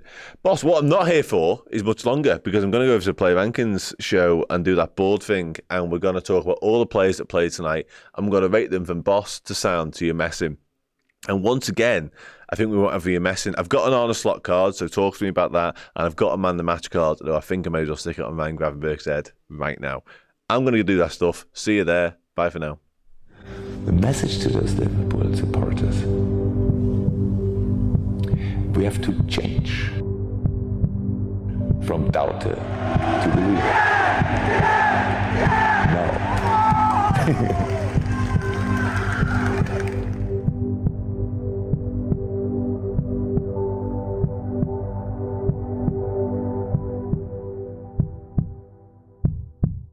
No. Liverpool supporters of Scotland, we are heading your way. It is a new era for Liverpool Football Club, and to celebrate, we're heading on the roads with our very own new era tour, trademark pending, and this time we're heading up to Scotland for the very first time. On Thursday, the 10th of October, we'll be live on stage at Ducks Latteries, no idea, with a show filled with laughs, cheers, and our usual Redmen TV nonsense. Not only that, but the brilliant Keel will be performing too, belting out the best of Liverpool anthems to get you up, singing and dancing with us. If you'd like to attend, tickets are on sale now. Head to skiddle.com, search the Redmen TV and get along to our very first show north of the Bull. Hello. Let's do this then. Player rankings time. Liverpool 2, Bologna 0 at Anfield. Arne Slot kicking off life in the Champions League at home with a very professional, rather routine, but ultimately nonetheless 3-pointy win. All is well. Sound. Let's do this. Alisson Becker. Birthday boy. I'm not going to allow this to descend into us just saying how beautiful a human being he is, because that is true. His beard is nearly back to those levels as well, which is positive in my eyes. Let's talk about his performance though. Busier than I think he may have hoped. Definitely than Arne Slot would have hoped, but he was brilliant, wasn't he? Let's be honest. I was just speaking to a Bologna fan in the previous show and paying the utmost respect to Bologna because I thought they were really good, and I actually think they probably would have got at least a goal, maybe even something out of the game, were it not for him just being the best goalkeeper in the world. So, highest boss from Gino is the first one I've seen there. We've got a less excitable sound from Morgan. Ali T says, boss, another happy birthday. Yeah, I'm going to probably nudge him up a notch. Easy for me to say after all this time. Based on the fact that his birthday as well, if I'm being brutally honest with you. So he's definitely in the boss. I just think we need to leave room for manoeuvre when it comes to some of the other lads later on. I don't want to go too high and then be left with nothing left, you know what I mean, to go to, because he isn't man the match, is he? Morgan Kings. Do you know what, actually? You've just reminded me of something I was literally speaking about 2 minutes ago. There's one where he kicks it out of play under a little bit of pressure. Although, again, that's not really like him. It's not his style. And I do think he doesn't do Szoboszlai a lot of favours with that ball when it's into like his head. And then Szoboszlai gets his header wrong, to be fair, to sort of compound the error. And then it's deflected off Mac Allister onto the bar. So we get away with it, again, and all is well with the world. However, that isn't the option. Like, if the only option is Szoboszlai's head from 40 yards away, or 20 odd yards, whatever it was, yeah, that's not your option. A great pass to Mo it was. I thought we had another assist, Alisson assist on our hands for a second. Okay, high sound, low boss, some bad pass on the first half and a great save. Yeah, okay, I'm going in the bosses, but I'm just going to overlap him there. I'm all right with that. Again, as ever with this, people who are new to it, tell me as we go along where they should be, and then if I've got them too high, too low, whatever. Or just tell me if I'm an idiot. I'm not arsed either way, to be honest with you. It's all the same to me. Trent Alexander-Arnold. Now, somebody earlier on wanted to speak about Trent in this show. Hi, boss, come on. This is birthday. Birthday nudge there. Yeah, somebody wanted to speak about Trent. So I'm gonna wait with bated breath to find out why. Trent sound. Trent, Jerome, I think it was you. I don't know where to go. I don't know where to go with that comment. I like this comment though about Schmadke. Yeah, I do wonder whether Schmadke is sat away somewhere on a beach in like Acapulco, just watching Gravenberch turning masterclass after masterclass and going, you're welcome. Yeah, Trent Alexander-Arnold. I mean, you're messing. I'm not having you. No, one good pass. The pass to Diaz, the switch, was the one. That's the one. Jeez. Listen, it wasn't his greatest night, let's be honest. I'm kind of siding with this. Low sound, defending was suspect, sound. And he has been better defensively than going forward for the most part of the season. I agree with that. Yeah, there's a moment we give it away, actually, worryingly cheaply. Okay, I think we've got a general consensus on Trent. Although saying that, I've just seen another mess in there. Less than average, nothing more than sound, high sound. Lost the ball, he did lose the ball. Ignored Gino. Yeah, I seen Gino's comment. Trent was Jerome is messing. Listen, Jerome, you're entitled to your opinion. That's what we're all here for. But having said that, I'm not going to go with yours. So, life's a shitter. Sound. I mean, that couldn't be more middle sound. So that's where he's going to live for a minute. And then again, I'll deal with the consequences. In a second, he almost felt like he was too good for Bologna. A bit of an arrogance to Trent then, from Jerome's opinion. Yeah, fight amongst yourselves. Ibu Konate, not to the levels of recently, but was he required to be levels of recently? Booked in hilarious fashion, quite frankly. So you can't take anything away from him from that. Like, literally, I touched on it earlier on, just literally jostling for space in the area, like everyone does from a corner, and inexplicably, the ref just booked him for it, and it was laughable. I actually rate him higher than I would normally because of his reaction to it, because it was hilarious. Low boss, high sound. Ref, you're messing, yeah. I haven't got a ref card yet. That could be the next evolution of this show. I've got a slot one tonight, as I mentioned. Next might be the refs. But what I'd put on it, yeah, might get me banned. So, Ibu boss, higher sound. I'm siding with direct, I'll be honest. We've got a high sound from TJ Richmond as well, high sound. We've got a boss from Dickie. Okay, we've got some bosses. More bosses than I expected. I won't lie to you. Do you know what? It's interesting you mentioned that. Obviously, he was booked in the moment I've just spoken about. And I think Arne Slot at one point was telling him to calm down. And I did wonder at that instance, I think around the 60, 70 minute mark, because obviously you don't want him to get sent off, because there was no need to get sent off. I think we're 2-0 up by then. And the game, we were pretty much in cruise control. Bologna had laid a few gloves, but they weren't ever likely to actually get back into the game. But I did think he might take him off. Because if you're worried about him getting sent off, you've got Joe Gomez and Jarell Quansah, like, just do that, but he never. Because, yeah, he doesn't. Sound plus humorous card equals high sound. Do you know what, Ahmed? I'm with you. So you've got sound, no yellow, sound with yellow. Boss. Well, not boss. I'm going to have to stop saying boss in this show. We're not talking about that, because it's doing my own head in. Virgil van Dijk. Captain, leader, legend. Let's do Verge. Talk to me about Verge. Was he also booked? He was booked, wasn't he, for that off-the-ball coming together a little bit? A silly pass to Mohamed Salah. That switch that he plays, the cross-fielder. Yikes, that was stunning. Virgil, easy boss from Jerome. Now we're back, Jerome. Come to me. Dickie, low boss, the anchor, boss. You guys need a better ranking system. Talk to me about the ranking system. Tell me what you want. Verge, boss. Yeah, okay. I think we're quite happy with bosses. Issa says, hi, boss. Boss for the year. But I haven't seen anything that doesn't say boss yet, so I think I know where we're at. Boss not as high as Grav. Just hold your horses. Okay, that was simple enough. Let's go there. Then we've got some leeway up top. Regular boss, yeah. I know what you mean, but also he kind of is. As well, Andy Robertson in the side, which was a little bit surprising to me, given he had some sort of injury concerns over the weekend after Wolves. High sound from TJ Kanak says, sound, you're messing. How are we even entering into your messings here? That's what I want to know.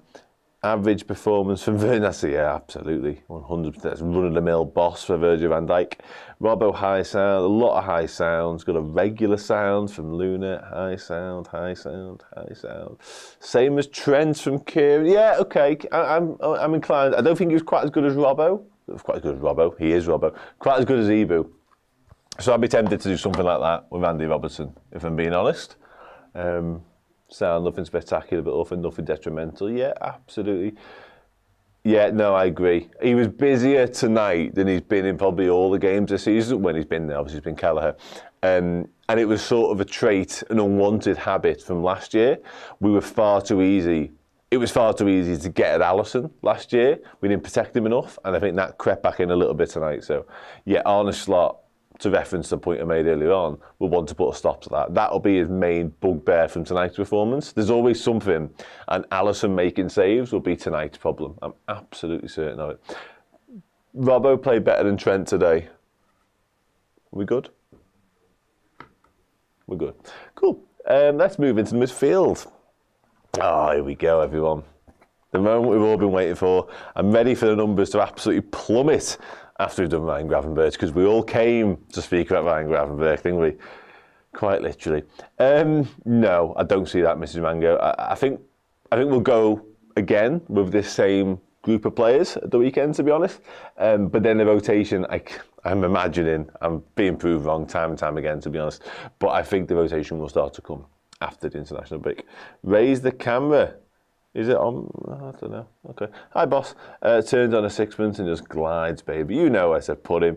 Give him his own lane already. Now here we go. Oh, boss. Boss, high sound. Boss, boss. Raise the camera. Gravenberch was good and bad. Boss, boss. And see, boss man the more. Do the man the match thing later. Upper echelons of a boss performance. We good? We happy?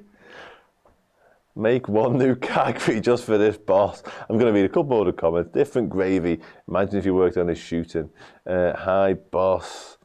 Don't honestly know if we'd have won without Grav. Crazy first touch. Amazing. Yeah, another all-round complete midfield performance. Just a joy to watch. I said all the good stuff earlier on, but yeah, just phenomenal. His awareness, his defensive contributions. He nearly got an assist from Mo Salah today, actually, from the right wing, which is insane. And he actually started the first attack whereby we nearly scored from, because again he just allowed the ball to run across him, knew there was nobody anywhere near him, away we went. Oi, oi, oi, oi, oi, oi, oi. Ryan Gravenberch, you've moved me. Alexis Mac Allister in the thick of the action as ever, always busy, always getting kicked to bits, but really good. Again, obviously gets the first goal as well. What a finish that was, by the way. Really, really impressive. Like, yeah, he could have easily, has to score, doesn't he? But I guess he's there. He's one of the double pivot midfielders, really, by trade, and he's inside the 6-yard box, making that late run into the box as well. So credit where credit's due. Louis Diaz would have scored had he not have done, of course. But yeah, worked his nuts off, always does, never in question. Mac was man the match. Involved everywhere. Okay, I didn't expect that. That's interesting. Loads of bosses for Mac, which I'm pleased about. I think he deserves some flowers this season, because he's kind of just ticked along under the radar, done quite like an unselfish job for the team. Tonight, I thought he came to the fore, massively so, and yeah, I made up for him because I love him to pieces. You can't see Gravenberch now. Oh, I don't want to move him down because you can't see him. I mean, I don't know what to do now. I'm caught between a rock and a hard place. For now, I'm going to put Alexis Mac Allister there. And as long as you're safe in the knowledge that Gravenberch is just above him, then that's fine. Assisted by Mo. It was a ridiculous assist as well, to be honest with you. Boss involved in everything. He often is, again, said it a minute ago, thick of the action. Unfortunately for him, thick of the action means all good stuff and constantly getting fouled. And always seems to be painful fouls as well, Mac Allister. Never comes off lightly from anything. Dom Szoboszlai. I've lost the magnet. Anyway, Dom Szoboszlai, really good tonight. Really, really good tonight. Really pleased for him as well, because there's been a lot of discussion around his place in the team, about his performances. And was it perfect? No, not at all. Not by any stretch. But it was brilliant. And a lot of people seem to recognise the work that he does off the ball and out of possession, and just how pivotal that is to the side as well tonight. So, really, really good. Jerome, I'm sorry, was I watching a different game? I don't think we played well, but we did. We played well, I think. There was that really sticky spell in the middle of the first half whereby we just completely switched off. That might have been complacency, the thing you were talking about a minute ago. But sort of either side of that, Bologna were good, but we were better, and it could have been more, and that might be one of the major criticisms. That 10 minutes, Alisson being busy, and the fact we didn't manage to score more goals is probably the only sort of areas you could point at that Liverpool weren't at it today. But yeah, I thought it was a pretty solid performance all round. His work rate is off the charts. Dom Boss, finally good game after an international break. Dom Boss. Okay, Dom Boss. Boss.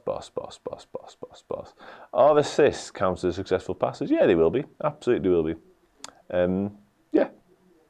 cool. I think we're happy. Sobbo sounds and Dicky. Oh, Sobbo was boss. Absolutely worked his nuts off all night. He did. He has no nuts anymore, which is unfortunate. Bossiest of the bosses. I'm not having him by Gravenberg. I'm sorry. I must admit, when I came into the show, I wanted all the midfield to be in the boss category, and we've achieved that. So that'll do for me. I'm happy with that. I'm happy. Everyone's happy. Let's go Mohamed Salah. I'm looking forward to this one, actually. I want to know what you guys think about Mo Salah. And he won the ball back and involved in the first goal, but when he chased back, it's such a sort of a random thing to love from my perspective. But I just loved the fact that we had a corner, they countered, or were on the counter, and it was Szoboszlai getting back and win the ball back. It's just, yeah, loved it. Mohamed Salah, I mean, what an assist for Alexis Mac Allister. Just genius. Like, the term on a plate doesn't do it justice. Like, phenomenal. And the goal as well. That is such a Mo Salah goal. That's his goal. He made it his trademark. Unfortunately, he doesn't do it anywhere near enough, but it's been ages since we've seen it. But there it was in all this glory. So let's do it. Salah is boss. The ridicule's getting ridiculous. We've got a man in the match. We've got another boss. Between boss and you messing. High sound, low boss, Salah boss, goal and assist despite not having a good night. Brilliant, sign him up already. Mo boss from Dicky, middle boss, lovely goal and assist. Yeah, I agree with that. Sets such a high bar, running down the wing. High sound by his standards. Tim Downing would put Salah sound most. Oh, God, that most. High sound. He's either boss or you're messing. I'm going to err on the side of boss then, in that case. Given the fact we won 2-0, he assisted the first goal and scored the second. That feels like a boss performance to me. And I'm perfectly aware that that should be caveated with the fact that he wasn't brilliant from start to finish. But my word, does he impact games of football. So, yeah. And this is kind of the point. And it wasn't. I'm not going to stand here and say that he was perfect all night long because I'd be lying to you. But what he was key, absolutely pivotal to Liverpool winning that game. And that's just who he is as a footballer. Just, you know, the fella's fucking brilliant. I'm going to put him there. Yeah, I'm going to put him there next to those. Those three feel about right. Yeah, cool. Okay. Let's move on to Luis Diaz then, shall we? Why didn't he shoot? Like, he would have scored the first goal had it not been for Mac Allister getting there just before him. But when he made that space on the edge of the box like 3 or 4 times, he had about 3 or 4 chances to pull the trigger, and he just kept going and go. It was almost like he was going, oh, I like beating people, or I like dummying and watching people try and, you know, block it. I just like making a mockery out of them. So I just got to keep going. And then he wins it back. It's shoot at some point now. Didn't do much wrong, but didn't impress. Dribble, yeah. Because when he did the first one, that's immediately the thought that springs to mind. You go, oh, I remember this. I've seen this before, the Crystal Palace goal. And then he went again. Oh, God, he's really, really backing himself here. Yeah, low sound. Why didn't he shoot? Yeah, absolutely. Low sound for Lucho. Low sound. Soundish. Diaz sound. Maybe that was it, Josh. Maybe you're right. But I was begging for him to shoot. Okay. Sound. I think we're happy with sound. It wasn't his best night, was it? But I don't think the front three particularly gelled in the first half. To be honest, it felt like they were all sort of individually playing, apart from the goal actually, which is Nunes and Salah linking up together. But yeah, it was like Diaz from last season. Diaz sound, definitely sound. I feel like a last season performance, no end product. Okay, a bit more critical of Diaz than I thought we might be there. To be honest with you, not a great game. Struggled to beat his man. Held onto the ball for too long. All right, okay. I mean, yeah. Doesn't cost us anything, does it, in the end, I guess? But, yeah, I'm all right with that. I'll go with you guys. Here we go. Darwin Nunes. Nunes. Where do we start? Just said it a second ago. Chose the right option for the first goal when he could have easily done something mad, like had a shot from 25 yards, and who knows where that would have ended up. But plays in Salah, who then subsequently provides that beautiful assist for Alexis Mac Allister. Offside for for his goal, which should never be offside, really, in my mind, needs to understand that, and feels like that you're hitting your head against a brick wall with him on the offside thing going, I got a lot of time for Darwin Nunes, I really do. I'm not even close to giving up on Darwin Nunes, nowhere near as close as some Liverpool fans may be. I think he possesses every single attribute you need to be a top level striker in this squad. However, the offside thing is starting to grate now because, again, there's just no need for him to be offside there. He's got the pace, there's the space in behind as well. They have quite a high line all night, Bologna. He doesn't need to go too soon. He can see pretty much the whole line. Just a quick look over your shoulder and he should know. He doesn't. And he actually takes, what's even more frustrating about it, what compounds the misery about the whole situation, is he finishes it brilliantly. It's the sort of finish I was talking about, the run-of-the-mill, normal striker's finish that we've been crying out for, but it doesn't matter. It's all irrelevant because he's offside. Anyway, made some good and bad decisions, had a hand in the first goal, looks a little lost, low sound. You're messing from C-Mac with a cheese. Low you're messing. Nunes is too vertical, no. Yeah, the arc in the runs thing is absolutely spot on. It is all very straight lines. And again, with his raw pace, he doesn't need to go too soon either. He's quicker than most centre-backs. There's only a handful of centre-backs in world football who are as quick as him, who can match him for speed, and we own 2 of them. So, anyway. Offsides are annoying, still sound. Nunes has to be passed to... Yeah, he needs a service, absolutely. And he got the service in that instance that we're talking about. He was the problem there. Okay. How can I improve my FC25 mate when we're on the bench? Yeah, he did say that. That sounds... No, I don't know about this. And also, the competition for places left wing is already a joke, right, adding him to the mix. And he would be so third in that pecking order now, it hurts. If he thinks he's not getting much footy playing as a centre-forward, you try telling him he's going to be a left winger for the rest of the season. Like, he just wouldn't get a look in, would he? With the form of Diaz and Cody Gakpo, he'd be nowhere near it. Okay. Yeah, maybe that is it, Ahmed. Maybe that is it. Oh, he's so eager to get him behind. And that's been the thing for him this season, actually, for me. I'll just quickly round off before I put him on the board. It feels as though when he's been given opportunities, so many of them had come from the bench that he was too keen to impress. He was just desperate to score, make an impact, to sort of get in Arne Slot's eye line and say, look at me, I can play football. Whereas now, he's almost gone too far the other way. I thought he was good against Bournemouth, took his goal brilliantly against Bournemouth, obviously. And there's a West Ham game he started as well. He was good in that. But tonight was another sort of step backwards, I felt like, in his performance. Not bad, by any stretch of imagination, but yeah, I don't know. Not the sort of performance that's going to make Arne Slot start him on Saturday. He might do, but he's not looking at him tonight and going, well, he has to start over Jota. If anything, it's the other way around. Which is a shame. Let's pop him there. Pop Darwin there. Moving on to the subs then, ladies and gentlemen. Diogo Jota, speaking of which. How about Darwin as a 10? Freedom journey. Oh, no. Not for me. Not for me. Doesn't own the intelligence, the IQ. He owns all the pressing and the physicality to do what Szoboszlai does. Although his understanding of when to do it might be a little bit different. But he doesn't own the technical ability to play as a 10, for my money. Diogo Jota, let's put him somewhere on this board.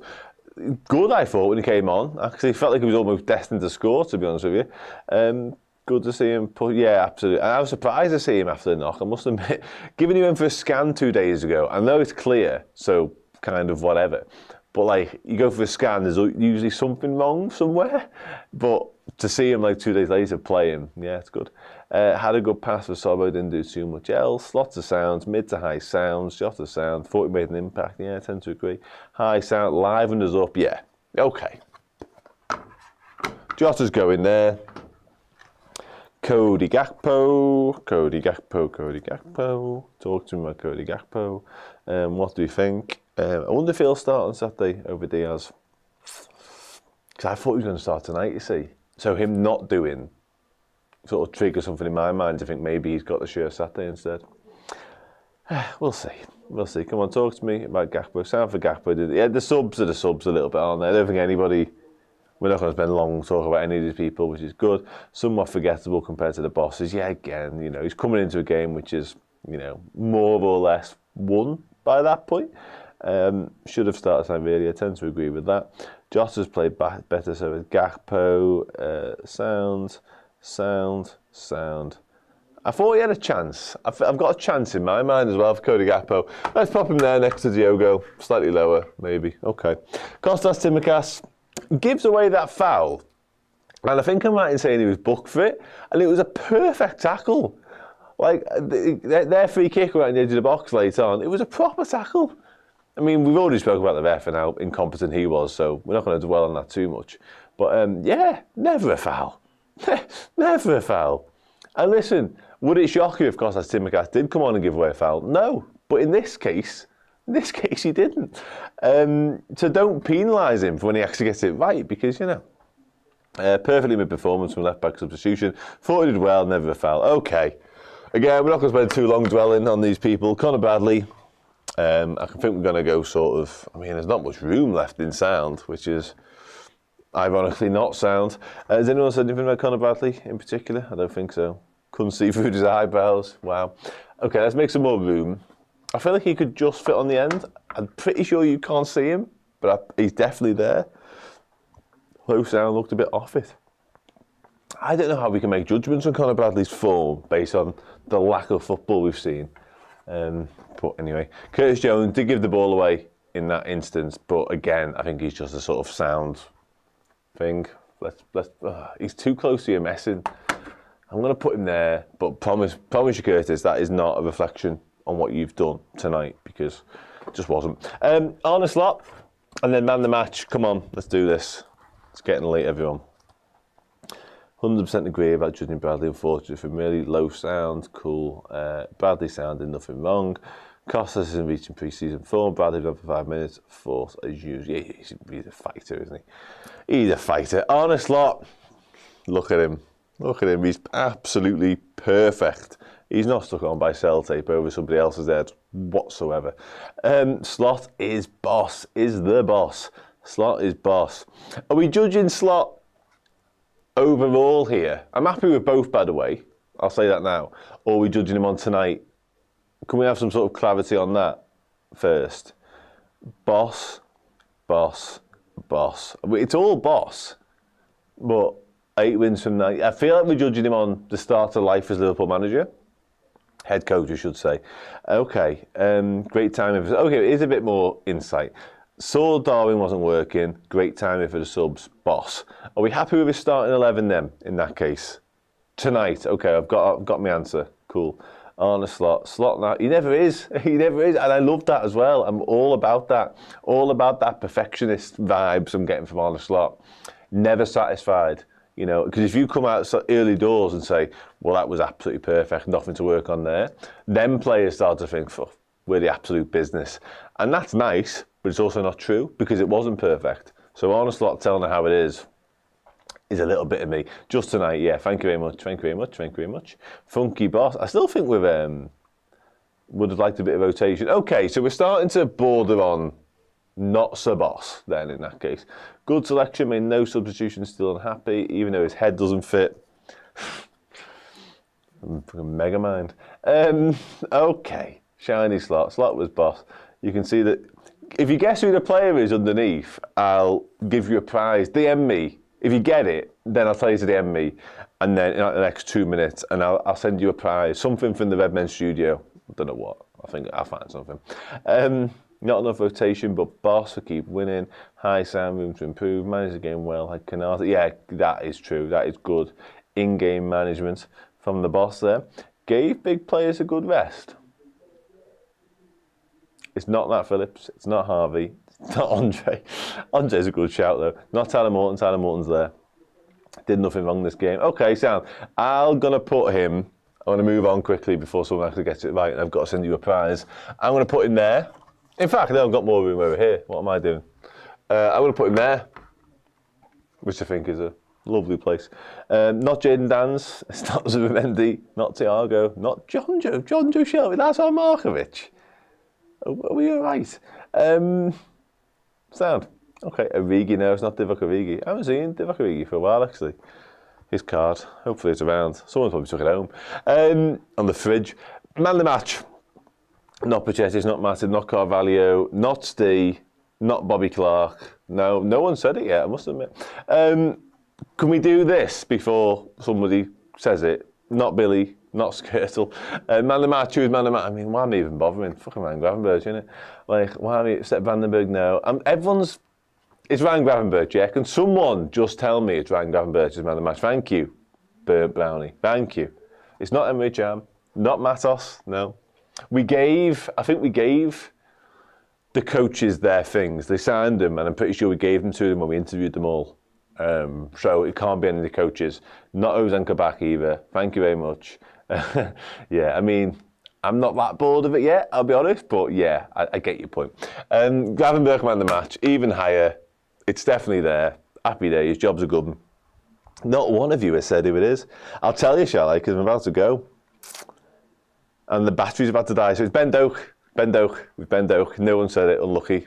Try again next time. Bye, everyone. Thank you very much for getting involved all night long. Watch along this show, other shows. You guys are the best. Massively, massively appreciated. I love you all. I will see you all on Saturday where Liverpool play Crystal Palace at Selhurst Park, hoping to stay top of the Premier League. Tonight was really good. Well done, everyone. Thank you. Bye for now.